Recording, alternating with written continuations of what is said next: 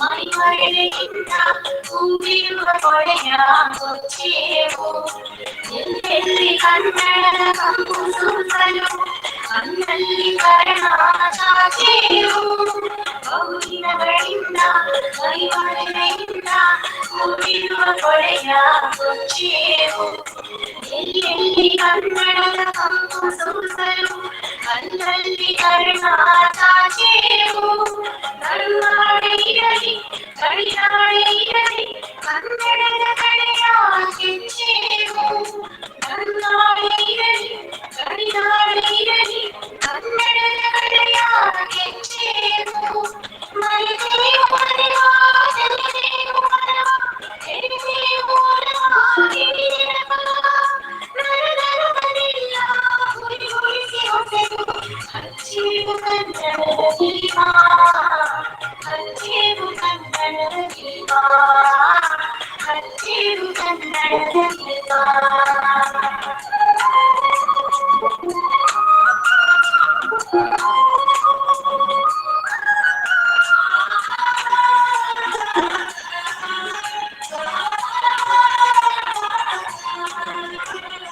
ಕಲ್ಪನೆಯ ಕಣ್ಣು ಹರಿವಳಗ ಸಾಲು ದೀಪಗಳ ಬೆಳಗಾಗಿರೇವು ಹಚ್ಚಿರುವ ದೀಪಗಳ ತಾಯ ರೂಪ ಅಚ್ಚಳಿಯ ತಂದೆ ತೋರಿರೇವು ಕಲ್ಪನೆಯ ಕಣ್ಣು ಹರಿವಳಗ ಸಾಲು ದೀಪಗಳ ಬೆಳಗಾಗಿರೇವು ಹಚ್ಚಿರುವ ದೀಪದಲ್ಲಿ ಕಾಯ ರೂಪ ಅಚ್ಚಳಿಯ ತಂದೆ ತೋರಿರೇವು ಉಡಲುಡಲ ಹೆಚ್ಚಿನ ಗಿರಿಗಳನ್ನು ಕೈಗಾಡಿಯಾಚೆ ತುರುವೇವು ಉಡಲುಡಲ ಹೆಚ್ಚಿನ ಗಿರಿಗಳನ್ನು ಕೈಗಾಡಿಯಾಚೆ ತುರುವೇವು ಹೊಂದಿರಲು ಪ್ರೀತಿ ಎಲ್ಲಿಯದು ಪ್ರೀತಿ ನಾಡುಲವೇ ಪ್ರೀತಿ ಗಿರಿಜನಪ ಮನಮನಗಳಲ್ಲಿ ಮನಮನಗಳಲ್ಲಿ ಹಚ್ಚೇವು ಕನ್ನಡದ ದೀಪ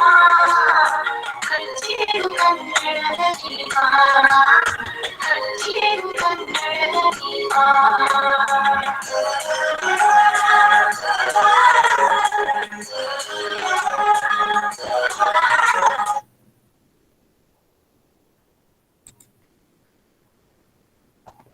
ಎಲ್ಲರಿಗೂ ನಮಸ್ಕಾರ. ನಾನು ನಿಮ್ಮ ರವಿಶಂಕರ್. ಹಣತೆ ಓದುಗರ ಬಳಗ ಪ್ರತಿ ಸೋಮವಾರ ಮತ್ತು ಗುರುವಾರ ಭಾರತೀಯ ಕಾವ್ಯ ಮೀಮಾಂಸೆ ಪರಿಚಯ ಮತ್ತು ಸಂವಾದ ಕಾರ್ಯಕ್ರಮವನ್ನು ಒಂದು ಮಾಲಿಕೆಯಂತೆ ನಡೆಸಿಕೊಂಡು ಬಂದಿತು. ಇದುವರೆಗೂ 12 ಉಪನ್ಯಾಸ ಮಾಲಿಕೆಯನ್ನ ನಾವು ಉಪನ್ಯಾಸದ ಮಾದರಿಯಲ್ಲಿ ಕೇಳಿದ್ದೇವೆ. ಇದು 13ನೇ ಉಪನ್ಯಾಸ ಹಾಗೂ ಇಂದು 2 ಮಾದರಿಯಲ್ಲಿ ಕಾರ್ಯಕ್ರಮವನ್ನು ಆಯೋಜಿಸಿದ್ದೇವೆ. ಮೊದಲ ಮಾದರಿಯಲ್ಲಿ ಭಾರತೀಯ ಕಾವ್ಯ ಮೀಮಾಂಸೆಯಲ್ಲಿ ನಾಟಕ ಸಾಹಿತ್ಯ ಕುರಿತು ನಮ್ಮ ಉಪನ್ಯಾಸಕರು ಉಪನ್ಯಾಸ ನೀಡಲಿದ್ದಾರೆ. ಇದು 30 ನಿಮಿಷಗಳ ಕಾಲ ನಡೆಯಲಿದೆ. ನಂತರದ ಭಾಗದಲ್ಲಿ ಇಂದಿನ ಕಾರ್ಯಕ್ರಮದ ಮತ್ತು ಈ ಯೋಜನೆಯ ಸಮಾರಂಭ ಕೂಡ ಜರುಗಲಿದೆ. ಆತ್ಮೀಯರೇ, ಈ ಕಾರ್ಯಕ್ರಮಕ್ಕೆ ಆಗಮಿಸಿರುವ ಎಲ್ಲರನ್ನೂ ನಾನು ಪ್ರೀತಿಯಿಂದ ಸ್ವಾಗತಿಸುತ್ತಿದ್ದೇನೆ. ಈ ನಮ್ಮ ಕಾರ್ಯಕ್ರಮಕ್ಕೆ ಸಂಪನ್ಮೂಲ ವ್ಯಕ್ತಿಗಳಾಗಿ ಉಪನ್ಯಾಸವನ್ನ ಮೊದಲಿಂದ ನಡೆಸಿಕೊಂಡು ಬಂದಂತಹ ಡಾಕ್ಟರ್ BM ಶರಬೇಂದ್ರ ಸ್ವಾಮಿ ಅವರಿಗೆ ನಾನು ಹಣತೆ ಓದುಗರ ಬಳಗ ಹಾಗೂ ಸಹೃದಯರ ಪರವಾಗಿ ಸ್ವಾಗತವನ್ನು ಕೋರುತ್ತಿದ್ದೇನೆ. ಸ್ವಾಗತ ಸರ್. ನಮಸ್ತೆ. ಹಾಗೂ ಈ ಕಾರ್ಯಕ್ರಮದಲ್ಲಿ ಸಂವಾದಕರಾಗಿ ವೆಂಕಟಾಚಲ ಗೌತಿ ಹಾಗೂ ದೇವುರೆಡ್ಡಿ ಹಾಗೂ ಶರತ್ ಭಟ್ ಸೇರಾಜ್ ಇವರು ಆಗಮಿಸಿದ್ದಾರೆ. ಇವರಿಗೂ ಕೂಡ ಕಾರ್ಯಕ್ರಮದ ಪರವಾಗಿ ಸ್ವಾಗತವನ್ನ ಕೋರುತ್ತಿದ್ದೇನೆ. ಹಾಗೂ ನಮಸ್ತೆ. ನೀವೆಲ್ಲ ಸಹೃದಯರು ಪ್ರತಿ ಮಾಲಿಕೆಯಲ್ಲೂ ಪ್ರತಿ ವಾರವೂ ಕೂಡ ಆಸಕ್ತಿಯಿಂದ ಪ್ರತಿ ಉಪನ್ಯಾಸದಲ್ಲಿಯೂ ಭಾಗವಹಿಸಿದ್ದೀರಿ. ಈ ನಿಮಗೆಲ್ಲರಿಗೂ ಕೂಡ ನಾನು ಸ್ವಾಗತವನ್ನ ಕೋರುತ್ತಿದ್ದೇನೆ. ನಮಗೆ ಮಾರ್ಗದರ್ಶಕರಾಗಿ ಪಾದೇಕಲ್ಲು ವಿಷ್ಣು ಭಟ್ ಸರ್ ಹಾಗೂ ಶಿವರುದ್ರಯ್ಯ ಸರ್ ಹಾಗೂ ಮಂಜುನಾಥ ಕೊಳ್ಳೇಗಾಲ ಸರ್ ಮೊದಲಾದವರು ನಮ್ಮ ಜೊತೆ ಕೈಗೂಡಿದ್ದಾರೆ. ನಮ್ಮ ಜೊತೆಯಲ್ಲಿದ್ದಾರೆ. ಎಲ್ಲರಿಗೂ ಕೂಡ ಗೌರವಪೂರ್ವಕವಾದ ಸ್ವಾಗತವನ್ನ ಕೋರುತ್ತಿದ್ದೇನೆ. ಈಗ ನೇರವಾಗಿ ಕಾರ್ಯಕ್ರಮಕ್ಕೆ ಪ್ರವೇಶ ಮಾಡೋಣ. ಶರವೇಂದ್ರ ಸ್ವಾಮಿ ಸರ್ ಅವರು ಉಪನ್ಯಾಸವನ್ನ ನಡೆಸಿಕೊಡಬೇಕೆಂದು ಕೇಳಿಕೊಳ್ಳುತ್ತಿದ್ದೇನೆ. ಎಲ್ಲರಿಗೂ ನಮಸ್ಕಾರ. ಭಾರತೀಯ ಕಾವ್ಯ ಮೀಮಾಂಸೆಯ ಪರಿಚಯದ ಈ ಮಾಲಿಕೆ ಇವತ್ತು ಕೊನೆಯ ಹಂತಕ್ಕೆ ಬಂದು ಮುಟ್ಟಿದೆ. ನಾವು ಈ ಉಪನ್ಯಾಸ ಮಾಲಿಕೆಯಲ್ಲಿ ಭಾರತೀಯ ಕಾವ್ಯ ಮೀಮಾಂಸೆಯ ಪ್ರಮುಖ ಮಜಲುಗಳು ಏನೇನಿತ್ತು ಅನ್ನೋದನ್ನಷ್ಟೇ ನಾವು ತಿಳಿದುಕೊಂಡಿದ್ದೇವೆ, ಪಕ್ಷಿ ನೋಟ ಮಾಡಿದ್ದೇವೆ. ಯಾಕಂದ್ರೆ ಅದರ ಸಂಪೂರ್ಣ ಅಧ್ಯಯನ ಅಲ್ಲ, ಅದು ಕೇವಲ ಏನಿತ್ತು ಅಂತ ತಿಳಿದುಕೊಳ್ಳುವಂತಹ ಕೆಲಸ ಮಾತ್ರ ಆಗಿದೆ.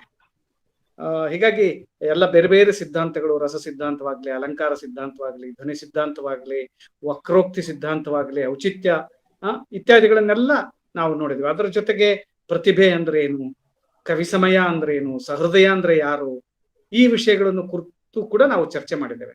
ಮತ್ತೆ ಕೊನೆ ಘಟ್ಟದಲ್ಲಿ ಕನ್ನಡದಲ್ಲಿ ಕಾವ್ಯ ಮೀಮಾಂಸೆಯ ಕುರಿತು ಏನೇನು ಗ್ರಂಥಗಳು ಬಂದಿದ್ದಾವೆ, ಅವರು ಏನು ವಿಷಯಗಳನ್ನು ಹೇಳಿದ್ದಾರೆ, ಆ ಕುರಿತು ಕೂಡ ನಾವು ಯೋಚನೆ ಮಾಡಿದ್ದೇವೆ. ಹೀಗಾಗಿ ಒಟ್ಟು 12 ಉಪನ್ಯಾಸಗಳಲ್ಲಿ ಕಾವ್ಯ ಮೀಮಾಂಸೆಯ ಪ್ರಾರಂಭದ ಹೆಜ್ಜೆಯಿಂದ ಹಿಡಿದು ಆನಂತರ ಅದರ ಇತಿಹಾಸ, ಅದರ ಎಲ್ಲ ತಗೊಂಡ್ಬಂದು ಕೊನೆಯವರೆಗೆ ಎಲ್ಲ ಪ್ರಸ್ಥಾನಗಳನ್ನ ಮುಗಿಸ್ತಾ ಬಂದಿದ್ದು. ಈಗ ಒಂದು ಅಂಶ ಉಳಿದಿದ್ದೇನೆಂದ್ರೆ ನಾಟಕ. ಈ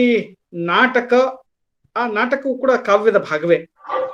ಯಾಕಂದ್ರೆ ನಾವು ಕಳೆದ ಹಲವಾರು ಬಾರಿ ನೋಡ್ತಾ ಬಂದಿದ್ದೇವೆ, ಕಾವ್ಯ ಮೀಮಾಂಸಕರ ದೃಷ್ಟಿಯಲ್ಲಿ ಈ ಗದ್ಯ ಆಗ್ಲಿ, ಪದ್ಯ ಆಗ್ಲಿ, ಚಂಪು ಆಗ್ಲಿ, ನಾಟಕ ಆಗ್ಲಿ ಎಲ್ಲವೂ ಕೂಡ ಕಾವ್ಯವೇ. ವೆಂಕಟಾಚಲ ಸರ್ದು ಇದು ಮೈಕ್ ಆನ್ ಇದೆ, ಒಂದು ಮ್ಯೂಟ್ ಮಾಡ್ಕೊಂಡ್ರೆ ಒಳ್ಳೇದು, ಅದೇನು ಡಿಸ್ಟರ್ಬ್ ಮಾಡ್ತಾ ಇದೆ. Right sir, thank you. ಕಾವ್ಯ ಮೀಮಾಂಸಕರ ದೃಷ್ಟಿಯಲ್ಲಿ ಗದ್ಯ, ಪದ್ಯ, ಚಂಪು, ನಾಟಕ ಎಲ್ಲವೂ ಕೂಡ ಕಾವ್ಯವೇ, ಕಾವ್ಯದ ಭಾಗವೇ ಅದು. ನಾಟಕ ಅನ್ನೋದು ನಮಗೆಲ್ಲ ಭಾರತೀಯ ಇತ್ತೀಚಿನ ಕ್ರಮದಲ್ಲಿ ನಾಟಕ ಅನ್ನೋದು ಒಂದು ಏನು ವಿಭಿನ್ನವಾದಂತ ಅಥವಾ ಇನ್ನೊಂದು ಭಾಗ ಅನ್ನೋ ರೀತಿಯಲ್ಲಿ ನಾವು ಗಮನಿಸ್ತೀವಿ. ಆದ್ರೆ ಹಾಗಲ್ಲ, ಅದು ಮೂಲತಃ ಕಾವ್ಯವೇ. ಆ ಕಾವ್ಯವನ್ನ ನಮ್ಮ ಅಲಂಕಾರಿಕರು ದೃಶ್ಯ ಕಾವ್ಯ, ಶ್ರವ್ಯ ಕಾವ್ಯ ಅಂತ ಕರೆದಿದ್ದೇವೆ. ನಾವು ಭರತನ ನಾಟ್ಯಶಾಸ್ತ್ರ ನೋಡುವಾಗ ಗಮನಿಸಿದ್ದೇವೆ, ಏನು ಬ್ರಹ್ಮನ ಬಳಿ ಹೋಗಿ ನಮಗೊಂದು ಜನರ ಸನ್ಮಾರ್ಗಕ್ಕೆ ತರುವ ನಿಟ್ಟಿನಲ್ಲಿ ಒಂದು ಕ್ರೀಡನೀಯಕವನ್ನು ಕೊಡು, ಕ್ರೀಡನೀಯಕ ಮಿಚ್ಛಾಮೋ ದೃಶ್ಯಂ ಶ್ರವ್ಯಂಚ ಯದ್ ಭವೇತ್ ಅಂತ ಹೇಳಿದ್ರಲ್ಲ, ಅಂತ ದೃಶ್ಯ ಮತ್ತು ಶ್ರವ್ಯಗಳಿಂದ ಕೂಡಿದಂತ ಒಂದು ಸಾಹಿತ್ಯ ಪರಂಪರೆ, ಇದನ್ನ ದೃಶ್ಯ ಕಾವ್ಯ ಅಂತಾನೆ ಕರೀತಾರೆ. ಈ ನಾಟಕ ಅಂತ ನಾವು ಬಹಳ ಸಲ ಹೇಳ್ತೇವೆ. ಆದ್ರೆ ನಾಟಕ ಅನ್ನುವಂಥದ್ದು ರೂಪಕದ ಒಂದು ಭಾಗ ಮಾತ್ರ. ಆದ್ರೆ ಅದು ನಾಟಕ ಅನ್ನೋದೇ ಹೆಚ್ಚು ಪ್ರಚಲಿತದಲ್ಲಿದ್ದರಿಂದ ನಾವು ಅವೆಲ್ಲವನ್ನು ನಾಟಕ ಅಂತ ಹೇಳ್ತೇವೆ. ಹಾಗಲ್ಲ, ನಾಟಕ ಅನ್ನೋದು ರೂಪಕಗಳ ಒಂದು ಭಾಗ. ರೂಪಕಗಳಲ್ಲಿ ಒಂದು ಬಗೆ ನಾಟಕ. ಆ ರೂಪಕಗಳ ಬೇರೆ ಬೇರೆ 10 ರೂಪಕಗಳಿದ್ದಾವೆ. ಆ 10 ರೂಪಕಗಳಲ್ಲಿ ಇದು ಒಂದು ನಾಟಕ ಅನ್ನೋಂಥದ್ದು.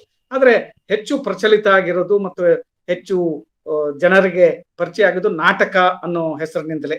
ಹೀಗಾಗಿ ನಾಟಕ ಅಂತ ನಾವು ಕರಿತೇವೆ. ಆದ್ರೆ ನಾವು ಇಲ್ಲೆಲ್ಲಿ ಎಲ್ಲ ಕಡೆಗೆ ಎಲ್ಲೆಲ್ಲಿ ನಾಟಕ ಅಂತ ಹೇಳ್ತೀವೋ ಅಥವಾ ರೂಪಕ ಅಂತ ಹೇಳ್ತೀವೋ, ಅದು ನಾಟಕ ಅಂತಲ್ಲೆಲ್ಲ, ಅದು ರೂಪಕ ಅಂತಾನೆ ನಾವು ಗ್ರಹಿಸ್ಬೇಕು. ನಾವು ಪ್ರಚಲಿತವಾಗಿ ನಾಟಕ ಅಂತ ಹೇಳುವಾಗ ಆ ಶಬ್ದವನ್ನು ಬಳಸ್ತೇವೆ. ಈ ರೂಪಕ ಅಂತ ಹೇಳ್ತಾರೆ. ಏನಿದು ರೂಪಕ ಅಂದ್ರೆ ರೂಪ ಉಳ್ಳದ್ದು ಅಂತ ಅರ್ಥ. ರೂಪ ಉಳ್ಳದ್ದು ರೂಪಕ ಅಂದ್ರೆ ಕಣ್ಣಿಗೆ ಕಾಣುವಂಥದ್ದು, ದೃಶ್ಯ. ಆ ದೃಶ್ಯ ಅನ್ನೋ ಅರ್ಥದಲ್ಲಿ ರೂಪಕ ಅಂತ ನಾವು ಅದನ್ನ ಗ್ರಹಿಸ್ಬೇಕು. ಹೀಗಾಗಿ ಅದಕ್ಕೆ ರೂಪಕ ಅಂತ ಹೇಳ್ತಾರೆ. ಮತ್ತು ಸಾಹಿತ್ಯದಲ್ಲಿ ಈ ರೂಪಕಗಳು ಬರೋದು ಕೂಡ ಅದೊಂದು ಅದೊಂದು ಬೇರೆಯಾದಂತಹ ಭಾಗ ಅಲ್ಲ. ಅದು ಕಾವ್ಯದಲ್ಲಿ ಕಾವ್ಯ ಮತ್ತು ನಾಟ್ಯ ಅನ್ನೋ 2 ಕಾವ್ಯದ ರೂಪಗಳು. ಆ ನಾಟ್ಯದ ಅಡಿಯಲ್ಲಿ ಈ ರೂಪಕಗಳು ಬರ್ತವೆ. ಆ ರೂಪಕದ ಅಡಿಯಲ್ಲಿ ನಾಟಕ, ಉಳಿದಾದ ದಶರೂಪಕಗಳು ಬರ್ತವೆ. ಹೀಗಾಗಿ ನಾಟ್ಯದ ಒಂದು ಭಾಗ ಇದು ರೂಪಕ ಅಥವಾ ನಾವು ನಾಟಕ ಅಂತ ಹೇಳ್ಕೊಳ್ಳೋದು. ಈ ನಾಟಕದ ಕುರಿತು ಭಾರತೀಯ ಕಾವ್ಯ ಮೀಮಾಂಸೆಯಲ್ಲಿ ಬಹಳಷ್ಟು ಚರ್ಚೆ ಆಗಿದೆ, ಬಹುದೊಡ್ಡ ಚರ್ಚೆ ಆಗಿದೆ ಆ ನಾಟಕದ ಕುರಿತು. ನಿಮಗೆ ಈಗಾಗಲೇ ಗೊತ್ತಿದೆ, ಭರತನ ನಾಟ್ಯಶಾಸ್ತ್ರ ನಮಗೆ ಕಾವ್ಯ ಮೀಮಾಂಸೆಯ ಅಧ್ಯಯನಕ್ಕೆ ಸಿಗಬಹುದಾದ ಮೊದಲ ಗ್ರಂಥವೇ ಭರತನ ನಾಟ್ಯಶಾಸ್ತ್ರ.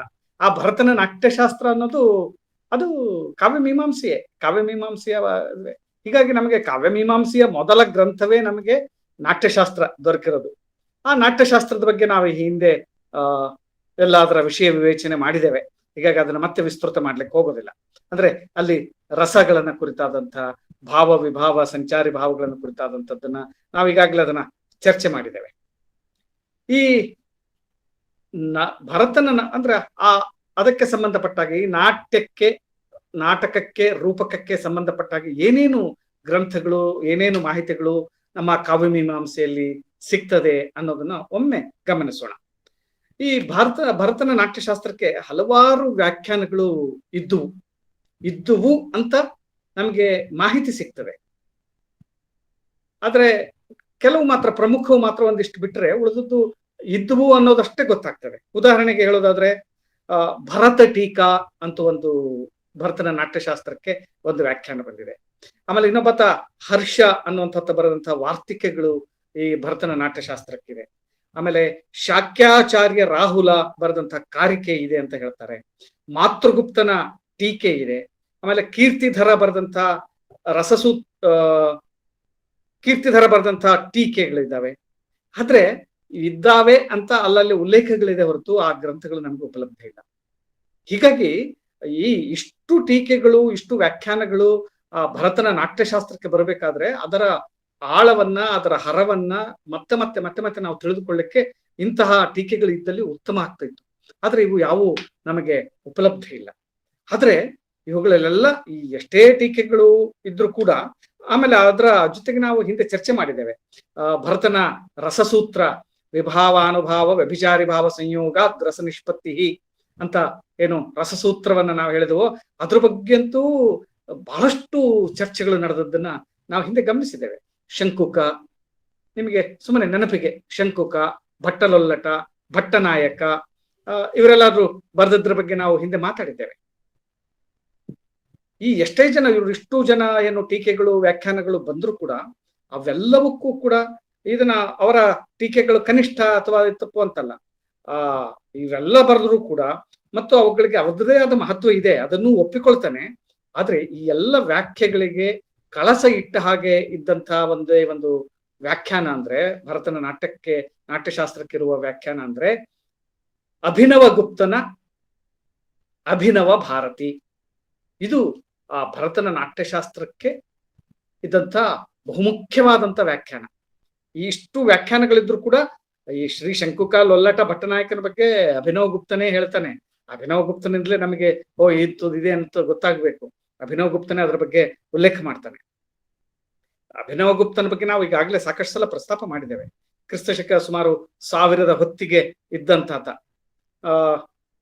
ಇದಕ್ಕೆ ಯಾಕೆ ಇಷ್ಟು ಮಹತ್ವ ಅಂದ್ರೆ ಅದು ಮೂಲದಷ್ಟೇ ಅನ್ನೋದಕ್ಕಿಂತ ಮೂಲಕ್ಕಿಂತಲೂ ಸ್ವಲ್ಪ ಹೆಚ್ಚಿನ ಮಹತ್ವ ಆ ಅಭಿನವ ಗುಪ್ತನ ಅಭಿನವ ಭಾರತಿಗಿದೆ. ಯಾಕಂದ್ರೆ ಭರತ ಹೇಳಿದ ಮಾತುಗಳಿಗೆ ಸ್ಪಷ್ಟತೆಯನ್ನ ಕೊಡ್ತಾ ಅದನ್ನ ವಿವರವಾಗಿ ವಿವರಿಸ್ತಾ ಅದರ ಎಲ್ಲವನ್ನು ಕೂಡ ಸ್ಪಷ್ಟವಾಗಿ ತಿಳಿಸಿಕೊಟ್ಟಂತವ. ಬರೀ ಭರತ ಹೇಳಿದ್ದು ಮಾತ್ರ ಅಲ್ಲ, ಭರತ ಹೇಳಿದ್ರಲ್ಲಿ ಅಸಾಮಂಜಸ್ಯ ಇದ್ರೆ ಅದನ್ನ ತಿದ್ದಿ ಹೇಳಿದಂಥವ ಅಭಿನವ ಗುಪ್ತ. ಹಾಗೆ ಅಂದ್ರೆ ಅಷ್ಟು ಅಂತಹ ಪ್ರಕಾಂಡ ಪಂಡಿತ. ನಾನು ಕಳೆದ ಬಾರಿ ಹೇಳಿದೆ, ನಿಶಿತ ಮತಿ ಅನ್ನೋ ಶಬ್ದ ಏನಿದೆಲ್ಲ, ತೀಕ್ಷ್ಣ ಬುದ್ಧಿಯುಳ್ಳವನು ಅಂತ ಹೇಳ್ತೀವಲ್ಲ, ಅದಕ್ಕೆ ನಿಶಿತ ಮತಿ ಅಂತ ತೀಕ್ಷ್ಣವಾದ ದೃಷ್ಟಿಕೋನ, ತೀಕ್ಷ್ಣವಾದ ಬುದ್ಧಿ, ತೀಕ್ಷ್ಣವಾದ ತರ್ಕ ಇದ್ದಂಥ ಒಬ್ಬ ಪ್ರಕಾಂಡ ಪಂಡಿತ ಅಂದ್ರೆ ಅಭಿನವ ಗುಪ್ತ. ಆ ಅಭಿನವ ಗುಪ್ತನ ವ್ಯಾಖ್ಯೆಗೆ ಇವತ್ತಿಗೂ ಕೂಡ ಅದಕ್ಕೆ ಬಹುದೊಡ್ಡ ಮನ್ನಣೆ ಇದೆ. ಆತ ಈ ಭರತನ ನಾಟ್ಯಶಾಸ್ತ್ರಕ್ಕೆ ಬರದ ಅಂದ್ರೆ ನಾವು ನಾಟ್ಯಶಾಸ್ತ್ರದ ಅಧ್ಯಯನ ಮಾಡುವಾಗ ಅಭಿನವ ಗುಪ್ತನನ್ನು ಕೂಡ ನಾವು ಗಮನಿಸಲೇಬೇಕು. ಬರೀ ಮುಖ್ಯ ಅದು ವ್ಯಾಖ್ಯಾನ ಅಂತೇಳಿ ನಾವು ಕೈಜಾರಿಸಿಕೊಂಡು ಹೋಗ್ಲಿಕ್ಕೆ ಆಗುದಿಲ್ಲ. ಅಂತಹ ಮಹತ್ವದ ಕೃತಿಯನ್ನ ಬರೆದಂತ ಅಭಿನವ ಗುಪ್ತ. ಆ ಬಳಿಕ ನಾಟಕದ ಕುರಿತು ಇನ್ನೊಂದು ಮಹತ್ವದ ಕೃತಿ ಅಂದ್ರೆ ಭರತನ ನಾಟ್ಯಶಾಸ್ತ್ರ ಮತ್ತು ಅಭಿನವ ಗುಪ್ತನ ವ್ಯಾಖ್ಯಾನದ ನಂತರ ನಮಗೆ ಉಪಲಬ್ಧವಾಗುವಂತ ಬಹುದೊಡ್ಡ ಮತ್ತು ಮಹತ್ವದ ನಾಟ್ಯಶಾಸ್ತ್ರ ಅಥವಾ ನಾಟ್ಯಲಕ್ಷಣ ಗ್ರಂಥ, ಇಂಗ್ಲಿಷ್ ನಲ್ಲಿ ಡ್ರಾಮಟರ್ಜಿ ಅಂತ ಹೇಳ್ತಾರೆ. ಆ ನಾಟ್ಯಶಾಸ್ತ್ರದ ಬಗೆಗೆ ಇರುವಂತಹ ಗ್ರಂಥ ಅಂದ್ರೆ ಲಕ್ಷಣ ಗ್ರಂಥ ಅಂದ್ರೆ ಧನಂಜಯನ ದಶರೂಪಕ. ಅದು ಅತ್ಯಂತ ಮಹತ್ವವಾದಂತಹ ಗ್ರಂಥ. ದಶರೂಪಕ ಸುಮಾರು 984ರಿಂದ 994 ಅಂತ ನಾವು ಯಾಕೆ ಹೇಳ್ತೇವೆ ಅಂದ್ರೆ, ಆತ ತನ್ನ ದಶರೂಪಕದ ಪ್ರಾರಂಭದಲ್ಲೇ ಒಂದು ಶ್ಲೋಕವನ್ನು ಹೇಳ್ತಾನೆ, ತನ್ನ ಪರಿಚಯವನ್ನು ಮಾಡಿಕೊಡ್ತಾನೆ. ವಿಷ್ಣೋ ಸ್ತುತೇನಾಪಿ ಧನಂಜಯೇನ ವಿದ್ವನ್ ಮನೋರಾಗ ನಿಬಂಧ ಹೇತು ಆವಿಷ್ಕೃತಂ ಮುಂಜ ಮಹೀಶ ಗೋಷ್ಠಿ ವೈದಗ್ಧ್ಯ ಭಾಜ ದಶರೂಪಮೇತತ್ ಅಂತ ಪ್ರಾರಂಭದಲ್ಲೇ ತನ್ನ ಪರಿಚಯಾತ್ಮಕವಾದ ಒಂದು ಶ್ಲೋಕವನ್ನು ಹೇಳ್ತಾನೆ. ಆ ಶ್ಲೋಕ ಏನ್ ಹೇಳ್ತದಂದ್ರೆ, ಆ ಧನಂಜಯ ಅನ್ನುವಂಥಾತ ವಿಷ್ಣು ಅನ್ನುವಂಥಾತನ ಮಗ, ವಿಷ್ಣು ಎಂಬಾತನ ಮಗ. ಆತ ಮುಂಜರಾಜನ ವಿದ್ವದ್ಗೋಷ್ಠಿಯಲ್ಲಿ ಇದ್ದ.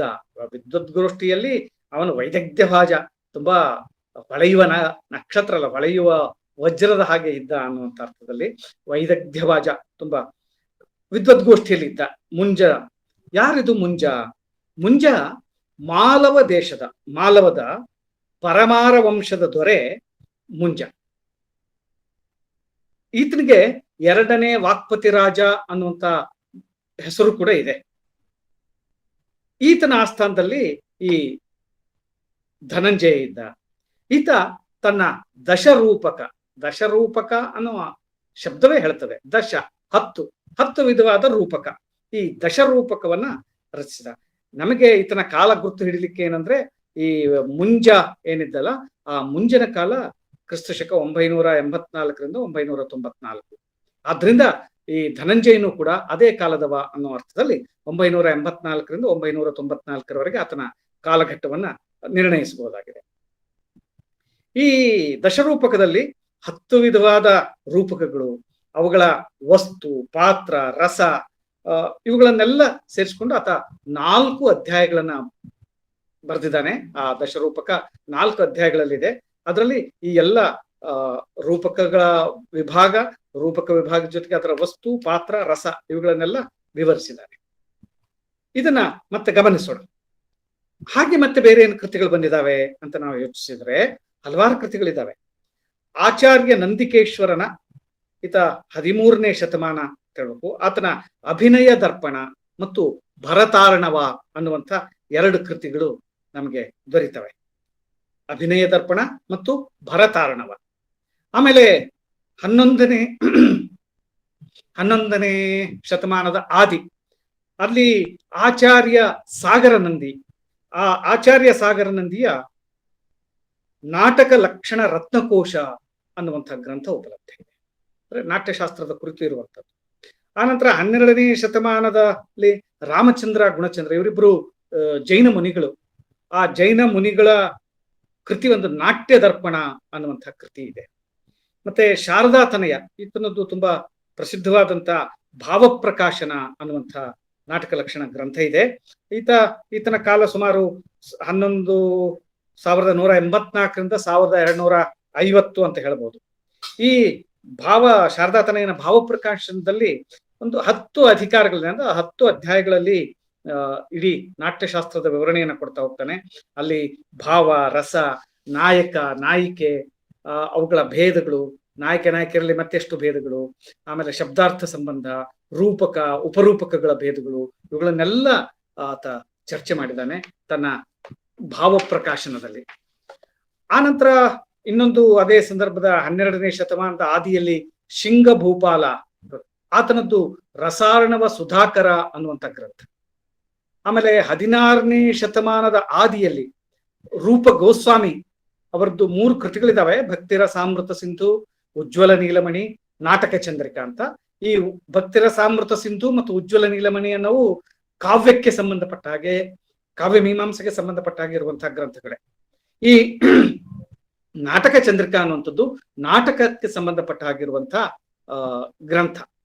ಆಮೇಲೆ ಸುಂದರ ಮಿಶ್ರ ಅಂತ 17ನೇ ಶತಮಾನದ ಆದಿ, ಈತನದೊಂದು ನಾಟ್ಯ ಪ್ರದೀಪ ಅನ್ನುವಂಥ ಗ್ರಂಥ.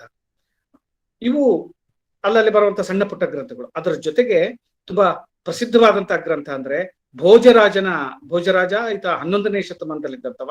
ಈತನ ಶೃಂಗಾರ ಪ್ರಕಾಶ ಮತ್ತು ಸರಸ್ವತಿ ಕಂಠಾಭರಣ, ನಾವು ಕಳೆದ ಸಂದರ್ಭದಲ್ಲಿ ಇದನ್ನು ನೋಡಿದ್ದೇವೆ. ಕಳೆದ ಲಾಕ್ಷಣಿಕರನ್ನು ನೋಡುವಾಗ ಈ ಕೃತಿಗಳ ಬಗ್ಗೆ ಮಾತಾಡಿದ್ದೇವೆ. ಆತನ ಶೃಂಗಾರ ಪ್ರಕಾಶ ಮತ್ತು ಸರಸ್ವತಿ ಕಂಠಾಭರಣ ಮತ್ತೆ ಹೇಮಚಂದ್ರನ ಕಾವ್ಯಾನುಶಾಸನ ಅದರಲ್ಲೂ ಕೂಡ ನಾಟಕದ ಬಗ್ಗೆ ಬರ್ತದೆ. ವಿದ್ಯಾನಾಥನ ಪ್ರತಾಪ ರುದ್ರ ಯಶೋಭೂಷಣ ಅದರ ಮೂಲ ಗ್ರಂಥದ ಹೆಸರು. ಆದ್ರೆ ಸಾಮಾನ್ಯವಾಗಿ ಪ್ರಚಲಿತದಲ್ಲಿರುವ ಹೆಸರು ಅಂದ್ರೆ ಪ್ರತಾಪ ರುದ್ರೀಯ ಅನ್ನೋದು ಪ್ರಚಲಿತದಲ್ಲಿರುವಂತಹ ಹೆಸರು. ಇಲ್ಲಿದ್ರೆ ಅದರ ಮೂಲ ಗ್ರಂಥದ ಹೆಸರು ಪ್ರತಾಪ ರುದ್ರ ಯಶೋಭೂಷಣ. ಯಾರು? ವಿದ್ಯಾನಾಥ. ಈತ 1300 ಸುಮಾರಿಗಿದ್ದಂಥ. ಇಲ್ಲಿ ಪ್ರತಾಪ ರುದ್ರೀಯದಲ್ಲಿ ಸಾಹಿತ್ಯದ ಸ್ವರೂಪದ ಕುರಿತು ಸಮಗ್ರವಾಗಿ ತಿಳಿಸಿ ಮತ್ತೆ ಈ ದೃಶ್ಯ ಕಾವ್ಯ ಲಕ್ಷಣವನ್ನ ವಿವರಿಸಿ ಅದಕ್ಕೆ ಲಕ್ಷ್ಯವಾಗಿದ್ದು ವಿಶೇಷ, ಅದಕ್ಕೆ ಲಕ್ಷ್ಯವಾಗಿ ಒಂದು ನಾಟಕವನ್ನೇ ಕೊಟ್ಬಿಟ್ಟಿದ್ದಾರೆ. ಈ ಸಾಮಾನ್ಯವಾಗಿ ಉದಾಹರಣೆಗಳು ಕೊಡೋದಾದ್ರೆ ಒಂದು ಪದ್ಯದ ಉದಾಹರಣೆಯೋ ಹೀಗೆ ಕೊಟ್ಟು ಹೋಗೋದಿದೆ. ಆದ್ರೆ ಈ ವಿದ್ಯಾನಾಥ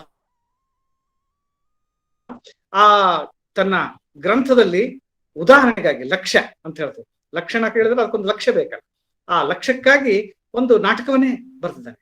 ಇಂಥದ್ದೇ ಇನ್ನೊಂದು ಕೃತಿ ಯಾರು ಏಕಾವಳಿ ಬರೆದಂಥ ವಿದ್ಯಾಧರ, ಆತ್ನು ಕೂಡ ಇಂಥದ್ದೇ ಒಂದು ಲಕ್ಷಣಕ್ಕಾಗಿ ಒಂದು ನಾಟಕವನ್ನ ಬರೆದುಕೊಟ್ಟಿದ್ದಾನೆ. ಆಮೇಲೆ ನಮಗೆ ಅಲಂಕಾರಿಕರಲ್ಲಿ ಸಾಮಾನ್ಯವಾಗಿ ನಾವು ಕೊನೆಗೆ ಗುರುತಿಸೋದು ವಿಶ್ವನಾಥ. 1350 ಆತನ ಕಾಲ. ವಿಶ್ವನಾಥನ ಸಾಹಿತ್ಯ ದರ್ಪಣ ಇದು ಒಂಥರ ಬೃಹತ್ತಾಗಿ ದೃಶ್ಯ ಕಾವ್ಯದ ನಿರೂಪಣೆಯನ್ನ ಮಾಡಿದ್ದಾನೆ. ಬೇರೆ ಬೇರೆ ಅಂದ್ರೆ ಅಲಂಕಾರ ಇತ್ಯಾದಿಗಳನ್ನ ಸಾಹಿತ್ಯ ದರ್ಪಣದಲ್ಲಿ ಚರ್ಚಿಸಿದ್ರು ಕೂಡ ವಿಶೇಷವಾಗಿ ಈ ದಶರೂಪಕಗಳ ಬಗ್ಗೆ ಚರ್ಚಿಸ್ಲಿಕ್ಕೆ 4 ಅಧ್ಯಾಯಗಳನ್ನ ಇಟ್ಕೊಂಡಿದೆ. 3ರಿಂದ 6, 3, 4, 5, 6 ಈ 4 ಅಧ್ಯಾಯಗಳನ್ನ ಮೀಸಲಾಗಿಟ್ಟಿದ್ದಾನೆ ಸಾಹಿತ್ಯ ದರ್ಪಣದ ವಿಶ್ವನಾಥ. ಇದರಲ್ಲಿ ರೂಪಕ, ಉಪರೂಪಕ, ಅದರ ವಸ್ತು, ಪಾತ್ರ, ರಸ ಇವುಗಳ ವಿಚಾರವಾಗಿ ವಿಸ್ತಾರವಾದಂತಹ ಚರ್ಚೆ ಈ ಸಾಹಿತ್ಯ ದರ್ಪಣದಲ್ಲಿ ಬರ್ತದೆ. ಹೀಗಾಗಿ ನಮಗೆ ಅಧ್ಯಯನದ ದೃಷ್ಟಿಯಿಂದ ಬಹುಮುಖ್ಯವಾಗಿ ನಾಟ್ಯಶಾಸ್ತ್ರ, ಆನಂತರ ದಶರೂಪಕ ಮತ್ತೆ ಸಾಹಿತ್ಯ ದರ್ಪಣ, ಅಲ್ಲಲ್ಲಿ ಶೃಂಗಾರ ಪ್ರಕಾಶವು ಕೂಡ ಶೃಂಗಾರ ಪ್ರಕಾಶವು ಕೂಡ ನಮಗೆ ಸಹಾಯಕ್ಕೆ ಬರ್ತದೆ. ಮತ್ತೆ ಉಳಿದಂತಹ ಗ್ರಂಥಗಳು ಹೆಚ್ಚು ಕಡಿಮೆ ಒಂದೇ ಅರ್ಥದ ವಿಚಾರಗಳನ್ನ ವ್ಯಕ್ತಪಡಿಸ್ತಾ ಹೋಗಿದ್ದಾರೆ. ಆದ್ರೆ ಈ 3 ಜನ ಧನಂಜಯ ನಾಟ್ಯಶಾಸ್ತ್ರ ಮತ್ತು ಸಾಹಿತ್ಯ ದರ್ಪಣದಲ್ಲಿ ನಾಟಕ ಲಕ್ಷಣಗಳ ಕುರಿತು ವಿವರವಾದಂತ ಮಾಹಿತಿ ನಮ್ಗೆ ಸಿಗ್ತದೆ. ಇಷ್ಟನ್ನ ತಿಳಿದ ಮೇಲೆ ಈ ನಾಟ್ಯ ಅಂದ್ರೆ ಏನು, ನಾಟ್ಯ ಅಥವಾ ನಾಟಕ ಅಂದ್ರೆ ಏನು ಅಂತ ಒಂದು ಸಣ್ಣ ಸಂಶಯ ಬರುವುದು ಸಹಜವೇ. ನಾಟ್ಯ ಭರತ ಹೇಳೋ ಹಾಗೆ ನಾವು ಬಹುಶಃ ಕಳೆದ ಬಾರಿ ಚರ್ಚೆ ಮಾಡಿದ್ದೇವೆ. ಭರತ ಹೇಳ್ತಾನೆ ಈ ನಾಟ್ಯ ಅಂದ್ರೆ ಏನು ಅಂತ. ನಾನಾ ಭಾವೋಪಸಂಪನ್ನಂ ನಾನಾವಸ್ಥಾಂತರಾತ್ಮಕಂ ಲೋಕವೃತ್ತಾನುಕರಣಂ ನಾಟ್ಯಮೇ ತನ್ಮಯಾಕೃತಂ ಅಂತ ಹೇಳ್ತಾನೆ. ನಾನಾ ಭಾವೋಪಸಂಪನ್ನಂ, ಬಗೆ ಬಗೆಯ ಭಾವಗಳಿಂದ ಒಡಗೂಡಿದಂಥ, ನಾನಾ ಅವಸ್ಥಾಂತರಾತ್ಮಕಂ, ನಾನಾ ಬಗೆ ಬಗೆಯ ಅವಸ್ಥೆಯನ್ನ ಒಳಗೊಂಡ, ಲೋಕ ವೃತ್ತಾನುಕರಣಂ, ಲೋಕದ ವೃತ್ತ ನಡತೆಯನ್ನ ಅನುವೃತ್ತಂ, ಲೋಕಾನುವೃತ್ತಂ ಅನುಕರಿಸುವಂಥದ್ದೇ ನಾಟ್ಯ ಅನ್ನುವಂಥ ಮಾತನ್ನ ನಾಟ್ಯಶಾಸ್ತ್ರಕಾರ ಭರತ ಹೇಳ್ತಾನೆ.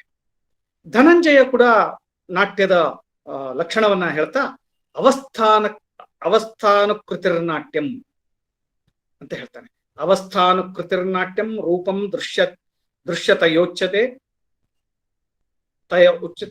ರೂಪಕಂ ತತ್ ಸಮಾರೋಪಾತ್ ದಶದೈವ ರಸಾಶ್ರಯಂ ಅನ್ನುವಂಥ ಪ್ರಾರಂಭದ ಈತ ಹೇಳುವುದು ಅವಸ್ಥಾನುಕೃತಿರ್ನಾಟ್ಯಂ, ಅವಸ್ಥೆಯ ಅನುಕರಣವೇ ನಾಟ್ಯ ಅನ್ನೋದು. ಅವಸ್ಥಾನುಕೃತಿರ್ನಾಟ್ಯಂ ಅಂದ್ರೆ ಅವಸ್ಥೆಯ ಅನುಕರಣವೇ ನಾಟ್ಯ. ಏನಿದೆ ಅವಸ್ಥೆ?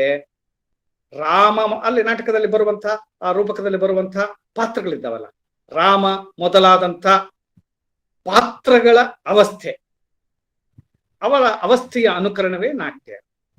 ಅವಸ್ಥೆ ಅಂದ್ರೆ ಯಾವ್ದಾದ್ರೂ ವ್ಯಕ್ತಿಗಳ ಸ್ಥಿತಿಗತಿಗಳು, ಅವುಗಳನ್ನ ಅನುಕರಣ. ನಟನು ತಾನು ಅನುಕರಣ ಮಾಡುವಂಥ ವ್ಯಕ್ತಿಯ ವೇಷಭೂಷಣಗಳನ್ನ ಅನುಕರಣೆ ಮಾಡ್ತಾನೆ, ಅವನಂತೆ ಮಾತಾಡ್ತಾನೆ.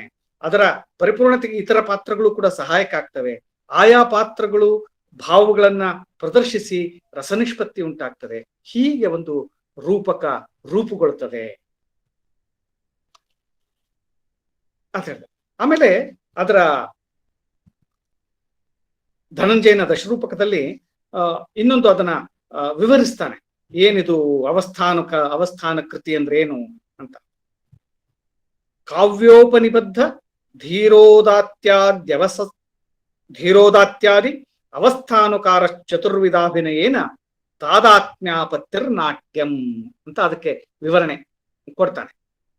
ಅದಕ್ಕೆ ವೃತ್ತಿ, ಅದು ಮೊದಲನೇದು ಕಾರಿಕೆ ಅಂತ ಆದ್ರೆ ಇದಕ್ಕೆ ವೃತ್ತಿ ಅಂತ ಅದು ವಿವರಣೆಗೆ ವಿವರಣೆ ಕೊಡ್ತಾನೆ. ಏನು ಇದು? ಕಾವ್ಯೋಪನಿಬದ್ಧ, ಕಾವ್ಯದಲ್ಲಿ ಉಪನಿಬದ್ಧವಾದ ಅಂದ್ರೆ ರಚಿಸಲ್ಪಟ್ಟ ವರ್ಣಿತವಾದ ಧೀರೋದಾತ್ತ ಮೊದಲಾದಂಥ ನಾಯಕರು ಅಂದ್ಕೊಳ್ಳಿ. ಇಲ್ಲಿ ಸಂಕ್ಷಿಪ್ತವಾಗಿ ಹೇಳ್ಬಿಡ್ತೇನೆ, ಯಾಕಂದ್ರೆ ಅದನ್ನ ಆ ನಾಯಕರನ್ನ ವಿವರಿಸಲಿಕ್ಕೆ ಸಮಯ ಇರೋದಿಲ್ಲ. ಆದ್ರೆ ನಿಮ್ಮ ಗಮನದಲ್ಲಿರಲಿ, 4 ಬಗೆಯ ನಾಯಕರನ್ನ ನಮ್ಮ ಅಲಂಕಾರಿಕರು ಗುರುತಿಸ್ತಾರೆ. 4 ಬಗೆಯ ನಾಯಕರು. ಏನವರು ನಾಯಕರು? ಧೀರೋದಾತ್ತ, ಧೀರೋದ್ಧತ, ಧೀರ ಲಲಿತ, ಧೀರ ಪ್ರಶಾಂತ. ಈ 4 ಪ್ರಕಾರದ ನಾಯಕರು ಇದ್ದಾರೆ ಅಂತ. ಧೀರೋದಾತ್ತ, ಧೀರೋದ್ಧತ, ಧೀರ ಲಲಿತ ಮತ್ತು ಧೀರ ಪ್ರಶಾಂತ. ಈ ನಾಯಕರ ಈ ಧೀರೋದಾತ್ತ ಮೊದಲಾದಂತಹ ನಾಯಕರ, ಈ ಚತುರ್ವಿಧವಾದಂತಹ ನಾಯಕರ ಅವಸ್ಥೆಗಳನ್ನ, ಅವರ ನಡತೆಗಳನ್ನ, ಮಾತಾಡುವಂತ ಅವರ ಹಾವ ಭಾವ ಭಂಗಿ ಎಲ್ಲವನ್ನೂ ಕೂಡ ಅವಸ್ಥೆಗಳನ್ನ ಅನುಕರಣೆ ಮಾಡೋದು ನಾಟ್ಯ ಅಂತ. ಅದ್ರ ಜೊತೆಗೆ ಏನ್ ಹೇಳ್ತಾನೆ, ಅದನ್ನ ಹೇಗೆ ಅನುಕರಣೆ ಮಾಡೋದು? 4 ವಿಧದ ಅಭಿನಯಗಳಿಂದ, ಚತುರ್ವಿಧ ಅಭಿನಯೇನ, ಚತುರ್ವಿಧವಾದ ಅಭಿನಯ, 4 ವಿಧವಾದ ಅಭಿನಯ. ನಾವು ಕಳೆದ ಸಂದರ್ಭದಲ್ಲಿ ನೋಡಿದ್ದೇವೆ ಅಭಿನಯದ ಭರತನ ನಾಟ್ಯಶಾಸ್ತ್ರ ನೋಡುವಾಗ. ಏನು ಅಭಿನಯಗಳು? 4 ರೀತಿ. ಯಾವುದು? ಆಂಗಿಕ, ವಾಚಿಕ, ಆಹಾರ್ಯ ಮತ್ತು ಸಾತ್ವಿಕ. ಈ 4 ಬಗೆಯ ಅಭಿನಯಗಳಿದ್ದಾವೆ. ಆಂಗಿಕ ಅಭಿನಯ, ವಾಚಿಕ ಅಭಿನಯ, ಆಹಾರ್ಯ ಅಭಿನಯ, ಸಾತ್ವಿಕ ಅಭಿನಯ. ಆಂಗಿಕ ಅನ್ನುವಂಥದ್ದು ನಮ್ಮ ಹಾವಭಾವಗಳು, ಶರೀರದ ಚಲನೆ ಇತ್ಯಾದಿಗಳೆಲ್ಲ ಅದರಲ್ಲಿ ಸೇರ್ಕೊಳ್ತವೆ, ಆಂಗಿಕ. ವಾಚಿಕ ಮಾತಿನ ಮೂಲಕ ಅದನ್ನ ವ್ಯಕ್ತಪಡಿಸುವಂತಹ, ನಮ್ಮ ಭಾವವನ್ನು ವ್ಯಕ್ತಪಡಿಸುವಂಥದ್ದು, ಅದು ವಾಚಿಕ. ಆಹಾರ್ಯ, ನಮ್ಮ ವೇಷಭೂಷಣಗಳ ಮೂಲಕ ಆ ಪಾತ್ರವನ್ನ ನಾವು ಕಟ್ಟಿಕೊಡ್ತೇವೆ, ಅದು ವಾಚಿಕ ಆಹಾರ್ಯ ಅಭಿನಯ. ಸಾತ್ವಿಕ, ಬೇರೆ ಬೇರೆ ರಸಕ್ಕೆ ಪ್ರತಿನಿಧಿಸುವ, ಅಂದ್ರೆ ರಸಕ್ಕೆ ಪ್ರತಿಸ್ಪಂದಿಸುವ ಅಭಿನಯ ಬರ್ತದೆ, ಅದನ್ನ ಸಾತ್ವಿಕ ಅಭಿನಯ ಅಂತ ಹೇಳ್ತಾರೆ. ಈ ಸಾತ್ವಿಕ ಅಭಿನಯದ ಬಗ್ಗೆ ಕೂಡ ನಾವು ರಸದ ಸಂದರ್ಭದಲ್ಲಿ ಮಾತಾಡಿದ್ದೇವೆ. ಇಷ್ಟೇ ಹೇಳೋದಿಲ್ಲ, ಮತ್ತೆ ಅದಕ್ಕೆ ಇವು ಭೇದಗಳು, ಉಪವಿಭಾಗಗಳು ಎಲ್ಲ ಮಾಡ್ತಾ ಹೋಗ್ತಾರೆ. ಸುಮ್ಮನೆ ಹೇಳೋದಾದ್ರೆ ನಿಮ್ಗೆ ಅಂದ್ರೆ ಸುಮ್ಮನೆ ಗಮನಕ್ಕೆ ಅದು, ನೀವು ಅದನ್ನ ದೀರ್ಘವಾಗಿ ಹೋಗ್ಬೇಕಾಗ್ತದೆ. ಉದಾಹರಣೆಗೆ ಆಂಗಿಕಾಭಿನಯ ಅಂತದೆ. ಆ ಆಂಗಿಕಾಭಿನಯವನ್ನ 3 ಭಾಗವಾಗಿ ಮಾಡ್ತಾರೆ. ಏನದು 3 ಭಾಗ? ಶಾರೀರ, ಮುಖಜ ಮತ್ತು ಚೇಷ್ಟಾಕೃತ ಅಂತ. ಹೀಗೆ ಆ 3ರಲ್ಲಿ ಮತ್ತೆ ವಿವಿಧ ಬಗೆಗಳು, ಆ 3ರಲ್ಲಿ ಮತ್ತೆ ಬೇರೆ ಬೇರೆ, ಆ 3ರಲ್ಲೆಲ್ಲ ಮತ್ತೆ ವಾಚಕದಲ್ಲಿ ಮತ್ತೆ ಬೇರೆ ಬಗೆಗಳು, ಆಹಾರ್ಯದಲ್ಲಿ ಮತ್ತೊಂದು ಬಗೆಗೆ, ಸಾತ್ವಿಕದಲ್ಲಿ, ಹೀಗೆ ಆ ಅಭಿನಯವನ್ನ ಭಾಗ ಮಾಡ್ತಾ ತುಂಬಾ ವಿಸ್ತಾರವಾದ ವರ್ಣನೆ ನಮ್ಮ ನಾಟ್ಯ ಲಕ್ಷಣ ಗ್ರಂಥಗಳಲ್ಲಿ ದೊರೆಯುತ್ತದೆ. ಇಂತಹ ಮೂಲವಾಗಿ ಹೇಳ್ಬೇಕಾಗಿದ್ದೇನೆಂದ್ರೆ, ಇಂತಹ ನಾಯಕರ ಅವಸ್ಥೆಗಳನ್ನ ನಾವು ಅಭಿನಯದ ಮೂಲಕ, ಚತುರ್ವಿಧದ ಅಭಿನಯಗಳ ಮೂಲಕ ನಾವು ಅನುಕರಿಸೋದ್ರ ಮೂಲಕ, ಆ ಪಾತ್ರದ ಅನುಕರಣೆ ಮಾಡೋದ್ರ ಮೂಲಕ, ಆ ಪಾತ್ರದ ಜೊತೆಗೆ ಏನ್ ಹೇಳ್ತಾನೆ, ತಾದಾತ್ಮ್ಯಾಪತ್ತಿಯನ್ನು ಹೊಂದಬೇಕು. ತಾದಾತ್ಮ್ಯಾಪತ್ತಿ ಅಂದ್ರೆ ಏನು? ಏಕರೂಪತೆಯನ್ನು ಹೊಂದೋದು. ಆ ಪಾತ್ರವೇ ನಾನಾಗುವುದು, ನಾನು ಆ ಪಾತ್ರವನ್ನೇ ಹೊಂದುವುದು, ಅದಕ್ಕೆ ಏಕರೂಪತೆ. ಆ ತಾದಾತ್ಮ್ಯಾಪತ್ತಿಯನ್ನ ಹೊಂದುವುದು ನಾಟ್ಯ ಅಂತ ಅನಿಸ್ಕೊಳ್ತದೆ ಅಂತ ಧನಂಜಯನ ದಶರೂಪಕದ ಒಂದು ವಿವರಣೆ.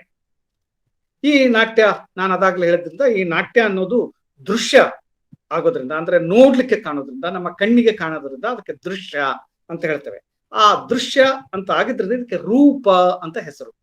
ನಾಟ್ಯಕ್ಕೆ ಇನ್ನೊಂದು ಹೆಸರು ರೂಪ ಅಂತ ಇದೆ. ನಾಟ್ಯಕ್ಕೆ ಇನ್ನೊಂದು ಹೆಸರು ರೂಪ ಅನ್ನುವಂಥ ಹೆಸರು ಇದೆ. ಯಾಕೆ ಅದು ರೂಪ ಅಂತ ಆಗ್ತಂದ್ರೆ, ಅದು ಕಾಣ್ತದೆ, ಕಣ್ಣಿಗೆ ಕಾಣ್ತದೆ, ದೃಶ್ಯವಾಗಿ ಕಾಣ್ತದೆ, ಆದ್ರಿಂದ ಅದಕ್ಕೆ ರೂಪ ಅಂತ ಹೇಳ್ತೇವೆ. ಅಂದ್ರೆ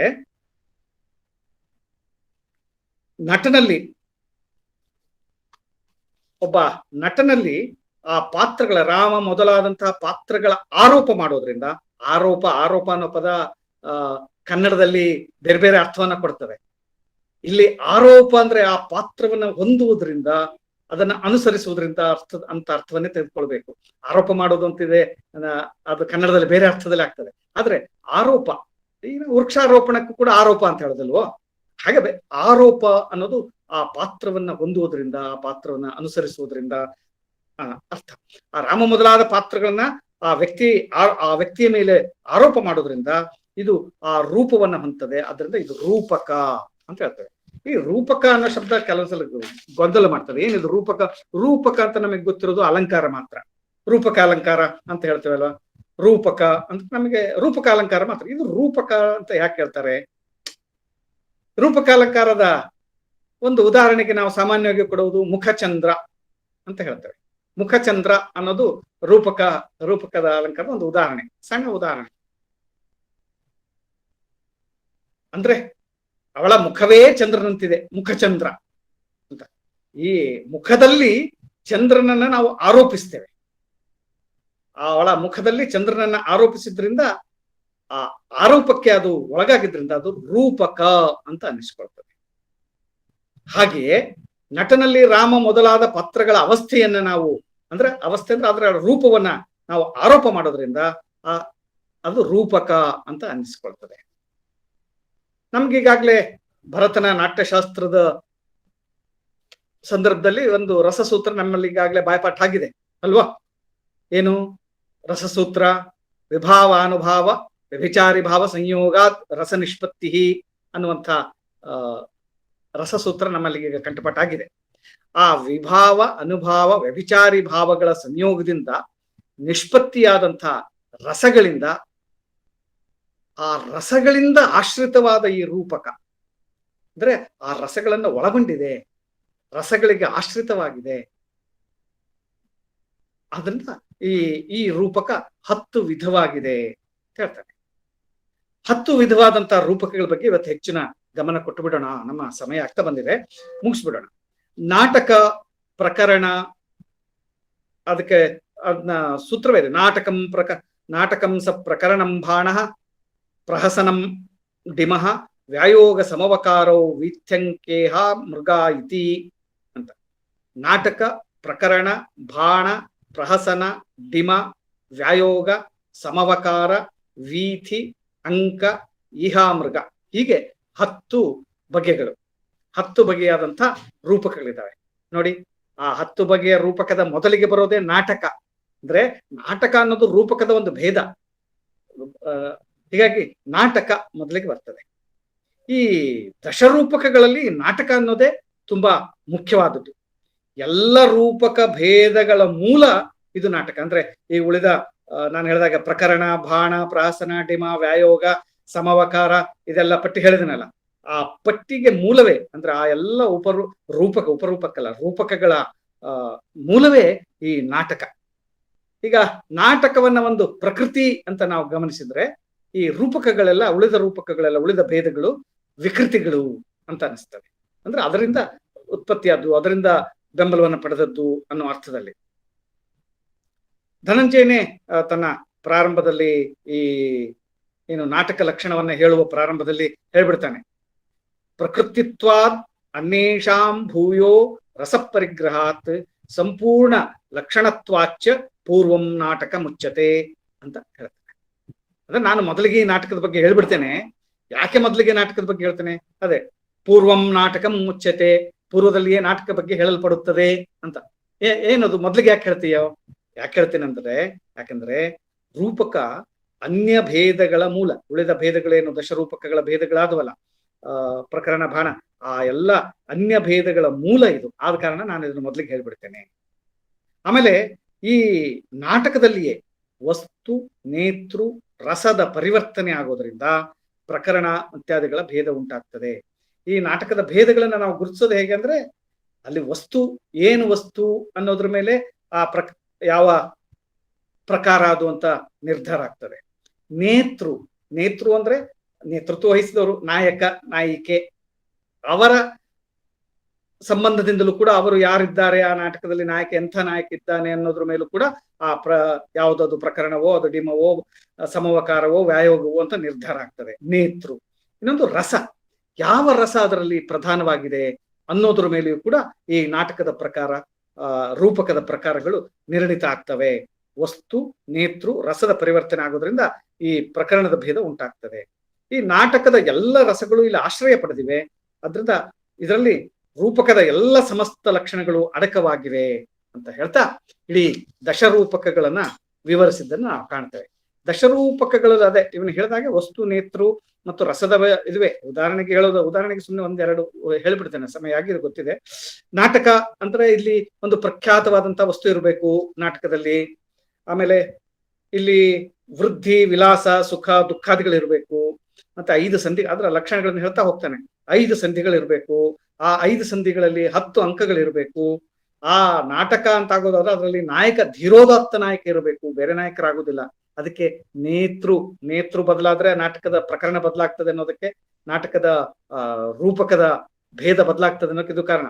ಧೀರೋದಾತ್ತ ನಾಯಕ ಇದ್ರೆ ಒಂದು, ಧೀರೋದ್ಧತ ಇದ್ರೆ ಇನ್ನೊಂದು, ಧೀರಶಾಂತ ಇದ್ರೆ ಇನ್ನೊಂದು, ಧೀರಲಲಿತ ಇದ್ರೆ ಇನ್ನೊಂದು ರೀತಿ. ಹೀಗೆ ಆ ನೇತೃ ಯಾರು ಅನ್ನೋದ್ರ ಮೇಲೂ ಅದು ನಿರ್ಧಾರ ಆಗ್ತದೆ.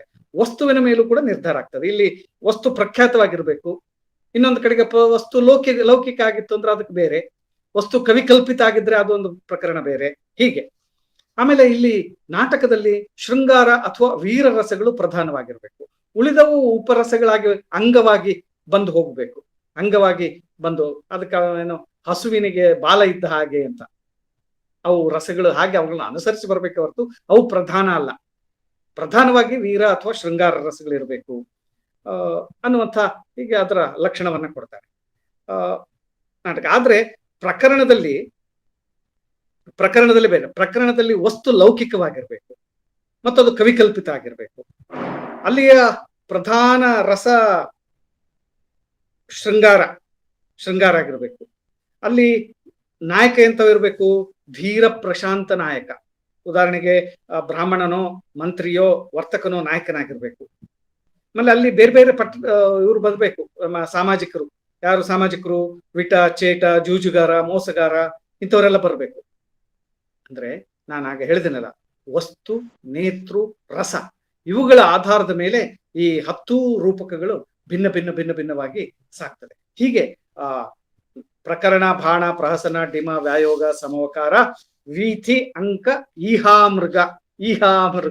ಆ ಈಹಾಮೃಗ ಒಂದು ಚೆನ್ನಾಗಿದೆ. ಅದು ಈಹಾಮೃಗದ ಬಗ್ಗೆ ಒಂದು ಮಾತು ಹೇಳ್ಬಿಡ್ತೇನೆ.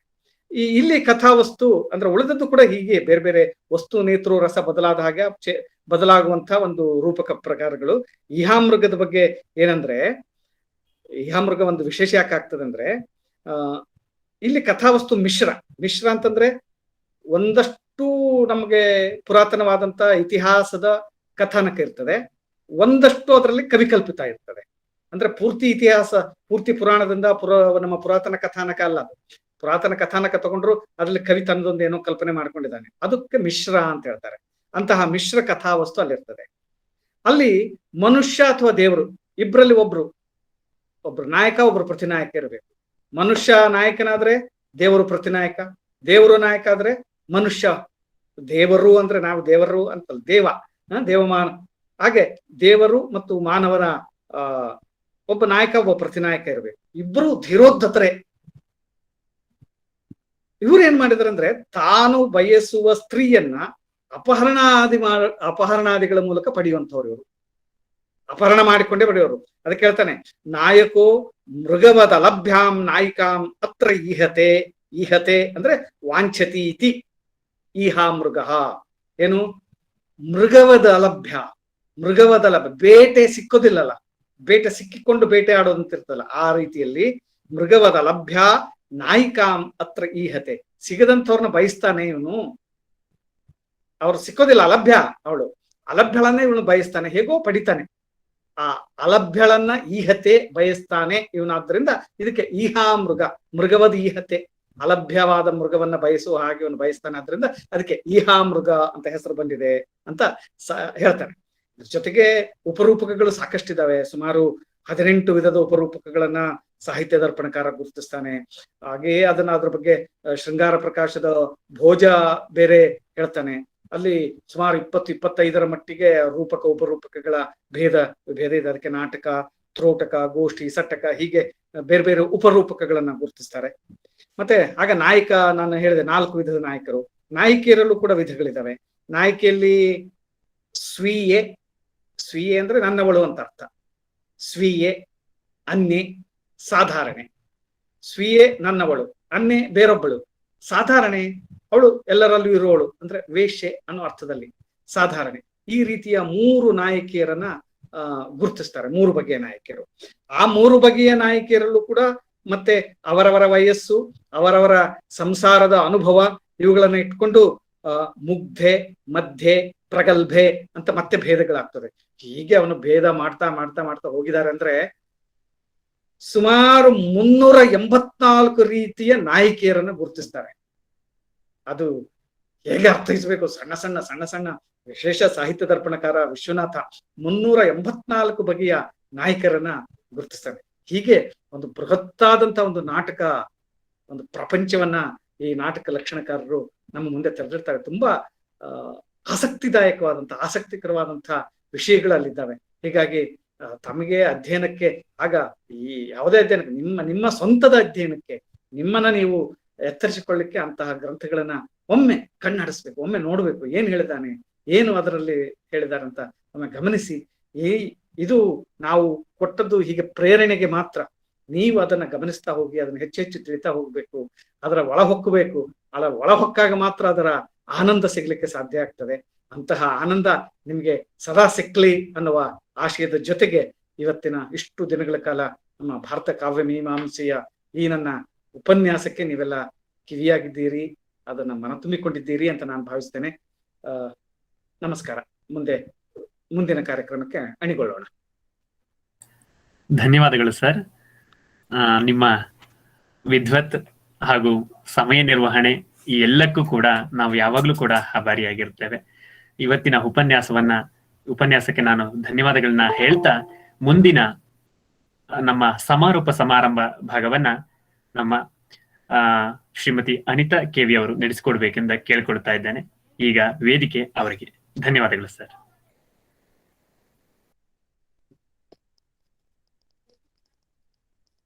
ಎಲ್ಲರಿಗೂ ನಮಸ್ಕಾರ. ಈ ಸಮಾರೋಪ ಸಮಾರಂಭಕ್ಕೆ ಸರ್ವರನ್ನು ಮತ್ತೊಮ್ಮೆ ಸ್ವಾಗತಿಸುತ್ತಿದ್ದೇನೆ. ಭಾರತೀಯ ಕಾವ್ಯ ಮೀಮಾಂಸೆಗೆ ಮುನ್ನುಡಿಯನ್ನು ಬರೆದಿರುವ ಕುವೆಂಪು ಅವರ ಸೂಕ್ತ ಬರಹವನ್ನು ಡಾಕ್ಟರ್ ರವಿಶಂಕರ್ ಅವರು ಈಗ ಓದಲಿದ್ದಾರೆ.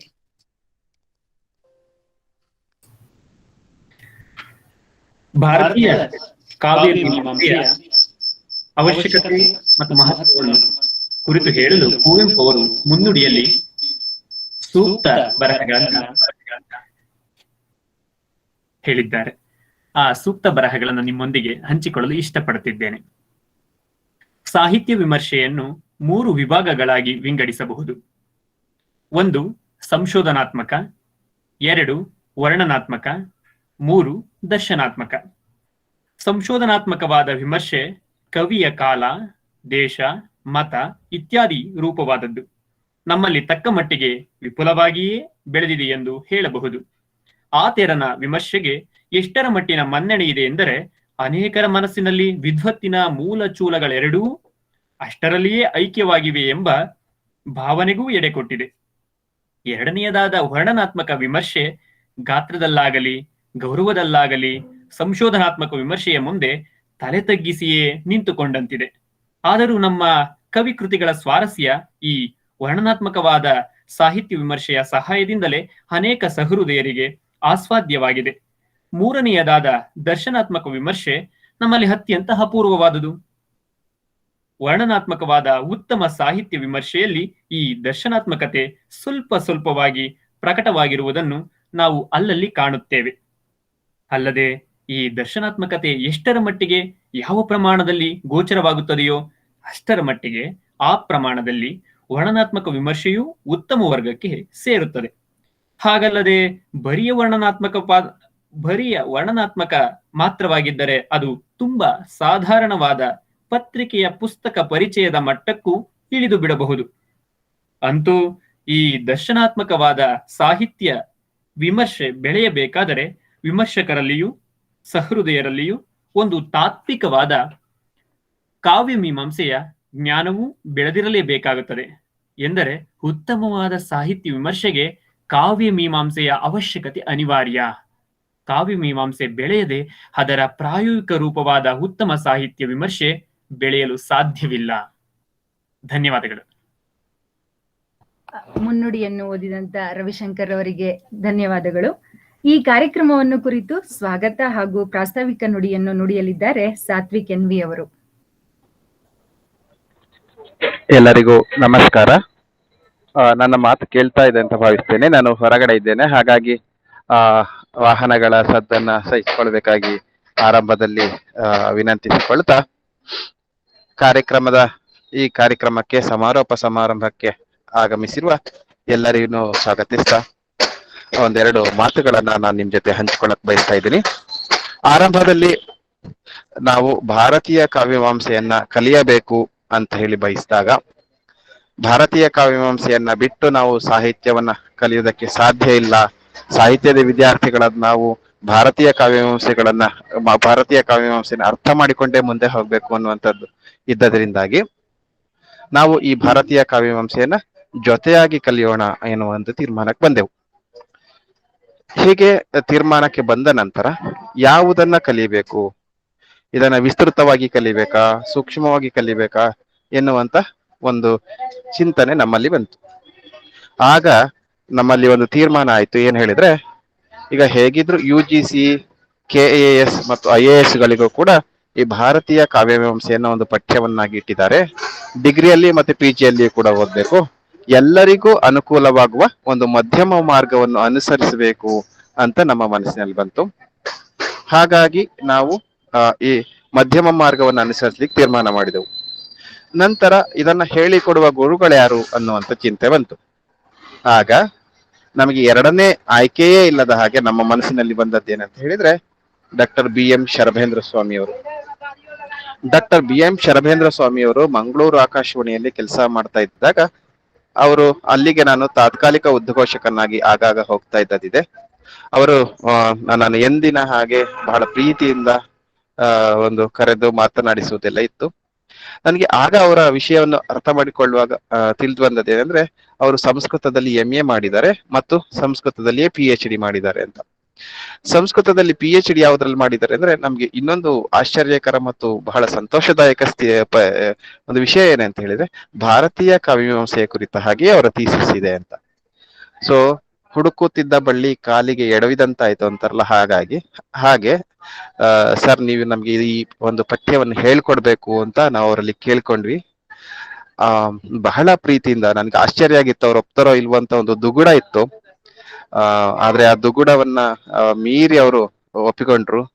ಅತ್ಯಂತ ಯಶಸ್ವಿಯಾಗಿ ಎಲ್ಲ ಕಡೆಯಿಂದನೂ ನಮ್ಗೆ ಪ್ರಶಂಸೆಯ ಸುರಿಮಳೆಯೇ ಸಿಕ್ಕುವ ಹಾಗೆ ಒಂದು ಕಾರ್ಯವನ್ನ ಇಲ್ಲಿ ತನಕ ನಡೆಸಿಕೊಟ್ಟಿದ್ದಾರೆ. ಅಂತಹ ಒಬ್ರು ಘನ ವಿದ್ವಾಂಸರಿಗೆ ನಮ್ಮ ಹಣತೆ ಬಳಗದ ಪರವಾಗಿ ಈ ಸಮಾರೋಪ ಕಾರ್ಯಕ್ರಮಕ್ಕೆ ಆತ್ಮೀಯವಾದಂತಹ ಸ್ವಾಗತವನ್ನ ಕೋರ್ತಾ ಇದ್ದೇನೆ. ಎರಡನೆಯದಾಗಿ ನಾನು ಇನ್ನೊಬ್ಬರನ್ನ ಉಲ್ಲೇಖಿಸಲೇಬೇಕು, ಡಾಕ್ಟರ್ ಅಜೇಕಳ ಗಿರೀಶ್ ಭಟ್ ಅವರು. ಅಜೇಕಳ ಗಿರೀಶ್ ಭಟ್ ಅವರು ನನ್ನ ಗುರು ಸಮಾನರು. ಅವರು ಯೂನಿವರ್ಸಿಟಿಯಲ್ಲಿ PhD ಮಾಡ್ತಾ ಇದ್ದಾಗ ನಾನು ಅಲ್ಲಿಯ ವಿದ್ಯಾರ್ಥಿಯಾಗಿದ್ದೆ. ಆವಾಗಿನಿಂದ ಅವರ ಪರಿಚಯ ನನಗೆ ಇತ್ತು. ಆ ನಂತರ ಅವರ ಜೊತೆಗಿನ ಒಡನಾಟ ನನಗೆ ಹೆಚ್ಚಾಗಿ ಅವರು BC ರೋಡಿನ ಸರ್ಕಾರಿ ಪ್ರಥಮ ದರ್ಜೆ ಕಾಲೇಜಿನ ಪ್ರಾಂಶುಪಾಲರಾದ ನಂತರವೂ ಕೂಡ ಮುಂದುವರಿಯಿತು. ಪ್ರಸ್ತುತ ಅವರು ಕುವೆಂಪು ಭಾಷಾ ಭಾರತಿ ಅಕಾಡೆಮಿ ಪ್ರಾಧಿಕಾರದ ಅಧ್ಯಕ್ಷರು. ಅವರು ಎಂದಿನ ತಮ್ಮ ಸರಳತೆ ಮತ್ತು ವಿಷಯಗಳ ಸರಳತೆ, ಅಂದ್ರೆ ಯಾವುದೇ ವಿಷಯವನ್ನು ಎಷ್ಟೇ ಕಠಿಣವಾದಂತ ವಿಮರ್ಶೆಗೆ ಒಡ್ಡುವಂತಹ ವಿಷಯವಿದ್ರು ಅತ್ಯಂತ ಸರಳವಾಗಿ ಎದುರುಗಡೆ ಇದ್ದವರಿಗೆ ತಲುಪಿಸುವಂತಹ ಒಂದು ಗುಣ ಅವರ ಗುಣ ಅವರಲ್ಲಿದೆ. ಹಾಗಾಗಿ ನಾನು ಅವರಲ್ಲಿ ಸರ್ ದಯವಿಟ್ಟು ಈ ಸಮಾರೋಪಕ್ಕೆ ಬಂದ್ರೆ ನಮ್ಮ ಈ ಕಾರ್ಯಕ್ರಮಕ್ಕೊಂದು ತೂಕ ಅಂತ ಕೇಳಿದಾಗ ಅವರು ತುಂಬಾ ಮನಸ್ಸಿನಿಂದ ಒಪ್ಪಿಕೊಂಡಿದ್ದಾರೆ. ಅವರಿಗೂ ಕೂಡ ನಾನು ನಮ್ಮ ಹಣತೆ ಬಳಗದ ಪರವಾಗಿ ಈ ಕಾರ್ಯಕ್ರಮಕ್ಕೆ ಸ್ವಾಗತವನ್ನ ಕೋರ್ತಾ ಇದ್ದೇನೆ. ಇನ್ನೊಬ್ಬರು ಗುರುಗಳು ನನ್ನ ಮಾನಸ ಗುರುಗಳು. ಅವರು ಯಾವಾಗ್ಲೂ ಹೇಳದಿದ್ದೆ, ನಾನು ಸಾತ್ವಿಕನ್ನ ನೋಡ್ಲಿಲ್ಲ, ನಾನು ಸಾತ್ವಿಕನ್ನ ನೋಡ್ಲಿಲ್ಲ, ಸಾತ್ವಿಕ್ ನನ್ನನ್ನ ನೋಡ್ಲಿಲ್ಲ ಅಂತ. ಆದ್ರೂ ಕೂಡ ನಮ್ಮಲ್ಲಿ ಒಂದು ಅಭೂತಪೂರ್ವ ಎನ್ನುವ ಹಾಗೆ ಒಂದು ಗುರು ಶಿಷ್ಯರ ಒಂದು ಸಂಬಂಧ ಬೆಳೆದಿದೆ. ಯಾವತ್ತಿಗೂ ಕೂಡ ನಮ್ಮನ್ನ ಬೆನ್ನು ತಟ್ಟಿ ಆಶೀರ್ವದಿಸಿದವರು ಹಿರಿಯರಾದ ಡಾಕ್ಟರ್ ಪಾದೇಕಲ್ಲು ವಿಷ್ಣು ಭಟ್ ಅವರು. ಅವರು ಅವರು ಒಂದು ದೊಡ್ಡ ವಿದ್ವತ್ತಿನ ಆಲದ ಮರ ಇದ್ದ ಹಾಗೆ ನಾವೆಲ್ಲ ಒಂದು ಮರದ ಕೆಳಗೆ ತಂಪನ್ನ ಸವಿಯುತ್ತಿರುವ ವಿದ್ಯಾರ್ಥಿಗಳು. ಅವರ ಬಗ್ಗೆ ಹೆಚ್ಚು ಮಾತಾಡಿದ್ರೆ ಅದು ಹೊಗಳಿಕೆ ಅನಿಸುತ್ತೆ, ನಾನು ಅದಕ್ಕೆ ಮಾತಾಡ್ತಾ ಇಲ್ಲ. ಅವರು ಕೂಡ ಈ ಕಾರ್ಯಕ್ರಮದಲ್ಲಿ ಭಾಗವಹಿಸಿ ಹಲವಾರು ಅಂಶಗಳನ್ನ ಕಾರ್ಯಕ್ರಮದ ನಂತರ ಒಂದು ಹೆಚ್ಚುವರಿಯಾಗಿ ಸೇರ್ಪಡೆಗೊಳಿಸಿ ನಮ್ಮ ಜ್ಞಾನಕ್ಕೆ ಇನ್ನಷ್ಟು ವಿಷಯಗಳನ್ನ ಸೇರಿಸಿದ್ದಾರೆ. ಅವರಿಗೂ ಕೂಡ ನಾನು ಈ ಕಾರ್ಯಕ್ರಮಕ್ಕೆ ಹಣತೆ ಬಳಗದ ಪರವಾಗಿ ಮತ್ತು ತಮ್ಮೆಲ್ಲರ ಪರವಾಗಿ ಸ್ವಾಗತವನ್ನ ಕೋರ್ತಾ ಇದ್ದೇನೆ. ಹಾಗೆ ನಿಮ್ಮೆಲ್ಲರ ನಡುವೆ ಇರುವಂತಹ ಇನ್ನೊಬ್ರು ಜಿಜ್ಞಾಸು ಅಂತಲೇ ಕರಿಬೇಕು, ಪದಾರ್ಥ ಚಿಂತಾಮಣಿ ಎಂಬ ಒಂದು ಫೇಸ್ಬುಕ್ ನ ಗುಂಪನ್ನ ಆರಂಭಿಸಿ ಈ ಪದಗಳ ಕುರಿತ ಹಾಗೆ ಸಾಹಿತ್ಯೇತರ ವಿಚಾರಗಳ ಕುರಿತ ಹಾಗೆ ಅಂದ್ರೆ ಮುಖ್ಯವಾಗಿ ಭಾಷೆ, ಇದರ ಬಗ್ಗೆ ಸಾಕಷ್ಟು ವಿಷಯಗಳನ್ನ ಚರ್ಚೆ ಮಾಡಿ ಈ ತಲೆಮಾರಿನ ಹುಡುಗರನ್ನ ಭಾಷೆಯ ಕಡೆಗೆ, ವ್ಯಾಕರಣ, ಒಟ್ಟು ಶಾಸ್ತ್ರೀಯ ವಿಷಯಗಳ ಕಡೆಗೆ ಸೆಳೆದವರು ಮಂಜುನಾಥ ಕೊಳ್ಳೇಗಾಲ ಅವರು ಈ ಕಾರ್ಯಕ್ರಮಕ್ಕೆ ಬರಬೇಕಿತ್ತು. ಈಗ ಬಂದಿದಾರ ಅಂತ ನನಗೆ ಗೊತ್ತಾಗ್ತಾ ಇಲ್ಲ, ನಾನು ಹೊರಗಡೆ ಇದ್ದೇನೆ. ಅವರು ಬಂದಿದ್ದಾರೆ ಕೆಲವು ಓಕೆ ಓಕೆ ಓಕೆ ಅವರಿಗೂ ಕೂಡ ನಾವು ಹಣತೆ ಬಳಗದ ಪರವಾಗಿ ಮತ್ತು ನಿಮ್ಮೆಲ್ಲರ ಪರವಾಗಿ ಸ್ವಾಗತವನ್ನ ಕೋರ್ತಾ ಇದ್ದೇನೆ. ಹಾಗೆ ಈ ಕಾರ್ಯಕ್ರಮವನ್ನು ವ್ಯವಸ್ಥಾಪನಗೊಳಿಸಿದ ಮತ್ತು ಸಂವಾದಕರಾಗಿ ಭಾಗವಹಿಸಿದವರು ಗೌತಿ ವೆಂಕಟಾಚಲ ಅವರು ಮತ್ತು ಶರತ್ ಭಟ್ ಸೆರಾಜೆ ಅವರು ಹಾಗೂ ದೇವು ರೆಡ್ಡಿ ಅವರು. ಈ ಮೂವರು ಗೆಳೆಯರ ಸಹಾಯದಿಂದ ಈ ಕಾರ್ಯಕ್ರಮ ನೆರವೇರಿತು ಅಂತ ಹೇಳ್ಬೇಕು. ಹಾಗೆ ನಮಗೆ ಇನ್ನೊಬ್ರು ಸ್ನೇಹಿತರು ಡಾಕ್ಟರ್ ರವಿಶಂಕರ್ ಅವರು ಕಾರ್ಯಕ್ರಮದುದ್ದಕ್ಕೂ ಕೂಡ ಬಹಳ ಕಕ್ಕುಲಾತಿಯಿಂದ ಇದು ತನ್ನದೇ ಕಾರ್ಯಕ್ರಮ ಎನ್ನುವ ಹಾಗೆ ಭಾಗವಹಿಸಿ ಚೆನ್ನಾಗಿ ನಡೆಸಿಕೊಟ್ಟಿದ್ದಾರೆ. ಈ ಎಲ್ಲರಿಗೂ ಕೂಡ ನನ್ನ ಗೆಳೆಯರು ಅಂತ ಹೇಳಿಕೊಳ್ಳಿಕ್ಕೆ ಸಂತೋಷ ಪಡುವಂತಹ ಈ ಒಂದು ಖುಷಿಯಲ್ಲಿಯೇ ನಾನು ಅವರನ್ನೆಲ್ಲ ಈ ಕಾರ್ಯಕ್ರಮಕ್ಕೆ ಸ್ವಾಗತಿಸ್ತಾ ಇದ್ದೇನೆ. ಹಾಗೂ ಕಾರ್ಯಕ್ರಮದ ಕೇಂದ್ರ ಬಿಂದು ಉಪನ್ಯಾಸವೇ ಆಗಿದ್ರು ಕೂಡ ಅದರಿಂದ ಲಾಭ ಪಡೆಯಲು, ಅದರ ಸಿಹಿಯನ್ನ ಸವಿಯಲು ಬಂದಂತಹ ನಮ್ಮ ಶ್ರೋತೃಗಳು, ಅದರಲ್ಲಿ ಅತ್ಯಂತ ಹಿರಿಯರು ಇದ್ದಾರೆ, ಹಾಗೆ ವಿದ್ಯಾರ್ಥಿಗಳು ಕೂಡ ಇದ್ದಾರೆ. ಎಲ್ಲ ವಯೋಮಾನದ ಎಲ್ಲ ಸ್ತರದ ವಿದ್ಯಾರ್ಥಿಗಳು, ಸಾಹಿತ್ಯಾಸಕ್ತರು, ಭಾರತೀಯ ಕಾವ್ಯಮೀಮಾಂಸೆಯ ಬಗ್ಗೆ ಅಸ್ತೆ ವಹಿಸಿದವರು ಎಲ್ಲರೂ ಕೂಡ ತಾವುಗಳಿದ್ದೀರಿ. ತಮ್ಮನ್ನೆಲ್ಲರನ್ನೂ ಕೂಡ ಈ ಒಂದು ಕಾರ್ಯಕ್ರಮಕ್ಕೆ ಸ್ವಾಗತಿಸುತ್ತಾ ನಾನು ಈ ಒಂದು ಸ್ವಾಗತದಿಂದ ವಿರಮಿಸುತ್ತಿದ್ದೇನೆ. ಎಲ್ಲರಿಗೂ ನಮಸ್ಕಾರ. ಸ್ವಾಗತವನ್ನು ಕೋರಿ ಪ್ರಾಸ್ತಾವಿಕ ನುಡಿಯನ್ನು ಆಡಿದಂತಹ ಸಾತ್ವಿಕ್ ಎನ್ ಅವರಿಗೆ ಧನ್ಯವಾದಗಳು. ಈಗ ಈ ಕಾರ್ಯಕ್ರಮವನ್ನು ಕುರಿತು ತಮ್ಮ ಅತ್ಯಮೂಲ್ಯ ನುಡಿಯನ್ನು ಹಂಚಿಕೊಳ್ಳಬೇಕಾಗಿ ಇಂದಿನ ವಿಶೇಷ ಅತಿಥಿಗಳಾಗಿ ಆಗಮಿಸಿರುವಂತಹ ಅಜಕ್ಕಳ ಗಿರೀಶ್ ಭಟ್ರವರನ್ನು ಕೇಳಿಕೊಳ್ಳುತ್ತಿದ್ದೇನೆ. ನಮಸ್ಕಾರ ಎಲ್ಲರಿಗೂ. ಒಂದು ಒಳ್ಳೆಯ ಕಾರ್ಯಕ್ರಮ ಸರಣಿಯನ್ನು ಅಥವಾ ಉಪನ್ಯಾಸ ಸರಣಿಯನ್ನ ಆಯೋಜಿಸಿದ್ದಕ್ಕೆ ಮೊದಲನೇದಾಗಿ ನಾನು ಗೆಳೆಯರನ್ನ ಅಭಿನಂದಿಸ್ತೇನೆ, ಹಣತೆ ಬಳಗದವರನ್ನು. ಭಾರತೀಯ ಕಾವ್ಯಮೀಮಾಂಸೆ ಅಂದಾಗ ಅಲ್ಲಿ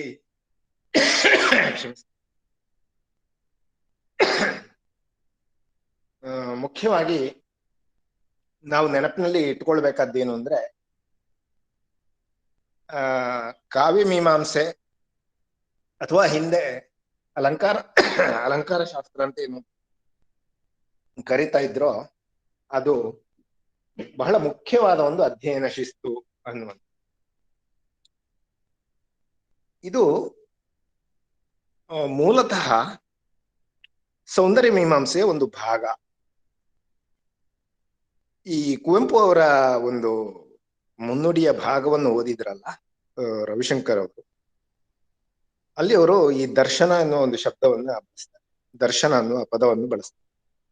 ದರ್ಶನದ ಒಂದು ಭಾಗ ಇದ್ದಾಗ, ಅಥವಾ ಇನ್ನೂ ಸರಳವಾಗಿ ಹೇಳೋದಾದ್ರೆ ತತ್ವಶಾಸ್ತ್ರದ ಒಂದು ಅಂಶವನ್ನ ವಿಮರ್ಶೆ ಒಳಗೊಂಡಿದ್ರೆ ಅದು ಹೆಚ್ಚು ಉತ್ತಮವಾದ ಒಂದು ವಿಮರ್ಶೆ.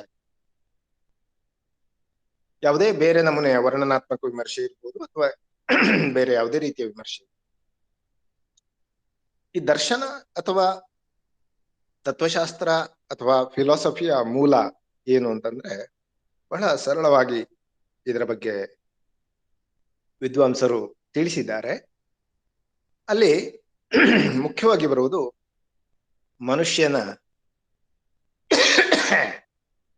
ಅರಿವು, ಇರುವು ಮತ್ತು ಆನಂದ, ಇದರ ಕುರಿತಾದ ಜಿಜ್ಞಾಸೆ. ಈ ಕಾವ್ಯಮೀಮಾಂಸೆಯ ಅಂಶವನ್ನು ನಾವು ಇದರಲ್ಲಿ ಮೂರನೆಯದಾದಂತಹ ಮನುಷ್ಯನ ಆನಂದದ ಕುರಿತಾದ ಒಂದು ಜಿಜ್ಞಾಸೆ ಅಂತ ಕರಿಬಹುದು. ಹಾಗಾಗಿಯೇ ಇಲ್ಲಿ ಭಾರತೀಯ ಕಾವ್ಯಮೀಮಾಂಸೆ ಇರಬಹುದು ಅಥವಾ ನಮ್ಮ ಅರಿಸ್ಟಾಟಲ್ನಂತವರ ಪಾಶ್ಚಾತ್ಯ ಕಾವ್ಯಮೀಮಾಂಸೆ ಅಂತ ಏನು ನಾವು ಕರಿತೇವೋ ಅಂಥ ಮೀಮಾಂಸೆ ಕೂಡ ಇರಬಹುದು. ಅಲ್ಲಿ ಮನುಷ್ಯನ ಆನಂದ ಬೇರೆ ಬೇರೆ ರೀತಿಯಲ್ಲಿ ಮನುಷ್ಯನಿಗೆ ಸಿಗ್ಬೋದು. ವಿಕೃತವಾದ ಆನಂದ ಕೂಡ ಸಿಗ್ಬೋದು. ಪರದುಃಖದಲ್ಲಿ ಆನಂದ ಪಡೆಯುವವರು ಸ್ಯಾಡಿಸ್ಟ್ಗಳು ಕೂಡ ಇರ್ಬೋದು. ಆದ್ರೆ ಈ ಮನುಷ್ಯ ಬಹಳ ಒಳ್ಳೆಯ ಉತ್ತಮವಾದ ರೀತಿಯ ಆನಂದವನ್ನು ಪಡಿಬೇಕಾದ್ರೆ ಅಲ್ಲಿ ಮುಖ್ಯವಾಗಿರುವಂಥದ್ದು ಈ ಕಾವ್ಯ, ನಾಟಕ ಮುಂತಾದವುಗಳ ಮೂಲಕ ರಸವನ್ನು ಪಡೆಯುವ ಮೂಲಕ ಆನಂದವನ್ನು ಪಡೆಯುವ. ಈ ಕಾವ್ಯ ಪ್ರಯೋಜನದ ಬಗ್ಗೆ ಹೇಳುವಾಗಲೇ ಬರ್ತದಲ್ಲ, ಸದ್ಯಪರ ನಿವೃತ್ತಿ ಅಂತ ಅನ್ನೋದು.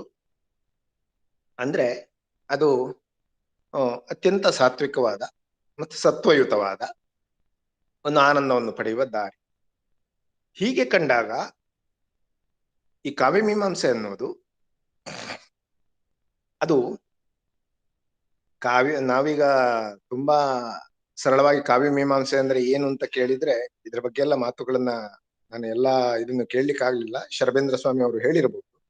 ಅಂದ್ರೆ ಈಗ ಕಾವ್ಯ ಅಥವಾ ಒಂದು ಸಾಹಿತ್ಯ ಹೊಂದಿರಬೇಕಾದಂತಹ ಗುಣಗಳೇನು, ಲಕ್ಷಣಗಳೇನು, ಯಾವುದು ಒಂದು ಸಾಹಿತ್ಯವನ್ನು ಉತ್ತಮಗೊಳಿಸ್ತದೆ, ಅದನ್ನು ಸೃಷ್ಟಿಸಬೇಕಾದ್ರೆ ಆ ಸಾಹಿತ್ಯವನ್ನು, ಕಾವ್ಯವನ್ನು ಸೃಷ್ಟಿ ಮಾಡುವವನಿಗೆ ಇರಬೇಕಾದಂತಹ ಗುಣಗಳೇನು, ಅವನಿಗೆ ಇರಬೇಕಾದಂತಹ ತಯಾರಿಗಳೇನು, ಅದು ಓದುಗನ ಅಥವಾ ಕೇಳುಗನ ಅಥವಾ ನಾಟಕದಂತಹ ಸನ್ನಿವೇಶಗಳಲ್ಲಿ ನೋಡುಗನ ಮೇಲೆ ಬೀರುವಂತಹ ಪರಿಣಾಮ ಏನು, ಈ ನೋಡುವವನಿಗೆ, ಕೇಳುವವನಿಗೆ ಅಥವಾ ಓದುವವನಿಗೆ ಇರಬೇಕಾದಂತಹ ಅರ್ಹತೆಗಳೇನು, ಅವನು ಹೊಂದಿರಬೇಕಾದಂತಹ ತಯಾರಿಗಳೇನು, ಭಾವದ ದೃಷ್ಟಿಯಿಂದ ಅಥವಾ ಅರಿವಿನ ದೃಷ್ಟಿಯಿಂದ, ಇಂತಹ ವಿಚಾರಗಳನ್ನ ಕಾವ್ಯಮೀಮಾಂಸೆ ಡೀಲ್ ಮಾಡುವಂಥದ್ದು. ಆದ್ರಿಂದ ಈ ಕಾವ್ಯಮೀಮಾಂಸೆ ಅನ್ನೋದೊಂದು ಬಹಳ ಮೂಲಭೂತವಾದ ಒಂದು ತತ್ವ. ಎಲ್ಲ ವಿಮರ್ಶಕರು ಕೂಡ ತಮ್ಮದೇ ಆದ ಒಂದು ವಿಮರ್ಶೆಯ ಕಾವ್ಯಮೀಮಾಂಸೆಯ ಅಥವಾ ಸಾಹಿತ್ಯ ಮೀಮಾಂಸೆಯ ದೃಷ್ಟಿಕೋನವನ್ನು ಹೊಂದಿಕೊಂಡೇ ತಮ್ಮ ವಿಮರ್ಶೆಯನ್ನ ಮಾಡ್ತಾರೆ. ಅದು ಪ್ರಜ್ಞಾಪೂರ್ವಕವಾಗಿರ್ಬಹುದು ಅಥವಾ ಅಪ್ರಜ್ಞಾಪೂರ್ವಕವಾಗಿಯೇ ಇರಬಹುದು. ಒಂದು ಸಾಹಿತ್ಯವನ್ನ ಅಥವಾ ಒಂದು ಕೃತಿಯನ್ನ, ಒಂದು ಕಾವ್ಯವನ್ನ, ಒಂದು ನಾಟಕವನ್ನ ವಿಮರ್ಶೆ ಮಾಡಬೇಕಾದ್ರೆ ಅದರ ಹಿಂದೆ ಆ ವಿಮರ್ಶಕನ ಕಾವ್ಯಮೀಮಾಂಸೆ ಇರ್ತದೆ. ಅಂದ್ರೆ ಕಾವ್ಯ ಹೇಗಿರ್ಬೇಕು ಅಥವಾ ಸಾಹಿತ್ಯ ಹೇಗಿರ್ಬೇಕು, ನಾಟಕ, ನೃತ್ಯ ಹೇಗಿರ್ಬೇಕು, ಹೇಗಿದ್ರೆ ಅದು ಉತ್ತಮ. ಈ ಹಿನ್ನೆಲೆಯಲ್ಲಿ ನೋಡಿದಾಗ ನಮ್ಮ ಇತ್ತೀಚಿನ ಕೆಲವು ಚರ್ಚೆಗಳು ಕೂಡ ಸ್ವಲ್ಪ ದುರ್ಬಲವಾದ ಚರ್ಚೆಗಳು ಅಂತ ನಮಗೆ ಅನಿಸ್ತದೆ. ಅಂದ್ರೆ ಉದಾಹರಣೆಗೆ ಈ ಭಾರತೀಯ ಕಾವ್ಯಮೀಮಾಂಸೆ ಎಂಬುದು ಕನ್ನಡದ ಸಾಹಿತ್ಯವನ್ನು ಅದು ಹೇಗೆ ವಿವರಿಸಬಲ್ಲದು ಅಂತ ಕೆಲವೆಲ್ಲ ಪ್ರಶ್ನೆಗಳನ್ನ ವಿದ್ವಾಂಸರು ಕೇಳಿದ್ರು. ರಹಮತ್ ತರೀಕೆರೆ ಅವರು ಕೇಳಿದ್ರು, ವಚನಗಳನ್ನ ನೀವು ಹೇಗೆ ಭಾರತೀಯ ಕಾವ್ಯಮೀಮಾಂಸೆಯ ತತ್ವಗಳ ಅಡಿಯಲ್ಲಿ ವಿಶ್ಲೇಷಣೆ ಮಾಡಬಲ್ಲಿರಿ, ಅಥವಾ ಇತ್ತೀಚಿನ ಆಧುನಿಕ ಕನ್ನಡ ಸಾಹಿತ್ಯವನ್ನು, ಅಂದ್ರೆ ತೀರಾ ಈಚಿನ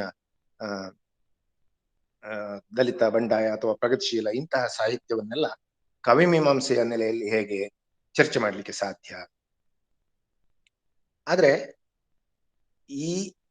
ಈ ಸಾಮಾಜಿಕ ಅಂಶ ಸಾಹಿತ್ಯದಲ್ಲಿರುವ ಸಾಮಾಜಿಕ ಅಂಶಕ್ಕೆ ನಾವು ಪ್ರಾಧಾನ್ಯ ಕೊಡಬೇಕು, ಅದನ್ನ ಚರ್ಚಿಸಲಿಕ್ಕೆ ಸಾಧ್ಯ ಆಗ್ಬೇಕು ಅಂತ ಹೇಳಿದ್ರೆ ಅದು ಭಾರತೀಯ ಕಾವ್ಯ ಮೀಮಾಂಸೆಗೆ ವಿರುದ್ಧವಾದ್ದೇನೂ ಅಲ್ಲ. ಅದರ ಒಂದು ಕೊಡೆಯ ಅಡಿಯಲ್ಲಿಯೇ ಈ ಪ್ರಶ್ನೆಗಳನ್ನು ಕೂಡ ಎತ್ತಿಕೊಳ್ಳಿಕ್ಕೆ ಸಾಧ್ಯ. ಮತ್ತು ವಚನಗಳಂತಹ ರಚನೆಗಳು ಕಾವ್ಯಗಳ ಗುಣಗಳ ಏನಿವೆ ಆ ಗುಣಗಳನ್ನ ಒಳಗೊಂಡಿರುವುದರಿಂದಲೇ ಅದರ ಒಳಗಿರುವಂತಹ ಬೇರೆ ಬೇರೆ ವಸ್ತು, ವಿಷಯ, ಆಶಯವನ್ನ ನಾವು ವಿಮರ್ಶಿಸ್ಲಿಕ್ಕೆ ಸಾಧ್ಯ.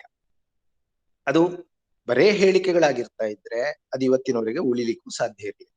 ಅಂದ್ರೆ ಕಾವ್ಯ ಮೀಮಾಂಸೆಯ ತತ್ವಗಳು ಏನು, ಯಾವುದು ಒಳ್ಳೆಯ ಸಾಹಿತ್ಯ ಅಂತ ಹೇಳ್ತೇವೆ ಅಂತ ಕೆಲವು ಅಂಶಗಳಾದ್ರೂ ಇದ್ದಾಗ ಮಾತ್ರವೇ ಅದು ಆಧುನಿಕ ಸಾಹಿತ್ಯ ಇರ್ಬೋದು ಅಥವಾ ಹಿಂದಿನ ನಡುಗನ್ನಡ ವಚನ ಇತ್ಯಾದಿ ಯಾವುದೇ ಇರ್ಬೋದು, ಅದು ಓದುಗರನ್ನ ಸೆಳೆಯುತ್ತದೆ, ಕೇಳುಗರನ್ನ ಸೆಳೆಯುತ್ತದೆ, ಆಕರ್ಷಣೆಯನ್ನು ಹುಟ್ಟುಹಾಕ್ತದೆ, ಅವರಿಗೆ ಒಂದಲ್ಲ ಒಂದು ಬಗೆಯಲ್ಲಿ ಆನಂದವನ್ನ ನೀಡ್ತದೆ.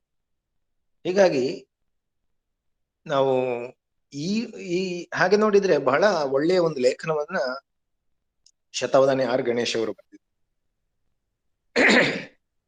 ಈ ವಿಮರ್ಶೆಗೆ ಸದಾತನದ ಶಿಸ್ತು ಅಂತೇನೋ ಆ ಲೇಖನದ ಹೆಸರು, ಚಿಂತನ ಬಯಲು ಪತ್ರಿಕೆಯಲ್ಲೇ ಬಂದಿತ್ತು ಅದು. ಅವರು ಆ ಲೇಖನದಲ್ಲಿ, ದೀರ್ಘ ಲೇಖನದಲ್ಲಿ ಸಿನಿಮಾ ಪದ್ಯಗಳನ್ನ ಅಥವಾ ಸಿದ್ಧಲಿಂಗಯ್ಯನವರ ಪದ್ಯಗಳನ್ನು ಅಥವಾ ಜನಪದ ಗೀತೆಗಳನ್ನು ಅಥವಾ ವೈದೇಹಿಯವರ ಪದ್ಯಗಳನ್ನು ಹೇಗೆ ನಾವು ಇಡೀ ಭಾರತೀಯ ಕಾವ್ಯ ಮೀಮಾಂಸೆಯ ಅಥವಾ ಒಟ್ಟಾರೆಯಾಗಿ ಕಾವ್ಯ ಮೀಮಾಂಸೆಯ ತತ್ವಗಳ ಹಿನ್ನೆಲೆಯಲ್ಲಿ ನೋಡ್ಬೋದು, ವಿಶ್ಲೇಷಿಸಬಹುದು, ವಿಮರ್ಶಿಸಬಹುದು ಅನ್ನೋದನ್ನ ಪ್ರಾತ್ಯಕ್ಷಿಕೆಯ ರೂಪದಲ್ಲಿ ಉದಾಹರಣೆಗಳ ಮೂಲಕ ಅಂತ ಭಾಗಗಳನ್ನ ಆಯ್ದುಕೊಂಡು ಅದನ್ನ ವಿಶ್ಲೇಷಣೆ ಮಾಡಿ. ಮತ್ ನಿಮ್ಗೆಲ್ಲ ಗೊತ್ತಿರುವ ಹಾಗೆ ಬಹುಶಃ ಎಂ.ಎ. ಹೆಗಡೆಯವರು ಇರ್ಬೇಕು, ಗೋಪಾಲಕೃಷ್ಣ ಅಡಿಗರ ಪದ್ಯಗಳನ್ನು ಭಾರತೀಯ ಕಾವ್ಯ ಮೀಮಾಂಸೆಯ ಕೆಲವು ತತ್ವಗಳ ಹಿನ್ನೆಲೆಯಲ್ಲಿ ವಿಮರ್ಶಿಸುವಂತ ಒಂದು ದೀರ್ಘ ಲೇಖನವನ್ನು ಬರೆದಿದ್ರು. ಅದು ಬಹುಶಃ ನೀನಾಸಂ ಮಾತುಕತೆ ಪತ್ರಿಕೆಯಲ್ಲಿ ಪ್ರಕಟ ಆಗಿದೆ ಅಂತ. ಹೀಗೆ ಇದರ ಅರ್ಥ ಏನು ಅಂದ್ರೆ, ನಾವು ಪ್ರತಿಯೊಂದಕ್ಕೂ ಭಾರತೀಯ ಕಾವ್ಯ ಮೀಮಾಂಸೆಯ ಕೆಲವು ತತ್ವಗಳನ್ನ ಅಪ್ಲೈ ಮಾಡಿ ವಿಮರ್ಶೆ ಮಾಡ್ಬೇಕು ಅಂತ. ಆ ಭಾರತೀಯ ಕಾವ್ಯ ಮೀಮಾಂಸೆ ಇರ್ಬೋದು ಅಥವಾ ಒಟ್ಟಾರೆಯಾಗಿ ನಾನು ಅದನ್ನ ಕಾವ್ಯ ಮೀಮಾಂಸೆ ಅಂತ ಕರೀಲಿಕ್ಕೆ ಬಯಸ್ತೇನೆ. ಯಾಕೆ ಅಂತಂದ್ರೆ ಅದು ಕೇವಲ ಭಾರತೀಯವಾದ್ದು ಅಲ್ಲ. ಭಾರತೀಯ ಕಾವ್ಯ ಮೀಮಾಂಸೆ ಕನ್ನಡಕ್ಕೆ ಹೊಂದುವುದಿಲ್ಲ ಅನ್ನುವ ಪ್ರಶ್ನೆ ಅಲ್ಲ. ನಾನು ಹೇಳ್ತಾ ಇರೋದು ಅದು ಕನ್ನಡ ಮಾತ್ರ ಅಲ್ಲ, ಭಾರತೀಯ ಮಾತ್ರ ಅಲ್ಲ, ಯಾವುದೇ ಸಾಹಿತ್ಯಕ್ಕೂ ಹೊಂದುವ ರೀತಿಯ ತತ್ವಗಳನ್ನ ಒಳಗೊಂಡಿದೆ, ಬಹಳ ಮುಖ್ಯ. ಅದರಿಂದ ಅದು ಭಾರತಕ್ಕೆ ಸೀಮಿತವಾದ್ದು ಕೂಡ.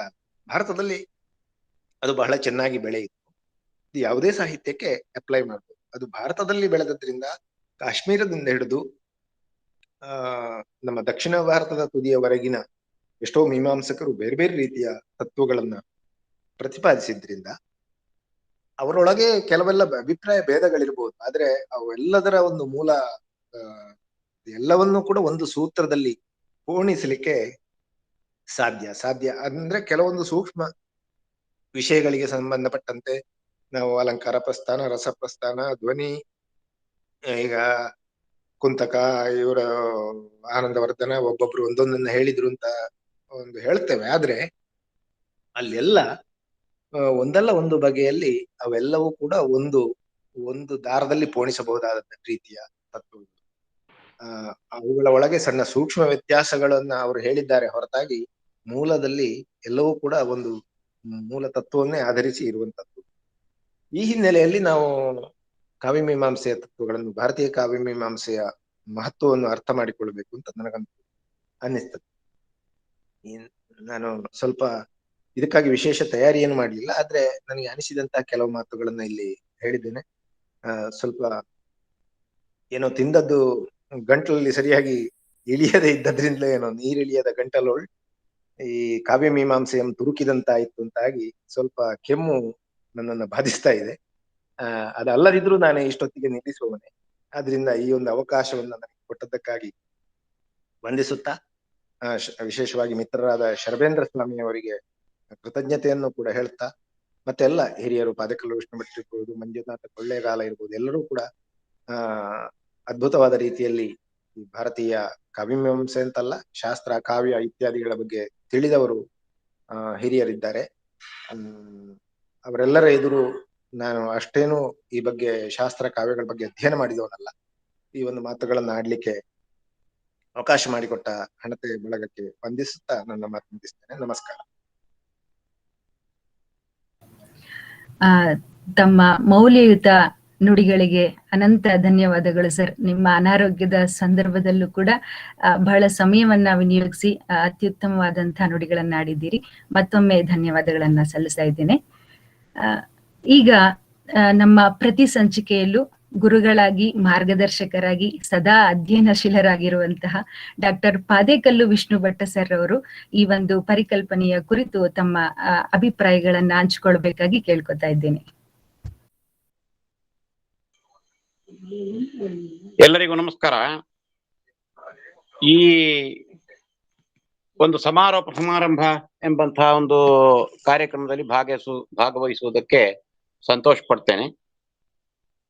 ಅಧ್ಯಯನ ಮಾಡಬೇಕು ಎಂಬಂತಹ ಉದ್ದೇಶದಿಂದ ತೊಡಗಿದಂತಹ ಒಂದು ಸಮೂಹ ಇದು. ಅದರಲ್ಲಿ ವ್ಯಾಕರಣದ ಅಧ್ಯಯನವನ್ನು ಮಾಡೋಣ ಅಂತ ಒಂದು ಪ್ರಯತ್ನ ನಡೀತಾ ಇತ್ತು. ಅದೇ ಹೊತ್ತಿಗೆ ಕಾವ್ಯಮೀಮಾಂಸೆಯ ಅಧ್ಯಯನವನ್ನು ಮಾಡೋಣ, ಅದರ ಪರಿಚಯವನ್ನು ಮಾಡಿಕೊಳ್ಳೋಣ, ಸ್ವಲ್ಪ ಮಟ್ಟಿಗೆ ಸಂವಾದ ಮಾಡಿ ಆ ಮೂಲಕ ಹೆಚ್ಚು ವಿಷಯಗಳನ್ನು ತಿಳಿದುಕೊಳ್ಳೋಣ ಎಂಬ ಒಂದು ಯೋಜನೆಯಲ್ಲಿ ಈ ಉಪನ್ಯಾಸ ಸರಣಿ ಪ್ರಾರಂಭ ಆಯಿತು. ಈ ಸರಣಿಯಲ್ಲಿ ಉಪನ್ಯಾಸಗಳನ್ನು ನೀಡಿದಂತಹ ಶರಭೇಂದ್ರ ಸ್ವಾಮಿಯವರು, ಅವರು ಈ ಅವರಿಗೆ ವಹಿಸಿದಂತಹ ಈ ಹೊಣೆಗಾರಿಕೆಯನ್ನು ಬಹಳ ಯೋಗ್ಯವಾದಂತಹ ರೀತಿಯಲ್ಲಿ ನಿರ್ವಹಿಸಿದ್ದಾರೆ ಎಂಬುದನ್ನು ಈ ಸಂದರ್ಭದಲ್ಲಿ ಹೇಳುವುದಕ್ಕೆ ಸಂತೋಷ ಪಡ್ತೇನೆ. ಯಾಕೆಂದ್ರೆ ನಾನು ಈ 12 ಸರಣಿಗಳಲ್ಲಿ ಭಾಗವಹಿಸಿದ್ದೇನೆ, 12 ಉಪನ್ಯಾಸಗಳಲ್ಲಿ ಭಾಗವಹಿಸಿದ್ದೇನೆ. ಪೂರ್ತಿ ಸರಣಿಯನ್ನು ಗಮನಿಸಿದಂಥವನಿದ್ದೇನೆ. ಇವತ್ತು ಕೂಡ ಭಾಗವಹಿಸ್ತಾ ಇದ್ದೇನೆ. ಅವರು ಸಾಕಷ್ಟು ಸಿದ್ಧತೆ ಮಾಡಿ ಅದನ್ನು ನಿರೂಪಣೆ ಮಾಡಿದ್ದಾರೆ.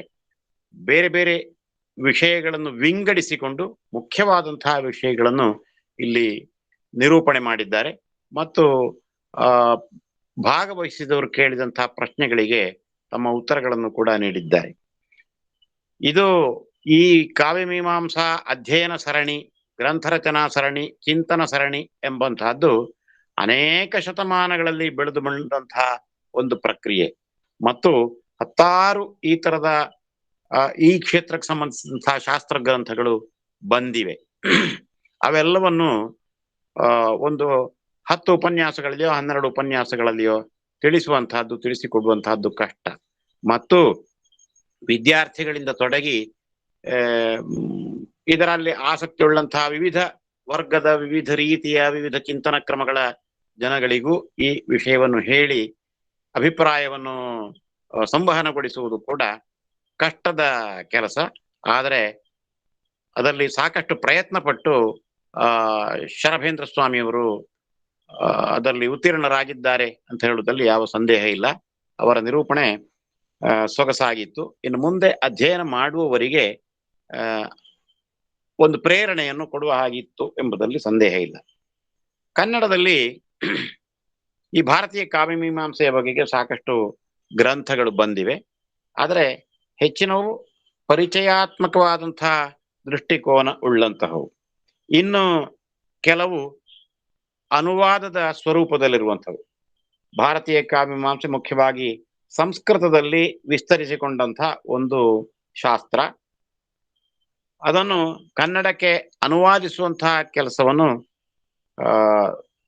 ನಮ್ಮ ಹೊಸಗನ್ನಡ ಕಾಲಕ್ಕಿಂತ ಹಿಂದಿನವರು ಅಷ್ಟಿಷ್ಟು ಮಾಡಿದ್ದಾರೆ. ಹೊಸಗನ್ನಡ ಕಾಲದಲ್ಲಿಯೂ ಸಾಕಷ್ಟು ನಡೆದಿದೆ. ಅದು ನಾಟ್ಯಶಾಸ್ತ್ರದ ಅನುವಾದದಿಂದ ತೊಡಗಿ ಬೇರೆ ಬೇರೆ ಕಾವ್ಯಮೀಮಾಂಸಾ ಗ್ರಂಥಗಳ ಅನುವಾದದ ಮೂಲಕ ನಡೆದಿದೆ. ಹಾಗೂ ಈ ಕಾವ್ಯಮೀಮಾಂಸಾ ಗ್ರಂಥಗಳನ್ನು ವಿಶೇಷವಾಗಿ ಅಧ್ಯಯನ ಮಾಡಿ PhD ಮೊದಲಾದಂತಹ ಅಧ್ಯಯನಕ್ಕೆ ಅಳವಡಿಸಿ ಆಗ ಅಧ್ಯಯನ ಮಾಡಿ ಅದಕ್ಕೆ ಸಂಬಂಧಪಟ್ಟಂತಹ ಪುಸ್ತಕಗಳು ಬಂದಿವೆ. ಈ ಕಾವ್ಯಮೀಮಾಂಸಾ ಸರಣಿ ಯೋಚನೆಗಳು ನಡೆದಂತಹದ್ದು ಸಂಸ್ಕೃತದಲ್ಲಿ. ಆದ್ದರಿಂದ ನಮಗೆ ಸಂಸ್ಕೃತದ ಸರಿಯಾದಂತಹ ಪರಿಚಯ ಇದ್ದರೆ ಇದನ್ನು ಹೆಚ್ಚು ಅಧ್ಯಯನ ಮಾಡುವುದು ಹೆಚ್ಚು ಸುಲಭ, ಅನುಕೂಲಕರ. ಕನ್ನಡದವರು ಅಧ್ಯಯನ ಮಾಡುವಾಗ ಕನ್ನಡದಲ್ಲಿ ಅನುವಾದವಾದಂತಹದ್ದನ್ನು ಅಧ್ಯಯನ ಮಾಡಿದರೆ ಅದರಲ್ಲಿ ಮುಂದುವರಿಯುವುದಕ್ಕೆ ಸಾಕಷ್ಟು ಅವಕಾಶವನ್ನು ಕೊಡಬಹುದು. ಆದರೆ ಎಲ್ಲ ಗ್ರಂಥಗಳು ಕನ್ನಡದಲ್ಲಿ ಅನುವಾದವಾಗಿ ಬಂದಿಲ್ಲ. ಆದರೆ ಮುಖ್ಯವಾದಂತಹ ಗ್ರಂಥಗಳು ಬಂದಿವೆ ಎಂಬುದನ್ನು ಗಮನಿಸಬೇಕು. ಈಗ ನಾಟ್ಯಶಾಸ್ತ್ರದ ಸಂಪೂರ್ಣ ಅನುವಾದ ನಮಗೆ ಸಿಗ್ತದೆ. ಭಾಮಹನ ಕೃತಿಯ ಅನುವಾದ ಇದೆ, ದಂಡಿಯ ಕೃತಿಯ ಅನುವಾದ ಇದೆ, ಆಮೇಲೆ ಇತರ ಅನೇಕ, ಈಗ ಧ್ವನ್ಯಾಲೋಕದ ಅನುವಾದ ಬಂದಿದೆ, ಆಮೇಲೆ ಮಮ್ಮಟನ ಕಾವ್ಯ ಪ್ರಕಾಶದ ಅನುವಾದ ಬಂದಿದೆ, ಔಚಿತ್ಯ ವಿಚಾರ ಚರ್ಚೆಯ ಅನುವಾದ ಬಂದಿದೆ. ಹೆಚ್ಚಿನ ಅನುವಾದಗಳನ್ನು ಡಾಕ್ಟರ್ ಕೆ ಕೃಷ್ಣಮೂರ್ತಿಯವರು ಮಾಡಿಕೊಟ್ಟಿದ್ದಾರೆ. ಡಾಕ್ಟರ್ ಕೃಷ್ಣಮೂರ್ತಿಯವರು ಅನುವಾದಗಳನ್ನು ರಚನೆ ಮಾಡಿದ್ದು ಮಾತ್ರ ಅಲ್ಲ,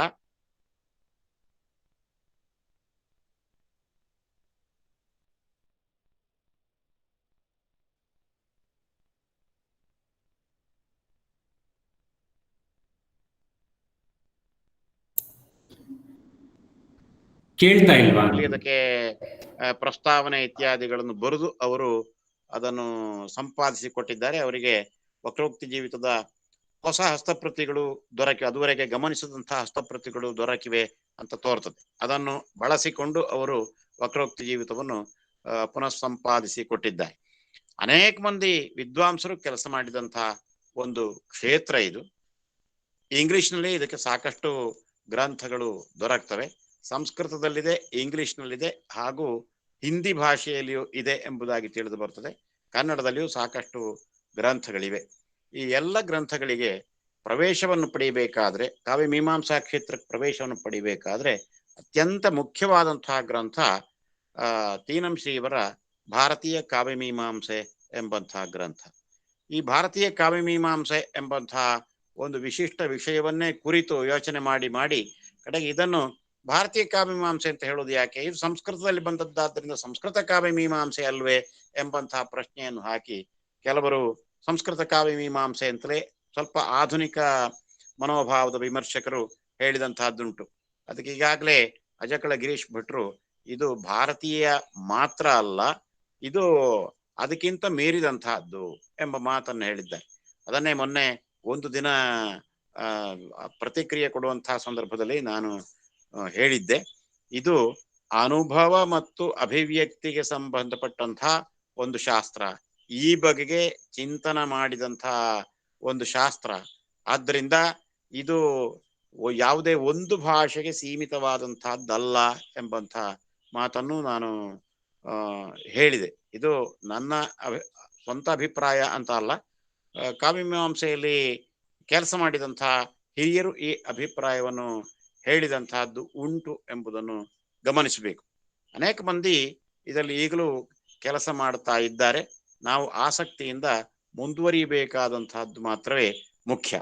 ಹಾಗೆಯೇ ಇನ್ನು ಇದರ ಮುಂದುವರಿದು ಕೆಲವರು ಚಿಂತನೆ ಮಾಡ್ತಾ ಅದು ಸಂಸ್ಕೃತಕ್ಕೆ ಮಾತ್ರ ಸಂಬಂಧಿಸಿದಂತಹದ್ದು, ಸಂಸ್ಕೃತದ ಕಾವ್ಯಮೀಮಾಂಸೆಯಿಂದ ಕನ್ನಡ ಸಾಹಿತ್ಯವನ್ನು ಹೇಗೆ ನೀವು ವಿಮರ್ಶೆ ಮಾಡ್ತೀರಿ ಅಂತ ಹೇಳುವಂತಹ ಪ್ರಶ್ನೆಗಳನ್ನೆಲ್ಲ ಕೇಳಿದ್ರು ಅಂತ ಅಜಕಳ ಗಿರೀಶ್ ಭಟ್ರು ಸರಿಯಾಗಿ ಅದನ್ನು ಹೇಳಿದರು. ಅದಕ್ಕಾಗಿ ಕೆಲವರು ಏನ್ ಮಾಡಿದ್ರು ಅಂದ್ರೆ ಕನ್ನಡ ಕಾವ್ಯಮೀಮಾಂಸೆ ಅಂತ ಅದನ್ನು ವಿಸ್ತರಿಸಿದ್ರು. ಒಂದೊಂದು ಭಾಷೆಗೂ ಅದರದೇ ಆದಂತಹ ಕಾವ್ಯಮೀಮಾಂಸೆ ಬೇಕು ಅಂತ ಹೇಳುವಂತಹ ಒಂದು ಕಲ್ಪನೆಯನ್ನು ಮಾಡಿದ್ರು. ಇದೆಲ್ಲ ಎಷ್ಟು ಸರಿ ಅಂತ ಹೇಳುವಂತಹ ಒಂದು ಪ್ರಶ್ನೆಯನ್ನು ನಾವೇ ಹಾಕಿಕೊಳ್ಳಬೇಕಾಗ್ತದೆ. ಈಗ ಶತಾವಧಾನಿ ಆರ್ ಗಣೇಶರು ಸಂಸ್ಕೃತ ಕವಿಗಳ ಕಾವ್ಯಮೀಮಾಂಸೆ ಅಂತ ಒಂದು ಗ್ರಂಥವನ್ನು ಬರೆದಿದ್ದಾರೆ. ಇದರಲ್ಲಿ ಕಾವ್ಯಮೀಮಾಂಸಾ ಗ್ರಂಥಗಳನ್ನು ಬರೆದಂತಹ ಅನೇಕ ಮಂದಿ ಕಾವ್ಯ ಇತ್ಯಾದಿಗಳನ್ನು ಬರೆದಿದ್ದಾರೆ. ಅವರಲ್ಲದೆ ಬೇರೆ ಕಾವ್ಯಗಳನ್ನು ಮಾತ್ರ ಬರೆದವರು, ಕಾವ್ಯಮೀಮಾಂಸಾ ಗ್ರಂಥಗಳನ್ನು ಅವರೇನು ಬರೆದಿಲ್ಲ. ಆದರೆ ಅವರ ದೃಷ್ಟಿಯಲ್ಲಿ ಕಾವ್ಯಮೀಮಾಂಸೆ ಹೇಗಿತ್ತು ಅಂತ ಹೇಳುವಂತಹದ್ದನ್ನು ಎತ್ತಿಕೊಂಡು ಅವರ ಗ್ರಂಥಗಳನ್ನು ಅಧ್ಯಯನ ಮಾಡಿ ಅವುಗಳಿಂದ ಉದ್ಧರಣೆ ಮಾಡಿ ಅವರು ಒಂದು ಗ್ರಂಥವನ್ನು ಬರೆದಿದ್ದಾರೆ. ಒಂದು ಸಣ್ಣ ಒಂದು ಪುಸ್ತಕವಾಗಿ ಬಂದಿದೆ. ಇದು ಸಂಸ್ಕೃತ ಕವಿಗಳ ಕಾವ್ಯಮೀಮಾಂಸೆ ಎಂಬಂತಹದ್ದು. ಇದರ ಕೊನೆಗೆ ಅವರು ಒಂದು ಮಾತನ್ನು ಹೇಳ್ತಾರೆ. ಈ ಮಾತು ಬಹಳ ಮುಖ್ಯವಾದಂತಹದ್ದು. ಆಧುನಿಕ ವಿಮರ್ಶಕರು ಈ ವಿಷಯವನ್ನು ಗಮನಿಸಬೇಕು ಅಂತ ಅವರು ಹೇಳ್ತಾ ಇದ್ದಾರೆ. ಈಚೆಗೆ ಇದು ನಾನು ಅವರ ಮಾತನ್ನು ಓದ್ತಾ ಇರೋದು, ಗಣೇಶರ ಮಾತು. ಈಚೆಗೆ ಕಾವ್ಯಮೀಮಾಂಸೆಯ ವೈಶ್ವಿಕ ಮೌಲ್ಯಗಳನ್ನು ಅವಗಣಿಸಿ, ಈಗ ಇದರ ವಿವರವನ್ನು ಹೇಳ್ತೇನೆ, ಇಷ್ಟು ಮಾತ್ರ ಅವರು ಉದ್ಧರಿಸಿದ್ದ ನಾನು ಇದನ್ನು ಮಾತ್ರ. ವೈಶ್ವಿಕ ಮೌಲ್ಯ ಅಂತ ಹೇಳಿದ್ರಲ್ಲ, ಅಜಕಳ ಗಿರೀಶ್ ಭಟ್ರು ಹೇಳಿದಂತಹದ್ದು ಅದನ್ನೇ. ವೈಶ್ವಿಕ ಮೌಲ್ಯ ಇದೆ ನಮ್ಮ ಭಾರತೀಯ ಕಾವ್ಯಮೀಮಾಂಸೆಗೆ, ಇದು ಕೇವಲ ಸೀಮಿತವಾದಂತಹದ್ದಲ್ಲ ಅಂತ. ಯಾಕೆಂದ್ರೆ ಅನುಭವ ಮತ್ತು ಅಭಿವ್ಯಕ್ತಿ ಎಂಬುದು ಯಾವುದೇ ಭಾಷೆಗೆ ಸೀಮಿತವಲ್ಲ, ಯಾವುದೇ ವ್ಯಕ್ತಿಗೆ ಸೀಮಿತವಲ್ಲ, ಯಾವುದೇ ಪ್ರದೇಶಕ್ಕೆ ಸೀಮಿತವಲ್ಲ. ಇದು ವೈಶ್ವಿಕವಾದದ್ದು, ವಿಶ್ವಕ್ಕೆ ಸಂಬಂಧಪಟ್ಟದ್ದು ಅಂತ ಅರ್ಥ. ಈಗ ಗಣೇಶರ ಮಾತನ್ನು ಪೂರ್ತಿಯಾಗಿ ಓದಿಬಿಡ್ತೇನೆ. ಈಚೆಗೆ ಕಾವ್ಯಮೀಮಾಂಸೆಯ ವೈಶ್ವಿಕ ಮೌಲ್ಯಗಳನ್ನು ಅವಗಣಿಸಿ ಪ್ರತಿಯೊಂದು ಭಾಷೆಗೂ ಅಲ್ಲಿಯ ಪ್ರತಿಯೊಂದು ಸಾಹಿತ್ಯ ಪ್ರಕಾರಕ್ಕೂ ತನ್ನದೇ ಆದ ಸೌಂದರ್ಯ ಮೀಮಾಂಸೆ ಉಂಟೆಂದು ಅವಿಚಾರಿತವಾಗಿ ಆಗ್ರಹಿಸುವುದು ಅಭ್ಯಾಸವಾಗಿ ಬಿಟ್ಟಿದೆ. ಇಂಥ ಆಗ್ರಹಗಳಿಗೆ ಸಮಾಜಶಾಸ್ತ್ರ, ಮಾನವಶಾಸ್ತ್ರ, ಮನಃಶಾಸ್ತ್ರಾದಿಗಳ ಹಿನ್ನೆಲೆ ಉಂಟೆಂದು ಹಲವಾರು ತರ್ಕಾಭಾಸಗಳನ್ನು ಮುಂದಿಡಲಾಗುತ್ತಿದೆ. ಈ ಬಗೆಯ ಆರ್ಭಟಗಳೆಲ್ಲ ವಿವೇಕ ವಿಹೀನವೆನ್ನದೆ ವಿಧಿಯಿಲ್ಲ. ಇದನ್ನು ಮನಗಾಣುವುದಕ್ಕೆ ಕೂಡ ಸದ್ಯದ ಶೋಧನೆ ಸಹಕಾರಿಯಾದೀತು ಎಂದು ಭಾವಿಸಬಹುದು. ಅಂದ್ರೆ ಈ ಕವಿಗಳ ಕಾವ್ಯಮೀಮಾಂಸೆ ಎಂಬುದನ್ನು ತೆಗೆದುಕೊಂಡದ್ದು ಈ ವಿಷಯವನ್ನು ತಿಳಿಯುವುದಕ್ಕೆ ಕೂಡ ಪ್ರಯೋಜನ ಆಗಬಹುದು ಅಂತ ಗಣೇಶರ ಅಭಿಪ್ರಾಯ. ಈ ಮಾತು ಬಹಳ ಮುಖ್ಯವಾದಂತಹದ್ದು ಎಂಬುದರಿಂದ ಇದನ್ನು ನಾನು ಓದಿ ಹೇಳಿದ್ದೇನೆ. ಈಗ ಅನುಭವ ಅಂತ ಹೇಳಿದಾಗ ಕನ್ನಡಿಗನಿಗೆ ಒಂದು ಅನುಭವ ಬೇರೆ, ಇಂಗ್ಲಿಷಿನವನಿಗೆ ಒಂದು ಅನುಭವ ಬೇರೆ, ತಮಿಳಿನವನಿಗೆ ಒಂದು ಅನುಭವ ಬೇರೆ ಎಂಬಂತಹದ್ದೇನಿಲ್ಲ. ಅನುಭವ ಎಂಬಂತಹ ತತ್ವ ಅದು ವೈಶ್ವಿಕವಾದದ್ದು. ಅದಕ್ಕೆ ಸಂಬಂಧಿಸಿದಂತಹ ಅನೇಕ ವಿಷಯಗಳನ್ನು ಕಾವ್ಯಮೀಮಾಂಸಾಕಾರರು ಹೇಳಿದ್ದಾರೆ.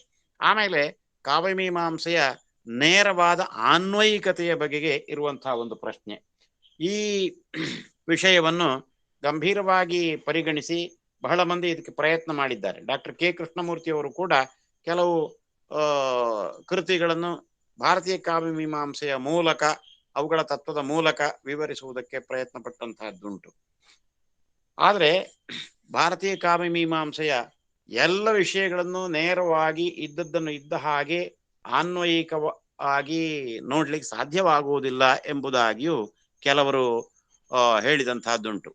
ಯಾವುದೇ ವಿಮರ್ಶೆ ಮಾಡುವುದಕ್ಕೆ ಅಥವಾ ಯಾವುದೇ ಆಧುನಿಕ ರೀತಿಯ ವಿಮರ್ಶೆ, ಸಮೀಕ್ಷೆ, ವಿಶ್ಲೇಷಣೆ, ಅದರ ಮುಂದುವರಿದ ಚಿಂತನೆ ಇತ್ಯಾದಿ ಇತ್ಯಾದಿ ಏನಿದೆ, ಆ ವಿಮರ್ಶೆಯಲ್ಲೇ ಆಧುನಿಕ ಕಾಲದಲ್ಲಿ ವಿಮರ್ಶೆಯಲ್ಲೇ ವಿವಿಧ ಪ್ರಕಾರದ ವಿಮರ್ಶೆಗಳನ್ನು ಹೇಳ್ತಾರೆ. ಈ ಎಲ್ಲ ಪ್ರಕಾರದ ವಿಮರ್ಶೆಗಳನ್ನು ಮಾಡಲು ಬೇಕಾಗುವಂತಹ ಒಂದು ಮಾನಸಿಕವಾದಂತಹ ಸಿದ್ಧತೆ ಏನಿದೆ, ಹಿನ್ನೆಲೆಯ ಸಿದ್ಧತೆ ಏನಿದೆ, ಈ ಹಿನ್ನೆಲೆಯ ಸಿದ್ಧತೆಯನ್ನು ಕೊಡುವಂತಹ ಒಂದು ಶಾಸ್ತ್ರ ವಿಭಾಗ ಭಾರತೀಯ ಕಾವ್ಯಮೀಮಾಂಸೆ ಎಂಬುದಾಗಿ ಹೇಳಬಹುದು. ಕಾವ್ಯಮೀಮಾಂಸೆ ಕ್ಷೇತ್ರದಲ್ಲಿ ಹೆಚ್ಚು ಚಿಂತನೆಯನ್ನು ಮಾಡಿದಂತಹ ಪಾದೇಕಲ್ಲು ನರಸಿಂಹ ಭಟ್ಟರು ಅವರ ಕೃತಿಗಳಲ್ಲಿ, ಅವರ ಲೇಖನಗಳಲ್ಲಿ ಈ ವಿಷಯವನ್ನು ಚೆನ್ನಾಗಿ ಪ್ರತಿಪಾದನೆ ಮಾಡಿದ್ದಾರೆ ಎಂಬಂತಹದ್ದನ್ನು ಕೂಡ ಈ ಸಂದರ್ಭದಲ್ಲಿ ನಾನು ಹೇಳುವುದಕ್ಕೆ ಸಂತೋಷ ಪಡ್ತೇನೆ. ಅದನ್ನು ಅಪ್ಲಿಕೇಬಿಲಿಟಿ ಅಥವಾ ಆನ್ವಯಿಕತೆ ಎಂಬಂತಹದ್ದು 100ಕ್ಕೆ 100 ಇದರಲ್ಲಿ ಸಾಧ್ಯ ಇಲ್ಲ ಎಂಬಂತಹದ್ದು. ಆಮೇಲೆ ಇದು ಶಾಸ್ತ್ರ ಹೌದು, ಆದರೆ ನಮ್ಮ ಭಾರತೀಯ ಪರಂಪರೆಯಲ್ಲಿ ಮುಖ್ಯವಾದಂತಹ ಶಾಸ್ತ್ರಗಳ ಜೊತೆಗೆ ಈ ಶಾಸ್ತ್ರವನ್ನು ಸೇರಿಸಿಲ್ಲ.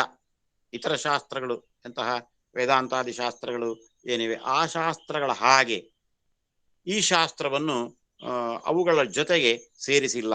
ಆದರೆ ಅಂಥ ಅನೇಕ ವಿಶಿಷ್ಟವಾದಂತಹ ಶಾಸ್ತ್ರಗಳಲ್ಲಿ ಪರಿಣತರಾದಂತಹ ವಿದ್ವಾಂಸರು ಈ ಶಾಸ್ತ್ರದಲ್ಲಿ ಕೆಲಸ ಮಾಡಿದ್ದಾರೆ. ಅಂದರೆ ಈ ಶಾಸ್ತ್ರವನ್ನು ಅಧಿಕೃತ ಶಾಸ್ತ್ರ ಸಮೂಹದ ಜೊತೆಗೆ ಸೇರಿಸಿಕೊಂಡಿದ್ದಾರೆ ಎಂಬುದನ್ನು ನಾವು ಗಮನಿಸಬೇಕು.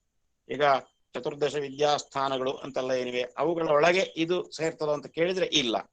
ಆದರೆ ಅವುಗಳ ಹಾಗೆಯೇ ಈಗ ಇತಿಹಾಸ ಪುರಾಣಾಭ್ಯಾಂ ವೇದಂ ಸಮುಬ್ರಹ್ಮಯೇತ್ ಎಂಬುದಾಗಿ ಹೇಳಿದ ಹಾಗೆ ಅವುಗಳಿಗೆ ವೇದಗಳ ಅನಂತರದ ಸ್ಥಾನವನ್ನು ಕೊಟ್ಟು ಪೂರಕವಾದಂತಹ ಒಂದು ಸ್ಥಾನವನ್ನು ನಮ್ಮ ಪರಂಪರೆ ಕೊಡ್ತದೆ.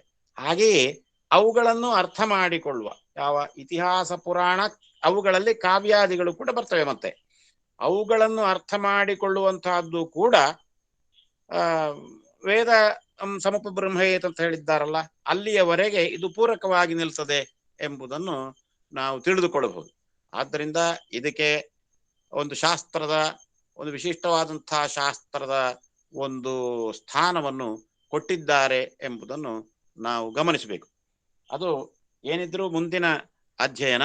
ಇದು ಅಧ್ಯಯನ ಮಾಡಬೇಕಾದ್ರೆ ನಾವು ಯಾವುದಾದ್ರೂ 1-2 ಮೂಲ ಗ್ರಂಥಗಳನ್ನು ಮೊದಲು ಅಧ್ಯಯನ ಮಾಡಿ ಆಮೇಲೆ ಅವುಗಳ ಆ ಕ್ಷೇತ್ರದಲ್ಲಿ ಮುಂದುವರಿಲಿಕ್ಕೆ ಸಾಧ್ಯ ಇದೆ ಎಂಬಂತಹ ಒಂದು ಸೂಚನೆಯನ್ನು ಈ ಸಂದರ್ಭದಲ್ಲಿ ಕೊಡ್ತಾ, ನಾವು ಮುಖ್ಯವಾಗಿ ಕನ್ನಡ ಮತ್ತು ಇಂಗ್ಲಿಷಿನ ಮೂಲಕ, ಇಂಗ್ಲಿಷ್ನಲ್ಲಿ ವಿ ರಾಘವನ್ ಮೊದಲಾದವರು, ಎಂ ಹಿರಿಯಣ್ಣ ಅವರು ಬರೆದಂತಹ ಲೇಖನಗಳು ನಮಗೆ ದೊರಕ್ತವೆ.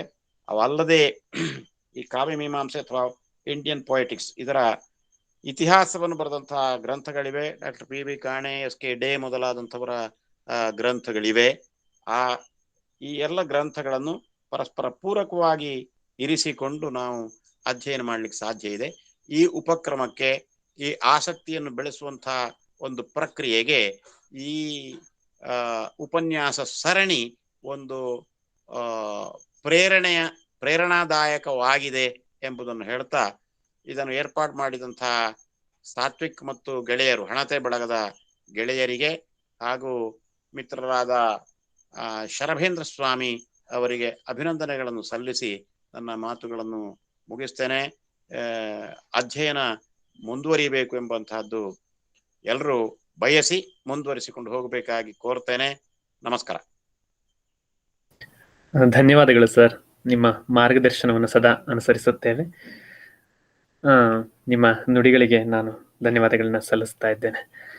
ಆತ್ಮೀಯರೇ, ಈಗ ಸಂವಾದಕರ 2 ಹಿತ ನುಡಿಗಳು ತಮ್ಮ ಅಭಿಪ್ರಾಯಗಳನ್ನು ಹಂಚಿಕೊಳ್ಬೇಕು ಎಂದು ಮೊದಲಿಗೆ ಸಂವಾದಕರಾಗಿ ಇದುವರೆಗೂ ನಮ್ಮ ಕಾರ್ಯಕ್ರಮದ ಎಲ್ಲ ಸಂಚಿಕೆಗಳಲ್ಲೂ ಭಾಗವಹಿಸಿದ ಶ್ರೀ ವೆಂಕಟಾಚಲ ಗೌತಿ ಅವರನ್ನು ನಾನು ಕೇಳಿಕೊಳ್ಳುತ್ತಿದ್ದೇನೆ. 2 ನಿಮಿಷಗಳ ಕಾಲ ತಮ್ಮ ಅಭಿಪ್ರಾಯ ಹಂಚಿಕೊಳ್ಳಬೇಕೆಂದು ಕೇಳಿಕೊಳ್ತಾ ಇದ್ದೇನೆ ಸರ್.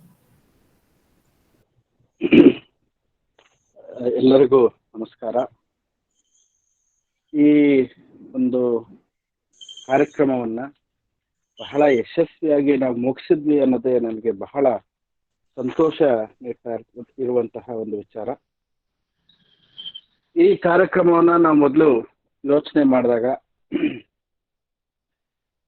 ಒಂದು ಅತಿ ದೊಡ್ಡದಾದಂತಹ ಒಂದು ಸಮುದ್ರವನ್ನ ಒಂದು ಚಿಕ್ಕದಾದಂತಹ ಒಂದು ಸಮುದ್ರದ ನೀರನ್ನ ಚಿಕ್ಕದಾದಂತಹ ಒಂದು ಲೋಟದ ಒಳಗೆ ತೂರಿಸುವಂತಹ ಒಂದು ಬಹಳ ಪ್ರಯಾಸದಾಯಕವಾದಂತಹ ಕೆಲಸವನ್ನ ನಾವು ಮಾಡಬೇಕು ಅನ್ನುವಂಥದ್ದು ನಮಗೆ ಅನ್ನಿಸ್ತು. ಏನಕ್ಕೆ ಅಂತ ಹೇಳಿದ್ರೆ, ಭಾರತೀಯ ಕಾವ್ಯ ಮೀಮಾಂಸೆಯನ್ನ ಪರಿಚಯ ಮಾಡುವಂತಹ ಅಥವಾ ಭಾರತೀಯ ಕಾವ್ಯ ಮೀಮಾಂಸೆಯ ಅಗಾಧತೆಯನ್ನ ಸರಳೀಕರಿಸಿ ಕೇಳುವಂತಹ ಅನೇಕ ಮನಸ್ಸುಗಳು, ಸರಳೀಕರಿಸಿಕೊಂಡು ಅದನ್ನು ಕಲಿಯುವಂತಹ ಅನೇಕ ಮನಸ್ಸುಗಳು ನಮಗೆ ಕಾಣ್ತಾ ಇದ್ವು. ತುಂಬಾ ನಿರೀಕ್ಷೆ ಇತ್ತು ಬಹಳ ಜನದಿಂದ. ಬಹಳ ಕಡೆ ಅವ್ರಿಗೆ ಕೆಲವು ವಿಚಾರಗಳು ಅಥವಾ ನಾವು ಏನು ಸೋರ್ಸ್ ಅಂತ ಹೇಳ್ತೀವಿ ಅದು ಸಿಗದಲೇ ಇರುವಂತಹ ಸಂದರ್ಭದಲ್ಲಿ ಬಹಳ ಸರಳವಾಗಿ ಹೇಳುವಂಥದ್ದನ್ನ ನಾವು ಮಾಡಬೇಕು ಅಂತ ನಾವು ಅನ್ಕೊಂಡಾಗ ಅದೊಂದು ಒಂದು ಚಾಲೆಂಜ್ ತರನೇ ಇತ್ತು. ಆಗ ನಾವು ದೊಡ್ಡ ದೊಡ್ಡ ವಿದ್ವಾಂಸರು ಅನ್ನೆಲ್ಲ ಹುಡುಕ್ತಾ ಬಂದಾಗ ನಮಗೆ ನಮ್ಮ ಶರಭೇಂದ್ರ ಸ್ವಾಮಿಗಳವರು ನಮಗೆ ಸಿಕ್ಕಿದ್ರು. ಬಹಳ ಸರಳವಾಗಿ ಎಲ್ಲರಿಗೂ ಸಹ ಮನಮುಟ್ಟುವಂತೆ ಅವರು ಹೇಳಿದ್ರು. ಈ ಕಾರ್ಯಕ್ರಮದ ಯಶಸ್ಸಿಗೆ ಅದೂ ಸಹ ಕಾರಣ. ಸರಳವಾಗಿ ಸಹ ಎಷ್ಟೋ ಜನ ಗುರುಗಳು ಹೇಳ್ದಂಗೆ ಭಾರತೀಯ ಕಾವ್ಯ ಮೀಮಾಂಸೆ ಅನ್ನೋದು ಏನು ಅನ್ನೋದು ಗೊತ್ತಿಲ್ಲದಲೇ ಇರೋರಿಗೂ ಸಹ ಅರ್ಥವಾಗುವಂತ ರೀತಿನಲ್ಲಿ ಆಯಾ ದಿನದ ವಿಷಯಗಳನ್ನ ಮಂಡನೆ ಮಾಡ್ತಾ ಬಂದ್ರು. ನಮ್ಗೆ ನನ್ನ ಅಭಿಪ್ರಾಯ ಅಥವಾ ನನ್ನ ಅನಿಸಿಕೆ ಏನು ಅಂತ ಹೇಳಿದ್ರೆ, ನಾನು ಎಷ್ಟೋ ಸಲ ಅವತ್ತಿನ ಒಂದು ವಿಷಯವನ್ನ ಮೊದಲೇ ನಾನು ಓದ್ಕೊಂಡು ಕೆಲವು ಅಂಶಗಳಲ್ಲಿ ಇಂಥದ್ದು ಚರ್ಚೆ ಆಗಬಹುದು ಅಥವಾ ಆಗ್ಬೇಕು ಅಂತ ಮೊದಲೇ ಊಹೆ ಮಾಡ್ಕೊಂಡು ಕೆಲವು ಪ್ರಶ್ನೆಗಳನ್ನ ನಾನು ಬರ್ಕೊಂಡು ಇಟ್ಕೊಂತಿದ್ದೆ. ಆದ್ರೆ ಎಷ್ಟೋ ಸಲ ಏನಾಗೋದು, ಅದೇ ವಿಚಾರವನ್ನ ಅವರು ಸಂಪೂರ್ಣವಾಗಿ ಕವರ್ ಮಾಡ್ಬಿಡ್ತಿದ್ರು. ಆ ಪ್ರಶ್ನೆ ಕೇಳಕ್ ಆಗ್ದಲೇ, ಅಂದ್ರೆ ವಿಸ್ತಾರವಾಗಿ ಸಂಕ್ಷಿಪ್ತವಾಗಿ ಹೇಳಿದ್ರು ಯಾವ ಪಾಯಿಂಟ್ ಅನ್ನು ಸಹ ಯಾವ ಅಂಶವನ್ನು ಸಹ ಬಿಡದೇ ಇರುವಂತೆ ರೀತಿನಲ್ಲಿ ಕವರ್ ಮಾಡಿಕೊಂಡು ಸರಳೀಕೃತವಾಗಿ ಅವ್ರು ಹೇಳ್ತಾ ಹೋದ್ರು. ಹಾಗಾಗಿ ನಮ್ಗೆ ಇದೊಂದು ಮತ್ತೆ ಮತ್ತೆ ಹೆಚ್ಚು ಅಧ್ಯಯನಕ್ಕೆ ನಮ್ಮನ್ನ ಒಳಪಡಿಸುವಂತಹ, ಆಲೋಚನೆಗಳಿಗೆ ಒಳಪಡಿಸುವಂತಹ, ಅನುಭವಗಳಿಗೆ ಒಳಪಡಿಸುವಂತಹ ಒಂದು ಕಾರ್ಯಕ್ರಮವಾಗಿ ನಮ್ಗನ್ನಿಸ್ತು. ಬಹಳ ಚೆನ್ನಾಗಿ ಇದು ಮೂಡಿ ಬಂತು. ಅದೇ ಸಮಯದಲ್ಲಿ ಗುರುಗಳಾದಂತಹ ಪಾದೇಕಲ್ ವಿಷ್ಣು ಭಟ್ರು ಸಹ ನಮ್ಗೆ ಕೆಲವು ಸಮಯದಲ್ಲಿ ನಮ್ಮನ್ನ ತಿದ್ದುತ್ತಾ ಅನೇಕ ಮೌಲಿಕವಾದಂತ ವಿಚಾರಗಳನ್ನ ಶ್ರೋತೃಗಳಿಗೆ ಹೇಳ್ತಾ ಇದ್ದಿದ್ದು ಬಹಳ ನಮ್ಗೆ ಖುಷಿ ಕೊಡುವಂತ ವಿಚಾರ. ಈ ಒಂದು ಸಂದರ್ಭವನ್ನ ನನಗೆ ಕೊಟ್ಟಿದ್ದಕ್ಕೆ ಎಲ್ಲರಿಗೂ ಸಹ ನಾನು ಧನ್ಯವಾದಗಳನ್ನ ಅರ್ಪಿಸ್ತೇನೆ. ಸಂಕ್ಷಿಪ್ತವಾಗಿ ಹೇಳಿದ್ದೇನೆ ಈ ಕಾರ್ಯಕ್ರಮದ ಒಂದು ವಿಶೇಷ ಅನ್ನುವಂಥ ಮಾತನ್ನ ನಾನು ಹೇಳ್ತೇನೆ. ಈ ಇಡೀ ಒಂದು ಭಾರತೀಯ ಕಾವ್ಯ ಮೀಮಾಂಸೆಯನ್ನ ಕೇವಲ 12-13 ಗಂಟೆಗಳ ವಿಚಾರದಲ್ಲಿ ನೋಡುವಂತಹ, ಕೇಳುವಂತಹ ಒಂದು ಸುಯೋಗ ಬಹಳ ವಿಶೇಷವಾಗಿರೋದು. ಬಹುಶಃ ನಾನು ವಿದ್ಯಾರ್ಥಿ ದಶೆಯಲ್ಲಿದ್ದಾಗ ಈ ಕಾವ್ಯ ಮೀಮಾಂಸೆಯನ್ನು 5 ವರ್ಷಗಳ ಕಾಲ ನಾನು ಓದಿದ್ದೆ. ಸೊ 5 ವರ್ಷಗಳ ಏನು ವಿಚಾರಗಳನ್ನ ಸಂಕ್ಷಿಪ್ತವಾಗಿ ಹೇಳೋದು ಅತಿ ಕಷ್ಟದಾಯಕವಾದ ವಿಚಾರ. ಅದನ್ನ ಮಾಡಿದರೆ ಯಶಸ್ವಿಯಾಗಿ ಜನಕ್ಕೆ ನಾವು ತಲುಪಿಸಿದೀವಿ. ಅದೇ ತರ ತಾಂತ್ರಿಕ ವಿಚಾರದಲ್ಲೂ ಸಹ ಫೇಸ್ಬುಕ್ ಆಗ್ಲಿ ಅಥವಾ ಯೂಟ್ಯೂಬ್ ನಲ್ಲಾಗ್ಲಿ ಇದು ಪ್ರಸಾರ ಆಗಿದೆ. ಅದೇ ಥರದಲ್ಲಿ ಸುಮಾರು ಜನ ನೋಡಿದ್ದಾರೆ. ಅದಕ್ಕೆ ಚೈತನ್ಯ ಮಜಲು ಕೊಡೋನವ್ರಿಗೆ ನಾನು ಧನ್ಯವಾದಗಳನ್ನ ಹೇಳಲೇಬೇಕು. ಎಲ್ಲಾ ಕಾರ್ಯಕ್ರಮನ ಸಾತ್ವಿಕ್ ಅವ್ರು ಹೇಳ್ದಂಗೆನೆ ರವಿಶಂಕರ್ ಅವರು ಸಹ ಬಹಳ ಉತ್ಸುಕತೆಯಿಂದ ನಮ್ಮ ಜೊತೆಲಿದ್ದು ಈ ಎಲ್ಲ ಕಾರ್ಯಕ್ರಮವನ್ನ ಯಶಸ್ವಿಗೊಳಿಸೋದಕ್ಕೆ ಕಾರಣರಾಗಿದ್ದಾರೆ. ಅವರಿಗೂ ಸಹ ಧನ್ಯವಾದಗಳನ್ನು ಹೇಳ್ತಾ, ಹಾಗೆ ದೇವರೆಡ್ಡಿ ಅವರು ನಮ್ಮ ಜೊತೆಲಿದ್ರು, ಹಾಗೆ ಇನ್ನುಳಿದ ಎಲ್ಲ ಸ್ನೇಹಿತರು ನಮ್ಮ ಜೊತೆಲಿದ್ರು. ಎಲ್ಲರಿಗೂ ಸಹ ಈ ಕಾರ್ಯಕ್ರಮ ಬಹಳ ಫಲದಾಯಕವಾಗಿತ್ತು ಅನ್ನುವಂಥ ವಿಚಾರಗಳನ್ನು ಹೇಳ್ತಾ ನನ್ನ ಮಾತನ್ನು ಮುಗಿಸ್ತೇನೆ. ನಮಸ್ತೆ. ನಿಮ್ಮ ಅಮೂಲ್ಯ ನುಡಿಗಳಿಗೆ ಧನ್ಯವಾದಗಳು ಸರ್. ಮತ್ತೋರ್ವ ಸಂವಾದಕರಾದಂತಹ ಶ್ರೀ ದೇವರೆಡ್ಡಿ ಅವರು ತಮ್ಮ ಅಭಿಪ್ರಾಯಗಳನ್ನ 2 ನಿಮಿಷ ಕಾಲದೊಳಗೆ ಹಂಚಿಕೊಳ್ಬೇಕಂತ ಕೇಳ್ಕೊಳ್ತಾ ಇದ್ದೇನೆ. ನಮಸ್ಕಾರ ಸರ್. ಉಭಯ ಗುರುದ್ವಯರಿಗೆ ಮತ್ತು ಹಣತೆ ಬಳಗಕ್ಕೂ ಮತ್ತು ಈ ಕಾರ್ಯಕ್ರಮವನ್ನು ಸುಸಾಂಗವಾಗಿ ಕರಿಯನ್ನ ಕನ್ನಡಿಯಲ್ಲಿ ಅಥವಾ ಇಡಿಯಾದದ್ದನ್ನ ಹಿಡಿಯಾಗಿ ನಮಗೆ ತಿಳಿಸಿಕೊಟ್ಟಿರ್ತಕ್ಕಂಥ ಶರವೇಂದ್ರ ಸ್ವಾಮಿ ಗುರುಗಳಿಗೂ, ಆಮೇಲೆ ನಮ್ಮ ಒಂದು ಆಗ್ಲೇ ಸಾತ್ವಿಕ್ ಸರ್ ಹೇಳದ ಹಾಗೆ ಮಧ್ಯಮ ಮಾರ್ಗವನ್ನು ಅನುಸರಿಸಿ ನಮ್ಮೆಲ್ಲರಿಗೂ ಕೂಡ ಮನಮುಟ್ಟುವಂತೆ ಈ ಕಾರ್ಯಕ್ರಮ ಯಶಸ್ವಿ ಆಯಿತು. ಅದಕ್ಕೆ ಪಾಲ್ಗೊಳ್ಳಿಕ್ಕೆ ನಮ್ಮನ್ನೂ ಕೂಡ ಭಾಗವಹಿಸುವಕ್ಕೆ ಅವಕಾಶ ಕೊಟ್ಟಿದ್ದಕ್ಕೆ ಎಲ್ಲರಿಗೂ ಧನ್ಯವಾದಗಳನ್ನು ಅರ್ಪಿಸಿ ನನ್ನ ಮಾತುಗಳನ್ನು ಮುಗಿಸ್ತೇನೆ. ಧನ್ಯವಾದಗಳು ಸರ್. ಸ್ಫುಟವಾಗಿ ತಮ್ಮ ಅಭಿಪ್ರಾಯಗಳನ್ನು ಹಂಚಿಕೊಂಡಿದ್ದೀರಿ. ನಿಮಗೂ ಕೂಡ ನಾನು ಧನ್ಯವಾದಗಳನ್ನ ಸಲ್ಲಿಸ್ತೇನೆ. ಈಗ ಕಾರ್ಯಕ್ರಮದ ಕೇಂದ್ರ ಬಿಂದುವಾಗಿದ್ದಂತಹ ನಮ್ಮ ಈ 13 ಸಂಚಿಕೆಯ ಉಪನ್ಯಾಸಕರಾದಂತಹ ಸಂಪನ್ಮೂಲ ವ್ಯಕ್ತಿಗಳು ಹಾಗೂ ಉಪನ್ಯಾಸಕರಾದಂತಹ ಡಾಕ್ಟರ್ BM ಶರವೇಂದ್ರ ಸ್ವಾಮಿ ಅವರು ಈ ಕಾರ್ಯಕ್ರಮದ ಕುರಿತು ಅಭಿಪ್ರಾಯಗಳನ್ನ ಹಂಚಿಕೊಳ್ಬೇಕು ಅಂತ ಕೇಳ್ಕೊಳ್ತಾ ಇದ್ದೇನೆ. ನಮಸ್ಕಾರ. ಮತ್ತೊಮ್ಮೆ ಎಲ್ಲರಿಗೂ ನಮಸ್ಕಾರ. 13 ಉಪನ್ಯಾಸಗಳ ಈ ಸರಣಿಗೆ ಸಾತ್ವಿಕ್ ನನ್ನನ್ನ ಕರೆತಂದ್ರು. ಹೌದು, ನನಗೆ ಇಷ್ಟವಾದ ವಿಷಯವೇ ಆಗಿತ್ತು ಕಾವ್ಯ ಮೀಮಾಂಸೆ ಅನ್ನೋದು, ಅದು ನಿಜ. ಆದ್ರೆ ಅದರ ಟಚ್ ಬಿಟ್ಟು ಎಷ್ಟೋ ವರ್ಷ ಆಗಿತ್ತು. ಅಂದ್ರೆ ನಾನು PhD ಮುಗಿಸಿದ ನಂತರ ಒಂದು ಸ್ವಲ್ಪ ವರ್ಷ ಉಪನ್ಯಾಸಕನಾಗಿದ್ದು ಬಿಟ್ರೆ, ನಾನು ನಂತರ ಆಕಾಶವಾಣಿ ಸೇರಿದ್ರಿಂದ ಮತ್ತು ಆಕಾಶವಾಣಿಯ ವ್ಯವಹಾರ ಮತ್ತು ಆಕಾಶವಾಣಿಯ ಕಾರ್ಯಕ್ರಮ ನಿರೂಪಣೆಯ ಇದೇ ಬೇರೆ ಆಗಿದ್ರಿಂದ ನನಗೆ ಇದರ ಕಡೆ ಹೆಚ್ಚು ಗಮನ ಕೊಡ್ಲಿಲ್ಲ. ಯಾವಾಗ ನಾನು ಹೀಗೆ ಮಾತಾಡುವಾಗ ಹೇಳಿದ್ದು ಹೌದು, ನನ್ನದು ಆಸಕ್ತಿಕರ ವಿಷಯ ಭಾರತೀಯ ಕಾವ್ಯ ಮೀಮಾಂಸೆ ಮತ್ತು ಆ ಭಾರತೀಯ ಕಾವ್ಯ ಮೀಮಾಂಸೆಯ ಇಟ್ಕೊಂಡೆ ನನ್ನ PhD ಮಾಡಬೇಕಾಗಿತ್ತು ಅನ್ನೋದನ್ನ ಹೇಳಿದ್ದು. ಅದನ್ನೇ ಅವರು ಗಮನದಲ್ಲಿಟ್ಟು ನೆನಪು ಮಾಡಿದ್ರು, ನೀವು ಭಾರತೀಯ ಕಾವ್ಯ ಮೀಮಾಂಸೆ ಅಂತ ಮಾಡಿದ್ರಿ ಅಂತ ಹೇಳಿದ್ರು. ಹಾಗೆ ನೆನಪಾಯ್ತು, ಹೌದು ನಾನು ಭಾರತೀಯ ಕಾವ್ಯ ಮೀಮಾಂಸೆಯ ವಿದ್ಯಾರ್ಥಿಯೇ ಅಂತ. ಅವರು ಹೀಗೆ ಮಾಡ್ಬೇಕು ಅಂತ ಮಾಡಿದ್ವಿ ಅಂತ ಹೇಳಿದಾಗ ನನಗೆ ಕೂಡ್ಲೆ ಒಪ್ಲಿಕ್ಕೆ ಸ್ವಲ್ಪ ಹಿಂಜರಿದೆ. 2-3 ಕಾರಣಗಳಿಗೆ. ನಾನಂದ್ರೆ ಅಕಾಡೆಮಿಕ್ ಆಗಿ ಅಂದ್ರೆ ಸ್ವಲ್ಪ ವರ್ಷ ಉಪನ್ಯಾಸಕ ಆಗಿದ್ದು ಬಿಟ್ರೆ ಅಕಾಡೆಮಿಕ್ ಆಗಿ ನಾನು ಮಾಡಿದಂತಲ್ಲ, ನಾನದು ವೃತ್ತಿ ಆಕಾಶವಾಣಿ.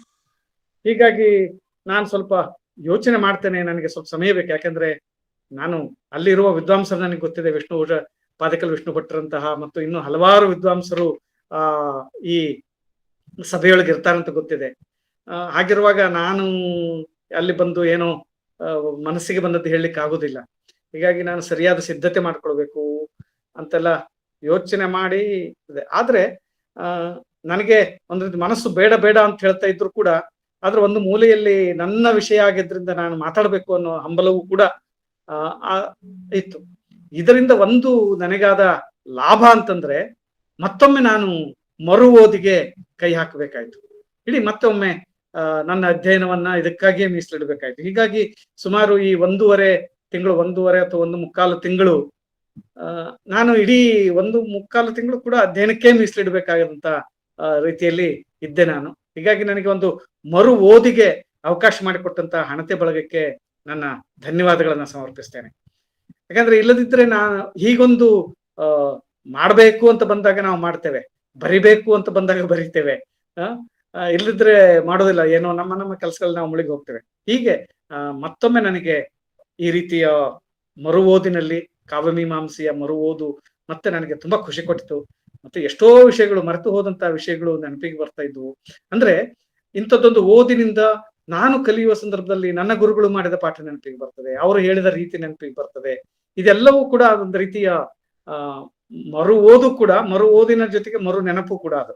ಅಂಥದ್ದೊಂದು ಕಾರ್ಯಕ್ಕೆ ನನ್ನನ್ನ ಕಳಿಸಿದ್ರೆ, ಒಂದ್ ರೀತಿ ಈ ಎಲ್ಲೋ ಮೂಲೆ ಸೇರಿ ತುಕ್ಕು ಹಿಡಿದಿರ್ತದಲ್ಲ ಪಾತ್ರೆ, ಆ ಪಾತ್ರೆಯನ್ನ ಮತ್ತೆ ಉಜ್ಜಬೇಕು, ಉಜ್ಜಿ ಬೆಳಗಿದಾಗ ಹಾಕಿ ತಿಕ್ಕಿ ತೊಳೆದಾಗ ಮಾತ್ರ ಅದು ಮತ್ತೆ ಹೊಳಿಲಿಕ್ಕೆ ಪ್ರಾರಂಭ ಆಗ್ತದೆ. ಆ ಸ್ಥಿತಿ ನನ್ನದಾಯ್ತು. ಎಲ್ಲ ಗೊತ್ತಿದ್ದು ಕೂಡ ನನಗೇನು ಗೊತ್ತಿದ್ದವನ ಹಾಗೆ ಇದ್ದು ಹೋಗಿದ್ದೆ. ಹೀಗಾಗಿ ಮತ್ತೊಮ್ಮೆ ಅದನ್ನೆಲ್ಲ ತಿಕ್ಕಿ ತೊಳೆದು ನನ್ನ ಒಳಗನ್ನ ಮತ್ತೊಮ್ಮೆ ತಿಳಿಗೊಳಿಸುವಂತ ಕೆಲಸ ಇಲ್ಲಿ ಆಗಿದೆ ಅಂತ ನಾನು ಭಾವಿಸ್ತೇನೆ. ಆಮೇಲೆ ಪಾದಕಲ್ ವಿಷ್ಣು ಭಟ್ರಂತ ವಿದ್ವಾಂಸರು ನಮ್ಮ ಜೊತೆಗಿದ್ದಾರೆ ಅನ್ನೋದು ಒಂದು ರೀತಿಯ ಹಿಂಜರಿಕೆ ಆದ್ರೂ ಕೂಡ ಒಂದು ರೀತಿಯ ಧೈರ್ಯವೂ ಕೂಡ ನನಗೆ.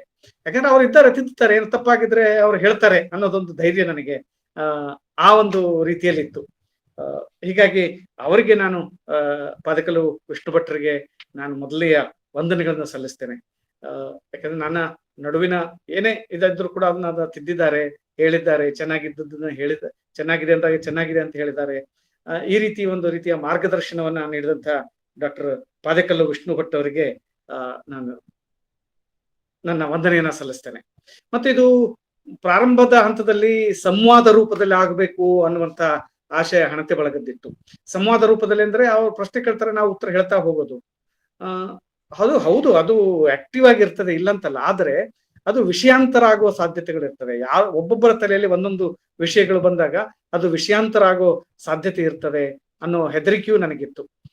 ಆ ಕಾರಣಕ್ಕಾಗಿ ನಾನು ಮೊದಲು ಉಪನ್ಯಾಸವನ್ನ ಮಾಡಿಬಿಡ್ತೇನೆ, ಮತ್ತೆ ಅದರ ಕುರಿತು ಅಂದ್ರೆ ಆಗ ಏನಾಗ್ತದೆ, ಕೇಳುವವರಿಗೂ ಕೂಡ ಒಂದು ಸ್ಪಷ್ಟತೆ ಸಿಗ್ತದೆ. ಈ ವಿಷಯದಲ್ಲಿ ಹೀಗಿದೆ ಅಂತ ಒಂದು ಸ್ಪಷ್ಟತೆ ಸಿಗ್ತದೆ. ಆ ವಿಷಯಗಳ ಮೇಲೆ ಅವರಿಗೆ ಬರುವಂತಹ ಅನುಮಾನಗಳನ್ನ ನಾವು ಪರಿಹರಿಸಲಿಕ್ಕೆ ಸಾಧ್ಯ ಆಗ್ತದೆ. ಹೀಗಾಗಿ ಇಲ್ಲದಿದ್ರೆ ಅದು ಎಲ್ಲೋ ಹೀಗೆ ಹುಡುಕಾಡಿದಾಗ ಆಗ್ತಾ ಇತ್ತು. ಯಾವುದೋ ರಸವನ್ನ ಹೇಳುವ ಸಂದರ್ಭದಲ್ಲಿ ಇನ್ನೊಂದೇನೋ ವಿಷಯ ಬರುವುದು, ಬೇರೆ ಬೇರೆ ವಿಷಯಗಳು ಬಂದು ವಿಷಯಾಂತರ ಆಗುವಂತಹ ಸಂದರ್ಭಗಳು ಇರ್ತಿತ್ತು. ಹೀಗಾಗಿ ನಾನು ಸಂವಾದಕ್ಕಿಂತಲೂ ಮತ್ತೆ ಮಾಡೋಣ, ಆದ್ರೆ ಮೊದಲು ವಿಷಯ ಮಂಡನೆ ಮಾಡೋಣ ಅಂತ ಹೇಳಿದೆ. ಅದಕ್ಕಾಗಿ ತಾವೆಲ್ಲ ಅವಕಾಶ ಕೊಟ್ರಿ.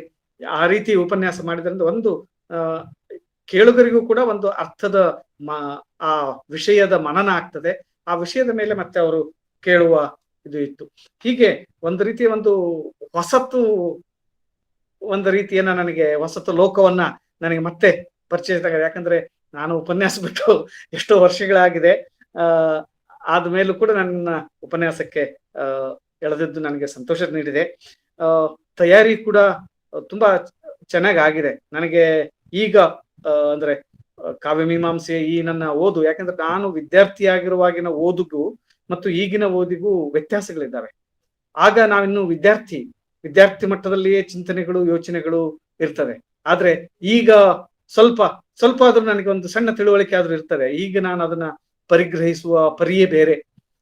ಎಲ್ಲರಿಗೂ ಕೂಡ ಬಹುಶಃ ಎಲ್ಲರಿಗೂ ಕೂಡ ಅದೇ ರೀತಿ ಆಗ್ತದೆ. ಈಗ ಅಂದ್ರೆ ಯಾವಾಗ ನಾವು ಬೌದ್ಧಿಕವಾಗಿ ಬೆಳೀತಾ ಹೋಗ್ತೇವೋ ಆಗ ನಮ್ಮ ಯೋಚನೆಯು ಕೂಡ ಬೆಳೀತಾ ಹೋಗ್ತದೆ. ಹೀಗಾಗಿ ಈ ಹೊಸ ಓದು, ಈ ಮರವು ಓದು ಇದೆಯಲ್ಲ, ಆ ಮರು ಓದು ನಮಗೊಂದು ಹೊಸತೊಂದು ಯೋಚನೆಗಳಿಗೆ, ಹೊಸತೊಂದು ಆಲೋಚನೆಗಳಿಗೆ ನಮ್ಮನ್ನ ತೆರೆದಿಟ್ಟಿತು ಅನ್ನೋದು ತುಂಬಾ ಖುಷಿ ಕೊಟ್ಟಂತ ಸಂಗತಿ. ಹೀಗಾಗಿ ಮತ್ತೆ ಈ ರುಚಿ ಹೆಚ್ಚಿದ ನಂತರ ಅದು ಬೇಗ ಬಿಡೋದಿಲ್ಲ. ಹೀಗಾಗಿ ರುಚಿ ಮುಂದುವರಿತದೆ ಅಂತ ನಾನು ಭಾವಿಸ್ತೇನೆ. ತುಂಬಾ ಧನ್ಯವಾದಗಳು ಹಣತೆ ಬಳಗಕ್ಕೆ, ನನ್ನನ್ನ ಇಷ್ಟು ಹೊತ್ತು, ಇಷ್ಟು ದಿನಗಳ ಕಾಲ, 1.25 ತಿಂಗಳುಗಳ ಕಾಲ ನನ್ನನ್ನ ಈ ಕ್ರಿಯೆಯಲ್ಲಿ, ಕಾರ್ಯದಲ್ಲಿ ತೊಡಗಿಸಿದ್ದಕ್ಕೆ ಎಲ್ಲರಿಗೂ. ಮತ್ತೆ ಹಾಗೆ ನನ್ನ ಎಲ್ಲ ನಮ್ಮ ಕೇಳುಗರು ಕೂಡ ತುಂಬಾ ಉತ್ತಮವಾಗಿ ಸ್ಪಂದಿಸಿದ್ದಾರೆ, ಉತ್ತಮವಾದಂತಹ ಅಭಿಪ್ರಾಯಗಳನ್ನ ವ್ಯಕ್ತಪಡಿಸಿದ್ದಾರೆ. ಹೀಗಾಗಿ ಅವರೆಲ್ಲರಿಗೂ ಕೂಡ ಧನ್ಯವಾದಗಳು. ಯಾಕಂದ್ರೆ ಅವರು, ನನ್ನ ಉದ್ದೇಶವೇ ಅವರಿಗೆ ಸಲ್ಲಬೇಕದು. ಮತ್ತು ಈ ಸಂದರ್ಭದಲ್ಲಿ ಇನ್ನೂ ಒಂದು ಮಾತು ಹೇಳ್ಬಿಡ್ತೇನೆ, ಇದು ಏನಿದ್ರೂ ಪರಿಚಯ, ನಾನು ಮಾಡಿಕೊಟ್ಟದೆಲ್ಲವೂ ಪರಿಚಯ. ಹೀಗಾಗಿ ನೀವು ಸ್ವತಃ ಆಸಕ್ತಿ ಇಟ್ಟುಕೊಂಡು ಬೆಳೆಸಿಕೊಂಡ್ರೆ ಮಾತ್ರ ಅದರಲ್ಲಿ ಒಳ ಹೋಗ್ಲಿಕ್ಕೆ ಸಾಧ್ಯ. ಇದು ಕೇವಲ ಪರೀಕ್ಷೆಗಾಗಿ ಅಂತ ಯೋಚಿಸೋದು ಬೇಡ. ನೀವು ಒಮ್ಮೆ ಅದರ ಒಳ ಹೊಕ್ಕೊಳ್ಳಿ, ಒಳಗೆ ಹೋಗಿ, ಆಗ ಅದರ ಅನುಭವವೇ ಒಂಥರ ವಿಭಿನ್ನವಾಗಿರ್ತದೆ, ಅದರ ಆನಂದವೇ ಬೇರೆ ಇರ್ತದೆ.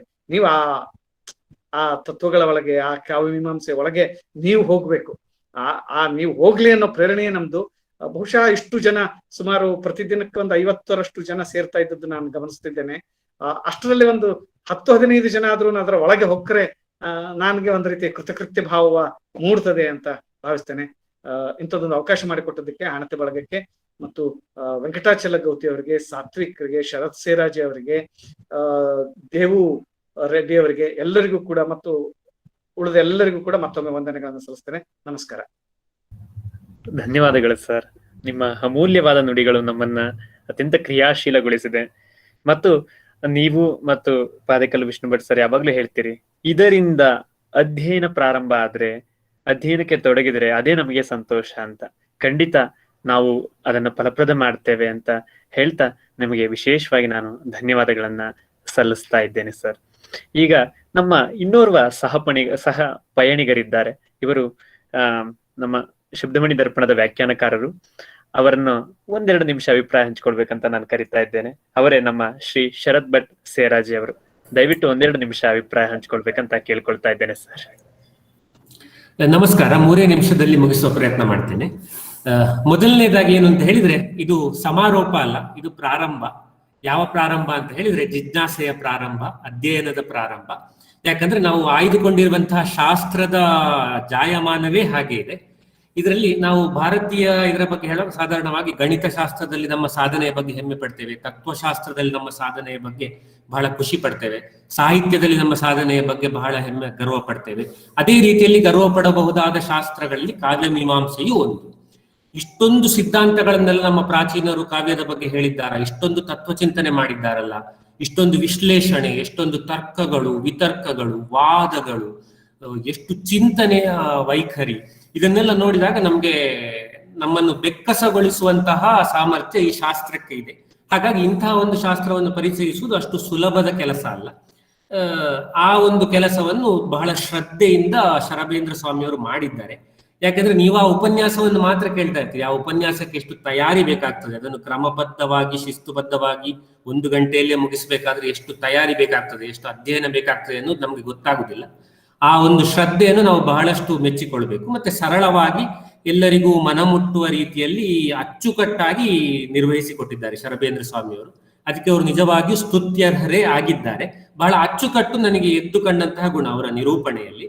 ಮತ್ತು ಮಧ್ಯಮ ಮಾರ್ಗವನ್ನೇ ಆಯ್ದುಕೊಂಡಿದ್ದಾರೆ ನಮ್ಮ ಕೋರಿಕೆಯ ಮೇರೆಗೆ. ತುಂಬಾ ಪಂಡಿತರಿಗೆ ಮಾತ್ರ ಆಗ್ಬಾರ್ದು, ಬರೀ ಸರಳವೂ ಆಗ್ಬಾರ್ದು, ಒಂದು ಮಧ್ಯಮ ಮಾರ್ಗ ಬೇಕು ಅನ್ನೋದನ್ನು ವಿದ್ಯಾರ್ಥಿಗಳಿಗೆ ಉಪಯುಕ್ತವಾಗುವ ರೀತಿಯಲ್ಲಿ ಹಂಚಿಕೊಟ್ಟಿದ್ದಾರೆ. ಇದು ಒಂದು ಅಂಶ. ಆಮೇಲೆ ಇನ್ನು ನಾನು ಇದನ್ನು ಪ್ರಾರಂಭ ಅಂತ ಹೇಳಿದೆ, ಹಾಗಾಗಿ ಇದನ್ನು ಇನ್ನು ಮುಂದೆ ಕೊಂಡೋಗ್ಲಿಕ್ಕೆ ನಾವು ಯಾವ ಗ್ರಂಥಗಳನ್ನೆಲ್ಲ ಓದ್ಬೋದು ಅನ್ನೋದನ್ನು ಕೂಡ ಒಂದು ಸೂಚನೆಯ ರೂಪದಲ್ಲಿ ಹೇಳಿ ಮುಗಿಸ್ತೇನೆ. ಅದರಲ್ಲಿ ನಾನು ಹೇಳಬೇಕು ಅನ್ಕೊಂಡದ ಕೆಲವು ಭಾಗವನ್ನು ವಿಷ್ಣು ಭಟ್ರು ಈಗಾಗಲೇ ಹೇಳಿದ್ರು. ಇನ್ನೂ ಒಂದ್ಸಲ ಹೇಳೋದಾದ್ರೆ, ಇಂಗ್ಲಿಷ್ ನಲ್ಲಿ ಇದರ ಬಗ್ಗೆ PV ಕಾಣೆ, ಮಹಾರಾಷ್ಟ್ರದಲ್ಲಿ ಪಾಂಡುರಂಗ ವಾಮನ ಕಾಣೆ ಅಂತ ಧರ್ಮಶಾಸ್ತ್ರ ಬರೆದಿದ್ದಾರಲ್ಲ, ಅವರು ಕೆಲಸ ಮಾಡಿದ್ದಾರೆ. ಸುಶೀಲ್ ಕುಮಾರ್ ಡೇ ಅಂತ ಭಾರತದ ಬಹಳ ದೊಡ್ಡ ಪಂಡಿತರಲ್ಲಿ ಒಬ್ರು, SK ಡೇ ಅಥವಾ ಸುಶೀಲ್ ಕುಮಾರ್ ಡೇ, ಅವರ ಪುಸ್ತಕಗಳನ್ನು ಓದ್ಬಹುದು. ಆಮೇಲೆ V ರಾಘವನ್ ಅಂತ ಇನ್ನೊಬ್ರು ಮಹಾಪಂಡಿತರು, ಅವರು ತುಂಬಾ ಕೆಲಸ ಮಾಡಿದ್ದಾರೆ. ಗ್ರಂಥಗಳನ್ನು ಓದಬೇಕು. ಮತ್ತೆ ನಮ್ಮ ಕನ್ನಡದವರೇ ಆದ ಪ್ರೊಫೆಸರ್ ಹಿರಿಯಣ್ಣ ಗ್ರಂಥ ಬರೆದಿದ್ದಾರೆ, ಅವರು ಕೂಡ ಕಾವ್ಯ ಮೀಮಾಂಸೆಯಲ್ಲಿ ಕೆಲಸ ಮಾಡಿದ್ದಾರೆ. ತೀನಂಶಿ ಅವರಿಗೆ ಪಾಠ ಮಾಡಿದವರೇ ಅವರು.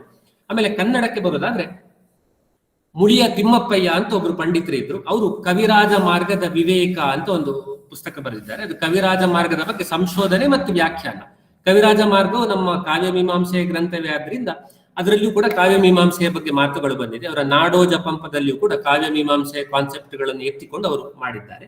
ಆಮೇಲೆ ಕನ್ನಡ ಕೈಪಿಡಿ ಅಂತ ಒಂದು ಗ್ರಂಥ ಬಂದಿದೆ. ಅದರಲ್ಲಿ AR ಕೃಷ್ಣಶಾಸ್ತ್ರಿಗಳು ಮತ್ತೆ ಕಾನಕಾನಹಳ್ಳಿ ವರದಾಚಾರ್ಯರು ಅನ್ನೋರು ವಿದ್ಯಾರ್ಥಿಗಳಿಗಾಗುವಾಗ ಸಂಗ್ರಹ ರೂಪದಲ್ಲಿ ಸಮ್ಮರೈಸ್ಡ್ ಫಾರ್ಮ್ ಟೆಕ್ಸ್ಟ್ ಬುಕ್ಕಿನ ರೀತಿಯಲ್ಲಿ ಒಂದು ಬರೆದುಕೊಟ್ಟಿದ್ದಾರೆ. ಸ್ವಲ್ಪ ಸಂಗ್ರಹ ರೂಪದಲ್ಲಿ ಓದಬೇಕಾದವರು ಅದನ್ನು ಓದಬೇಕು.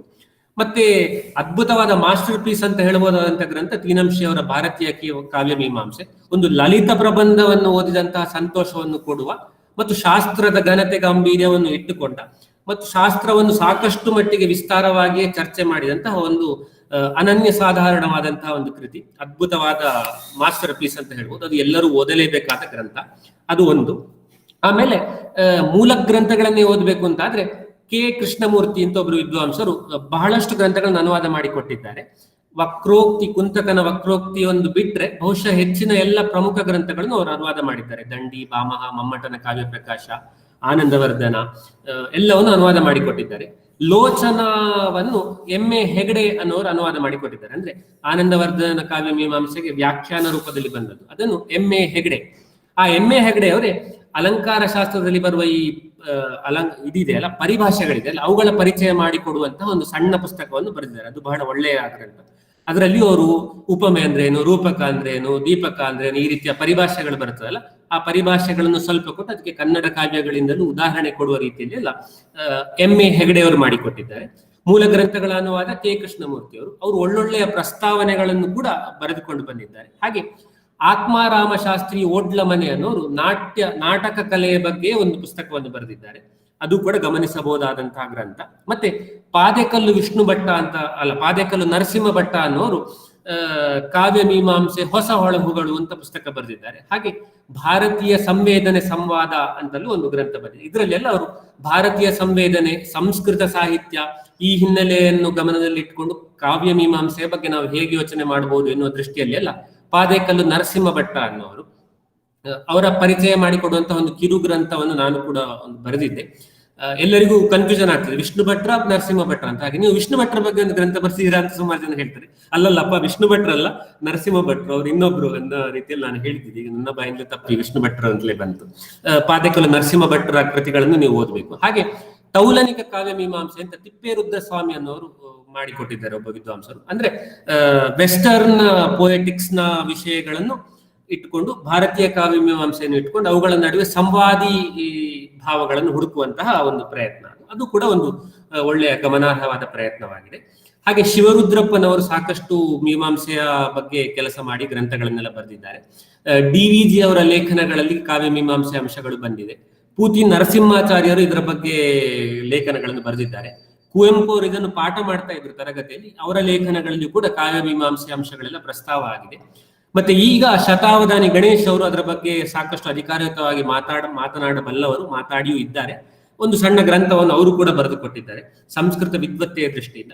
ಇದೆಲ್ಲ ನೀವು ಮುಂದಿನ ಹಂತದ ಅಧ್ಯಯನಕ್ಕೆ ನೀವು ಆಯ್ದುಕೊಳ್ಳಬಹುದಾದ, ನೋಟ್ ಮಾಡಿ ಓದಬೇಕಾದಂತಹ ಗ್ರಂಥಗಳು. ಯಾಕೆಂದ್ರೆ ಕಾವ್ಯ ಮೀಮಾಂಸೆಯನ್ನು 10 ದಿನದಲ್ಲಿ ಓದ್ಬೋದು, 10 ತಿಂಗಳಿನಲ್ಲಿ ಓದ್ಬೋದು, 10 ವರ್ಷವೂ ಓದ್ಬೋದು, ಜೀವಮಾನ ಪರ್ಯಂತ ಓದ್ಬೋದು. ಅಷ್ಟೊಂದು ವಿಷಯ, ಅಷ್ಟೊಂದು ತತ್ವ, ಅಷ್ಟೊಂದು ಸಿದ್ಧಾಂತಗಳನ್ನು ನಮ್ಮ ಪ್ರಾಚೀನರು ನಮಗೆ ತುಂಬಿಸಿಕೊಟ್ಟಿದ್ದಾರೆ. ಅದಕ್ಕೆ ಕೈ ಹಿಡಿದು ನಮ್ಮನ್ನು ಪ್ರವೇಶ ಮಾಡಿಸಿದ್ದಕ್ಕೆ ಶರಬೇಂದ್ರ ಸ್ವಾಮಿ ಅವರಿಗೆ ನಾವೆಲ್ಲ ಥ್ಯಾಂಕ್ಸ್ ಹೇಳ್ಬೇಕು. ಹಲಸಿನ ಹಣ್ಣನ್ನು ಹೀಗೆ ಕೊಟ್ಟರೆ ತಿನ್ಲಿಕ್ಕೆ ಆಗುದಿಲ್ಲ, ಮುಳ್ಳಿರ್ತದೆ. ಅದನ್ನು ಕೊರೆದು ಅದರಿಂದ ಎಸಳುಗಳನ್ನು ಬಿಡಿಸಿ ಬೇಳೆ ತೆಗೆದು ಅದನ್ನು ಬಾಯಿಗೆ ಕೊಟ್ಟರೆ ಇದು ಸಿಹಿ ಆಗಿದೆ ಅಂತ ನಮ್ಗೆ ಗೊತ್ತಾಗ್ತದೆ. ಹಾಗೆ ಮಾಡಿಸೋ ಒಂದು ಮೊದಲ ಹಂತದ ಪ್ರಯತ್ನ ಇದಾಗಿದೆ. ಇನ್ನು ಸಾಕಷ್ಟು ಇದರಲ್ಲಿ ನೀವು ಚಿಂತನೆಗಳನ್ನೆಲ್ಲ ಮಾಡಿದ್ರೆ ಅವರೇ ಹೇಳಿದಾಗೆ ಅವರಿಗೆ ಒಂದು ಕೃತಕೃತ್ಯ ಭಾವ ಬರ್ತದೆ, ಒಂದು ಸಾರ್ಥಕತೆ ಈ ಕೆಲಸಕ್ಕೆ ಬರ್ತದೆ. ಹಾಗಾಗಿ ಶರಬೇಂದ್ರ ಸ್ವಾಮಿ ಅವರಿಗೆ ಗೌರವ ಕೊಡುವ ರೂಪದಲ್ಲಿ ನೀವು ಇನ್ನಷ್ಟು ಅಧ್ಯಯನ ಮಾಡಬೇಕು. ಈ ಕ್ಷೇತ್ರದಲ್ಲಿ ಇನ್ನಷ್ಟು ಈಗಾಗಲೇ ಆಗಿರುವ ಅಧ್ಯಯನವನ್ನು ಮೊದಲು ಓದಬೇಕು. ಆಮೇಲೆ ಬಿಟ್ಟೋದು ಇನ್ನೊಂದು ಹೆಸರು NV ಸೀತಾರಾಮಯ್ಯ. ಅವರು ಕವಿರಾಜ ಮಾರ್ಗದ ಬಗ್ಗೆ ವಿಶೇಷವಾಗಿ ಕೆಲಸ ಮಾಡಿದ್ದಾರೆ. ಒಳ್ಳೆಯ ವ್ಯಾಖ್ಯಾನವನ್ನು ಬರೆದುಕೊಟ್ಟಿದ್ದಾರೆ. ಮತ್ತೆ ಬೇರೆ ಕೆಲವು ಮೀಮಾಂಸೆಯ ಗ್ರಂಥಗಳ ಮೇಲೆ ಎಲ್ಲೂ ಬರೆದಿದ್ದಾರೆ. ಹಾಗೆ ಈ ಎಲ್ಲ ಗ್ರಂಥಗಳನ್ನು ಮಾರ್ಗದರ್ಶಿಯಾಗಿ ತೆಗೆದುಕೊಂಡು ಶರಬೇಂದ್ರ ಸ್ವಾಮಿ ಅವರು ಹಾಕಿಕೊಟ್ಟ ಹೆಜ್ಜೆ ಮತ್ತೆ ಪಾದೆಕಲ್ಲು ವಿಷ್ಣು ಭಟ್ರ ಮಾರ್ಗದರ್ಶನ, ಇದರ ಪ್ರಯೋಜನವನ್ನು ಪಡೆದುಕೊಂಡು ಇನ್ನು ನಾವು ಇದರಲ್ಲಿ ಹೆಚ್ಚಿನ ಸಾಧನೆ ಮಾಡುವ ಬಗ್ಗೆ ಗಮನ ಕೊಡಬೇಕು ಅಂತ ಹೇಳ್ತಾ ಎಲ್ಲರಿಗೂ ಧನ್ಯವಾದಗಳನ್ನು ಹೇಳ್ತೀನಿ. ಸ್ವಲ್ಪ ಉದ್ದವೇ ಆಯ್ತೇನೋ, ಆದ್ರೆ ಉಪಯುಕ್ತ ಆಗ್ಬೋದೆಂಬ ದೃಷ್ಟಿಯಿಂದ ಹೇಳಿದ್ದೇನೆ. ಧನ್ಯವಾದ. ಧನ್ಯವಾದಗಳು ಸರ್. ನೀವು ಒಂಥರ ನಮ್ಮ ಜೊತೆ ಇರುವಂತಹ ವಿದ್ಯುತ್ ಇದ್ದ ಹಾಗೆ, ವಿದ್ವತ್ತಿನ ವಿದ್ಯುತ್ ಇದ್ದ ಹಾಗೆ. ಎಷ್ಟು ಟಚ್ ಮಾಡ್ತೀರೋ ಅಷ್ಟೇ ಶಾಕ್ ಕೊಡ್ತೀರಿ. ಹಾಗಾಗಿ ಅತ್ಯುತ್ತಮ ಜ್ಞಾನವನ್ನು ತುಂಬಿಕೊಂಡಿರುವಂತ ನಿಮ್ಮನ್ನ ನಾವು ನಮ್ಮ ಪಯಣಿಗರಾಗಿ ಜೊತೆ ಮಾಡ್ಕೊಂಡಿರೋದು ನಮಗೆ ಅತ್ಯಂತ ಖುಷಿ ಆಗುವಂತ ವಿಚಾರ. ಧನ್ಯವಾದಗಳು ಸರ್. ಈಗ ನೇರವಾಗಿ ನಾನು ಸಹೃದಯರ ಬಳಿ ಬರ್ತೇನೆ. ಸಹೃದಯರು ಅಭಿಪ್ರಾಯ ಹಂಚಿಕೊಂಡ ನಂತರ ಅವರಿಗೊಂದು ವಿಶೇಷವಾದ ಕಾಣಿಕೆಯನ್ನು ನಾನು ನೀಡೋದಕ್ಕೆ ಇಷ್ಟಪಡ್ತಾ ಇದ್ದೇನೆ. ಸಹೃದಯರಿಗಾಗಿ ನಾವೆಲ್ಲರೂ ಸೇರಿ ನೀಡ್ತೀವಿ ಅಂತ ನಾನು ಹೇಳ್ತಿದ್ದೇನೆ. ಅದಕ್ಕೂ ಮುಂಚೆ ಸಹೃದಯರು ದಯವಿಟ್ಟು ನಿಮಗೆ ಅನಿಸಿಕೆಗಳನ್ನ ಹಂಚಿಕೊಳ್ಬಹುದು. ಒಂದೊಂದು ನಿಮಿಷ ಹಂಚಿಕೊಂಡ್ರು ನಮಗೆ ಖುಷಿ ಆಗತ್ತೆ ಅಂತ ಹೇಳ್ತಾ ನೇರವಾಗಿ ಸಹೃದಯರ ಬಳಿ ಹೋಗ್ತಾ ಇದ್ದೇನೆ. ನೀವು ಅನ್ಮ್ಯೂಟ್ ಮಾಡ್ಕೊಂಡು ಮಾತಾಡಬಹುದು. ಸರ್ ನಮಸ್ತೆ, ನಾನು ಅಂಬಿಕಾ ಅಂತ ಮಾತಾಡ್ತಾ ಇದ್ದೀನಿ. ಸರ್ ಒಂದೇ ಮಾತಲ್ಲೇ ಹೇಳಬೇಕು ಅಂದ್ರೆ ವಿಶ್ವವಿದ್ಯಾಲಯದ ಪ್ರೊಫೆಸರ್ಗಿಂತ ಚೆನ್ನಾಗಿ ಪ್ರೆಸೆಂಟ್ ಮಾಡಿದ್ರು ಶರ್ಬೇಂದ್ರ ಸ್ವಾಮಿ ಸರ್. ಮತ್ತೆ ವಿಷ್ಣು ಭಟ್ ಸರ್ ಕೂಡ ಅವರು ಪ್ರೊನೌನ್ಸಿಯೇಷನ್ ಮತ್ತು ಅವರ ವ್ಯಾಖ್ಯಾನ ಅವರು ತುಂಬಾ ಚೆನ್ನಾಗಿ ಪ್ರೆಸೆಂಟ್ ಮಾಡಿದ್ರು. ಸೊ ಅಣತೆ ಬಳಗಕ್ಕೆ ನಮ್ಮ ಕಡೆಯಿಂದ ಧನ್ಯವಾದ ತಿಳಿಸ್ತಾ ಇದ್ದೀನಿ ಸರ್. ಬೇರೆಯವ್ರಿಗೆ ಅವಕಾಶ ಆಗ್ಲಿ ಅಂತ ಬೇಗ ಮುಗಿಸ್ತಾ ಇದ್ದೀನಿ ಸರ್. ಧನ್ಯವಾದಗಳು. ಮುಂದಿನವರು.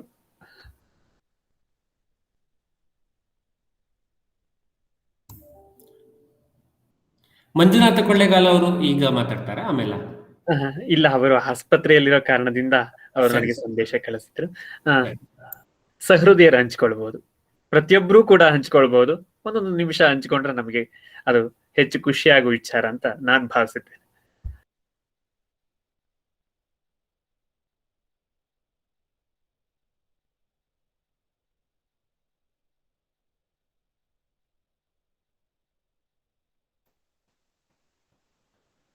ಆತ್ಮೀಯರೇ, ಅಭಿಪ್ರಾಯ ಹಂಚಿಕೊಳ್ಳುವಲ್ಲಿ ಎರಡು ವಿಧ ಇದೆ. ಕೆಲವರು ನೇರವಾಗಿ ಮಾತನಾಡಲು ಭಯ ಮತ್ತು ಮತ್ತೊಂದು ಕಾರಣಗಳಿರಬಹುದು. ಜೊತೆಗೆ ನಿಮಗೆ ಚಾಟ್ ಬಾಕ್ಸ್ ಇದೆ, ಚಾಟ್ ಬಾಕ್ಸ್ ನಲ್ಲಿ ಹಂಚಿಕೊಳ್ಬಹುದು. ಅಥವಾ ನಮ್ಮ ವಾಟ್ಸಪ್ ಗ್ರೂಪ್ಗಳಲ್ಲಿ ನೀವಿದ್ದೀರಿ, ಅಲ್ಲಿ ಅಭಿಪ್ರಾಯ ಹಂಚಿಕೊಳ್ಬಹುದು. ಯಾವಾಗಲೂ ಕೂಡ ಅದಕ್ಕೆ ನಾವು ಚಿರಋಣಿಯಾಗಿರ್ತೇವೆ. ವಿಶೇಷವಾಗಿ ನಾನು ನಿಮಗೆ ಒಂದು ಕೊಡುಗೆ ಕೊಡಲು ನಾವೆಲ್ಲರೂ ಕೂಡ ಇಷ್ಟಪಡ್ತೇವೆ ಅಂತ ಹೇಳಿದ ವಿಷಯ ಏನಂದ್ರೆ, ಇದುವರೆಗೂ ನಡೆದ ಎಲ್ಲ ಉಪನ್ಯಾಸಗಳನ್ನ ನಮಗೆ ಒಂದು ಕಡೆ ಅದು ಸಂಗ್ರಹಿತವಾದದ್ದು, ಪ್ರತಿ ಕಾರ್ಯಕ್ರಮವೂ ಸಂಗ್ರಹಿತವಾಗಿತ್ತು ಮತ್ತು ಫೇಸ್ಬುಕ್ ನಲ್ಲಿಯೂ ಕೂಡ ಲೈವ್ ಆಗಿತ್ತು. ಆದ್ರೆ ಎಲ್ಲರೂ ಫೇಸ್ಬುಕ್ ನ ಬಳಸಲು ಕಷ್ಟ ಆಗ್ಬೋದು, ಹುಡುಕೋದು ಕಷ್ಟ ಆಗ್ಬೋದು, ಇಂತಹ ಸಮಸ್ಯೆಗಳು ಸಾಕಷ್ಟು ಬರ್ಬೋದು. ಎಲ್ಲರಿಗೂ ಆಸಕ್ತಿ ಇರುತ್ತೆ, ಆದ್ರೆ ಸಮಯ ತನ್ನದೇ ಆದ ರೀತಿಯಲ್ಲಿ ನಮ್ಮನ್ನ ನಡೆಸ್ಕೊಂಡು ಹೋಗ್ತಾ ಇರುತ್ತೆ. ನಿಮ್ಮ ಬಿಡುವಿನ ಸಮಯದಲ್ಲಿ ಕಾವ್ಯ ಮೀಮಾಂಸೆಯ ಪ್ರತಿಯೊಂದು ಉಪನ್ಯಾಸಗಳನ್ನ ಕೇಳಬಹುದು. ಇನ್ನು ಒಂದು ದಿನ ಅಥವಾ 2 ದಿನದಲ್ಲಿ ಈ 13 ಸರಣಿ ಉಪನ್ಯಾಸ ಮಾಲಿಕೆ ಎಲ್ಲ ಸಂಚಿಕೆಗಳನ್ನು ನಾವು ನಿಮ್ಮ ಎದುರಿಗೆ ಇಡ್ತಾ ಇದ್ದೇವೆ. ಇದಕ್ಕೆ ಮೂಲ ಕಾರಣ ಯಾರಂದ್ರೆ ಚೈತನ್ಯ ಮಜಲಕೋಡಿ ಅವರು. ಪ್ರತಿನಿತ್ಯ ಉಪನ್ಯಾಸದ ಸಂಪೂರ್ಣ ಸಮಯವನ್ನ ಫೇಸ್ಬುಕ್ನಲ್ಲಿ ಲೈವ್ ಮಾಡ್ತಾ ಅವರು ಒಂದಿಷ್ಟು ಶಬ್ದ ಬರದಂತೆ ನೋಡ್ಕೊಳ್ತಾ ನಮಗೆ ಸಹಾಯ ಮಾಡಿದ್ರು. ಯೂಟ್ಯೂಬ್ ನಲ್ಲಿ ಅಪ್ಲೋಡ್ ಮಾಡಿಕೊಟ್ರು. ಇದೆಲ್ಲ ಮಾಡಿದಂತಹ ಇವರಿಗೆ ನಾನು ವಿಶೇಷವಾಗಿ ನಮ್ಮ ಕಾರ್ಯಕ್ರಮದ ಪರವಾಗಿ ಮತ್ತು ನಮ್ಮೆಲ್ಲರ ಪರವಾಗಿ ಧನ್ಯವಾದಗಳನ್ನ ಸಲ್ಲಿಸ್ತಾ ಇದ್ದೇನೆ. ಆತ್ಮೀಯರೇ, ಇನ್ನು 2 ದಿನದಲ್ಲಿ ಭಾರತೀಯ ಕಾವ್ಯ ಮೀಮಾಂಸೆ ವಾಟ್ಸಪ್ ಗ್ರೂಪ್ ನಲ್ಲಿ, ಶಾಸ್ತ್ರೀಯ ವಾಟ್ಸಪ್ ಗ್ರೂಪ್ ನಲ್ಲಿ ಮತ್ತು ನಿಮಗೆ ಕೆಲವರಿಗೆ ವೈಯಕ್ತಿಕವಾಗಿ ನಾನು ನೇರವಾಗಿ ಪ್ರತಿ ವಿಷಯವಾರು ನಿಮಗೆ ಕಾರ್ಯಕ್ರಮಕ್ಕೆ ನೇರ ಪ್ರವೇಶಿಕೆಯ ಕೊಂಡಿಯನ್ನ, ಯೂಟ್ಯೂಬ್ ಕೊಂಡಿಯನ್ನ ನಾನು ನಿಮಗೆ ತಲುಪಿಸ್ತೀನಿ ಅಂತ ಹೇಳ್ತಾ ಈ ಕಾರ್ಯಕ್ರಮದ ಅಂತಿಮ ಭಾಗ ವಂದನಾರ್ಪಣೆಗೆ ಪಾದಾರ್ಪಣೆ ಮಾಡ್ತಾ ಇದ್ದೇನೆ. ವಂದನಾರ್ಪಣೆ ಸಾಮಾನ್ಯವಾಗಿ ಈ ಕಾರ್ಯಕ್ರಮದ ಅರ್ಧ ಭಾಗವೇ ವಂದನಾರ್ಪಣೆ ಆಗಿದೆ. ಆದ್ರೂ ಒಂದು ನಮ್ಮ ಕರ್ತವ್ಯ ಅಂತ ಹೇಳ್ತಾ ನಾನು ವಂದನಾರ್ಪಣೆಯನ್ನ ಸಲ್ಲಿಸ್ತಾ ಇದ್ದೇನೆ. ನಮ್ಮ ಮೊದಲಿಗೆ ಇವತ್ತಿನ ಸಮಾರೋಪ ಸಮಾರಂಭಕ್ಕೆ ಆಗಮಿಸಿದಂತಹ ವಿಶೇಷ ಅತಿಥಿಗಳಾದಂತಹ ಕುವೆಂಪು ಪುಸ್ತಕ ಪ್ರಾಧಿಕಾರದ ಅಧ್ಯಕ್ಷರಾದಂತಹ ಅಜಕ್ಕಳ ಗಿರೀಶ್ ಭಟ್ ಅವರು ತಮ್ಮ ಬಿಡುವಿಲ್ಲದ ಸಮಯದ ನಡುವೆಯೂ ಕೂಡ ಬಿಡುವು ಮಾಡಿಕೊಂಡು ತನ್ನ ಅನಾರೋಗ್ಯ ಅನ್ನೋದಕ್ಕಿಂತಲೂ ಹೆಚ್ಚಾಗಿ ಅವರ ಧ್ವನಿ ಅನಾರೋಗ್ಯದ ಸ್ಥಿತಿಯಲ್ಲಿಯೂ ಕೂಡ ತುಂಬಾ ಅಮೂಲ್ಯವಾದ ನುಡಿಗಳನ್ನ ಹಂಚಿಕೊಂಡ್ರು. ಅವರಿಗೆ ಹಣತೆ ಓದುಗರ ಬಳಗ ಹಾಗೂ ನಿಮ್ಮೆಲ್ಲರ ಪರವಾಗಿ ನಾನು ಧನ್ಯವಾದಗಳನ್ನ ಸಲ್ಲಿಸ್ತಾ ಇದ್ದೇನೆ. ಧನ್ಯವಾದಗಳು ಸರ್.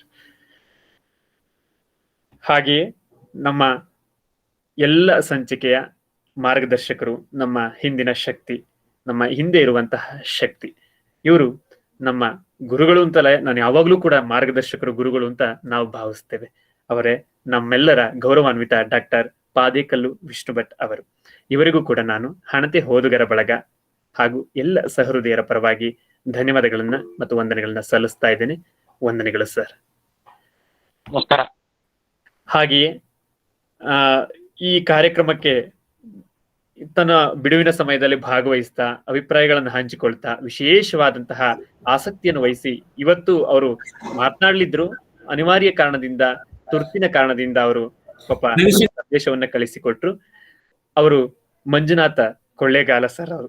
ಇವರಿಗೂ ಕೂಡ ನಾನು ವಿಶೇಷವಾಗಿ ಧನ್ಯವಾದಗಳನ್ನ. ರವಿಶಂಕರ್ ಅವರೇ, ಚಾಟ್ ನಲ್ಲಿ ಕೆಲವು ಅಭಿಪ್ರಾಯಗಳು ಬಂದಿದೆ, ಒಂದ್ಸರಿ ಓದ್ಬೋದು. ಖಂಡಿತ ಸರ್, ಕೊನೆಯಲ್ಲಿ ನಾನು ಓದ್ತೇನೆ ಸರ್. ಹಾಗೆ ಈ ನಮ್ಮ ಕಾರ್ಯಕ್ರಮದ ಮುಖ್ಯ ಕೇಂದ್ರ ಬಿಂದು ನಮ್ಮ ಉಪನ್ಯಾಸಕರು, ಸಂಪನ್ಮೂಲ ವ್ಯಕ್ತಿಗಳು ಹಾಗೂ ಉಪನ್ಯಾಸಕರು ಡಾಕ್ಟರ್ BM ಶರಬೇಂದ್ರ ಸ್ವಾಮಿ ಅವರು. ನಮ್ಮ ನಿಜವಾಗಿಯೂ ನನಗೆ ನನ್ನ ಕಾಲೇಜು ದಿನಗಳನ್ನ, ನಾನು ಅಂತ ಅಲ್ಲ, ಸಾಕಷ್ಟು ಪ್ರತಿ ಉಪನ್ಯಾಸ ಸಂಚಿಕೆಯಲ್ಲಿಯೂ ಕೂಡ ಚಾಟ್ ಬಾಕ್ಸ್ ನಲ್ಲಿ ಮೆಸೇಜ್ ಬರ್ತಿತ್ತು, ನಮ್ಮ ಕಾಲೇಜಿನ ಉಪನ್ಯಾಸ ತರಗತಿಗಳು ನಮಗೆ ನೆನಪಾಗ್ತಾವೆ ಅಂತ. ಸರ್ ಹೇಳಿದ್ರು ನಾನು ಉಪನ್ಯಾಸ ಬಿಟ್ಟು ಸಾಕಷ್ಟು ದಿನಗಳಾಗಿತ್ತು ಅಂತ. ಆದ್ರೆ ಅವ್ರು ಇದ್ದದ್ದು ಆಕಾಶವಾಣಿ, ಆದ್ರಿಂದ ಅದು ಯಾವತ್ತೂ ಕೂಡ ಅವ್ರು ಬಿಟ್ಟಿಲ್ಲ ಅಂತ ನಾವಾದ್ರೂ ಭಾವಿಸಿದ್ದೇವೆ. ಮತ್ತು ಅಷ್ಟು ಗಟ್ಟಿ ಉಪನ್ಯಾಸವನ್ನ, ಅತ್ಯಂತ ಅಮೂಲ್ಯವಾದ ಮಾರ್ಗದರ್ಶನ, ಅತ್ಯಂತ ಸರಳವಾಗಿ. ಆಮೇಲೆ ಇನ್ನೂ ಒಂದು ಮಾತನ್ನ ನಾನು ಒಟ್ಟಾರೆಯಾಗಿ ಹಂಚಿಕೊಳ್ಳೋದಕ್ಕೆ ಇಷ್ಟಪಡ್ತೀನಿ. ಲಾಭವಿಲ್ಲದ ಕಾರ್ಯ ಅಂತ. ಇಲ್ಲಿ ಪ್ರತಿಯೊಬ್ಬರದು ಕೂಡ ಲಾಭವಿಲ್ಲದ ಕಾರ್ಯ, ಅದು ಆನಂದಕ್ಕಾಗಿ ಮಾಡುವಂತಹ ಕಾರ್ಯ ಮತ್ತು ಇನ್ನೊಬ್ಬರನ್ನ ಇದರಿಂದ ಸ್ಫೂರ್ತಿಗೊಳಿಸುವ ಕಾರ್ಯ. ಆದ್ರಿಂದ ಇಂತಹ ಕಾರ್ಯವನ್ನ ಮಾಡಿಕೊಟ್ಟಂತಹ, ನಡೆಸಿಕೊಡ್ತಾ ಇರ್ತಕ್ಕಂತಹ ನಮ್ಮ ಡಾಕ್ಟರ್ BM ಶರಬೇಂದ್ರ ಸ್ವಾಮಿ ಅವರಿಗೆ ನಾನು ವಿಶೇಷವಾಗಿ ಅಣತೆ ಓದುಗರ ಬಳಗ ಹಾಗೂ ನಮ್ಮೆಲ್ಲ ಸಹೃದಯರ ಪರವಾಗಿ ಈ ಗೌರವಪೂರ್ವಕವಾದ ವಂದನೆಗಳನ್ನ ಸಲ್ಲಿಸ್ತಾ ಇದ್ದೇನೆ. ವಂದನೆಗಳು ಸರ್. ನಮಸ್ತೆ.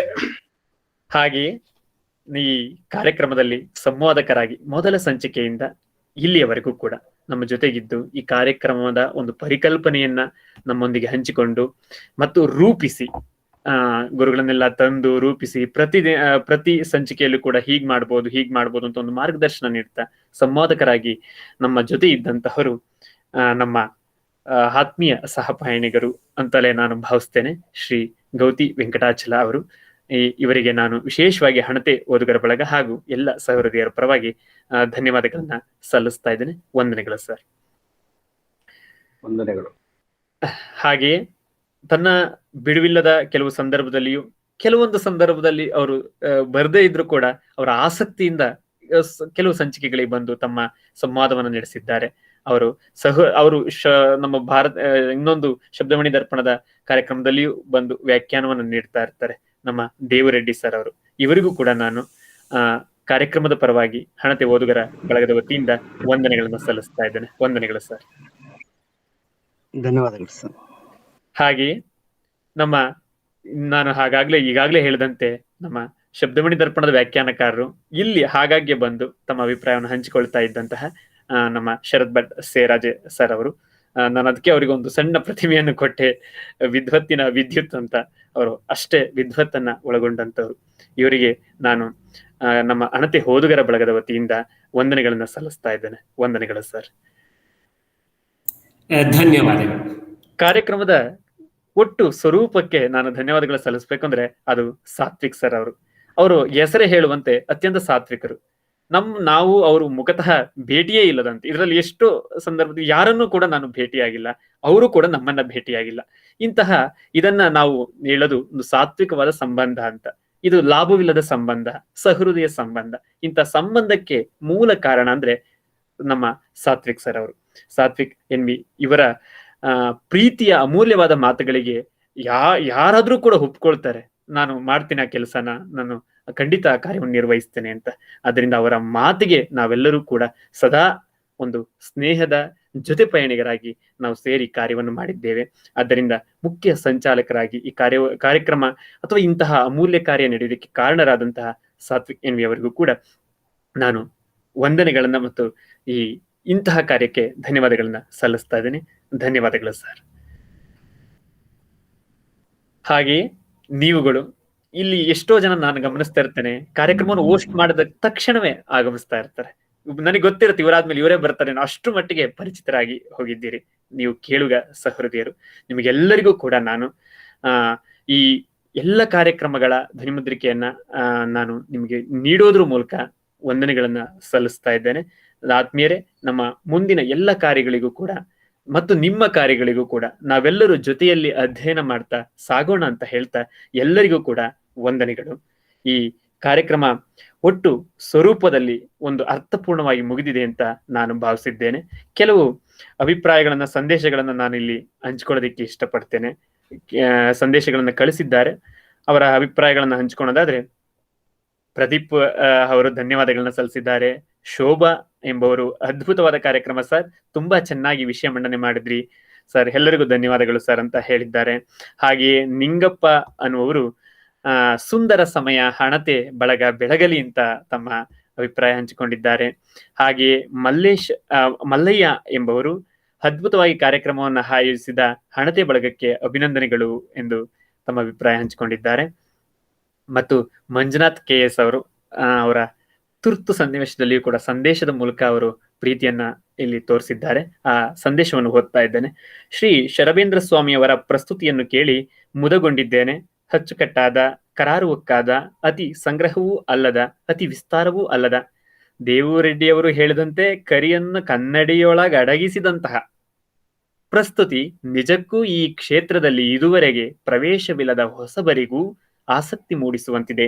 ಈ ಕೃಪೆಗಾಗಿ ಶ್ರೀಯುತ ಶರಬೇಂದ್ರ ಸ್ವಾಮಿಯವರಿಗೂ ಕಾರ್ಯಕ್ರಮವನ್ನು ಆಯೋಜಿಸಿದ ಹಣತೆ ಬಳಗಕ್ಕೂ ಅನಂತ ಧನ್ಯವಾದಗಳು ಎಂದು ತಮ್ಮ ಅಮೂಲ್ಯ ಅಭಿಪ್ರಾಯಗಳನ್ನು ಹಂಚಿಕೊಂಡಿದ್ದಾರೆ. ನಿಮಗೂ ಕೂಡ ಧನ್ಯವಾದಗಳು ಸರ್, ನಿಮ್ಗೆಲ್ಲರಿಗೂ ಧನ್ಯವಾದಗಳು. ಇನ್ನು ಅವರು ತನ್ನ ಅಭಿಪ್ರಾಯವನ್ನು ಹೇಳಿದ್ದಾರೆ, ಗಲಾಟೆ ಹಿನ್ನೆಲೆಯಲ್ಲಿ ಮಾತನಾಡಕ್ ಆಗ್ತಿಲ್ಲ, ಮಾತನಾಡಲಿಲ್ಲ, ಕ್ಷಮೆ ಇರಲಿ ಅಂತ ಕೂಡ ಕ್ಷಮೆ ಕೇಳಿದ್ದಾರೆ. ಇದು ಕ್ಷಮೆಯಲ್ಲ ಸರ್, ನೀವು ನಮ್ಮ ಮುಂದಿನ ಶಬ್ದಮಣಿ ದರ್ಪಣದ ಕಾರ್ಯಕ್ರಮದಲ್ಲಿ ಜೊತೆಯಲ್ಲಿ ಇರ್ತೀರಿ, ಅದರಿಂದ ಕ್ಷಮೆ ಕೇಳುವಂತಹ ಅಗತ್ಯ ಇಲ್ಲ ಅಂತ ನಾವೆಲ್ಲರೂ ಅಂದುಕೊಂಡು ಈ ಕಾರ್ಯಕ್ರಮದ ಕೊನೆ ಹಂತಕ್ಕೆ ಬರ್ತಾ ಇದ್ದೇನೆ. ಆತ್ಮೀಯರೇ, ಕೊನೆಗೊಂದು ಸೂಚನೆ, ಇಂತಹದ್ದೇ ಒಂದು ಕಾರ್ಯಕ್ರಮಗಳು ಮತ್ತೆ ಮತ್ತೆ ನಾವು ಪ್ರಾರಂಭ ಮಾಡಬಹುದು, ನೀವು ಕೂಡ ಪ್ರಾರಂಭ ಮಾಡಬಹುದು, ನಾವೆಲ್ಲರೂ ಜೊತೆಯಾಗೋಣ. ಮತ್ತು ಇದೇ ಲಿಂಕ್ ಮೂಲಕ ಸರಾಗವಾಗಿ ನಡೀತಾ ಇರತಕ್ಕಂತ ಶಬ್ದಮಣಿ ದರ್ಪಣದ ಓದು ವ್ಯಾಖ್ಯಾನ ಕಾರ್ಯಕ್ರಮ ಪ್ರತಿ ಶನಿವಾರ ಎಂದಿನಂತೆ ಇರುತ್ತದೆ. ಇದೇ ಲಿಂಕ್ ಮೂಲಕ ನೀವು ಪ್ರವೇಶ ಪಡೆಯಬಹುದು. ಆ ಕಾರ್ಯಕ್ರಮದಲ್ಲಿ ನಾವೆಲ್ಲರೂ ಜೊತೆಯಾಗೋಣ ಅಂತ ಹೇಳ್ತಾ ಇಂದಿನ ಕಾರ್ಯಕ್ರಮವನ್ನ ಮುಗಿಸುತ್ತಿದ್ದೇವೆ. ಎಲ್ಲರಿಗೂ ಕೂಡ ಹಣತೆ ಓದುಗರ ಬಳಗದ ವತಿಯಿಂದ ಧನ್ಯವಾದಗಳು. ನಮಸ್ಕಾರ.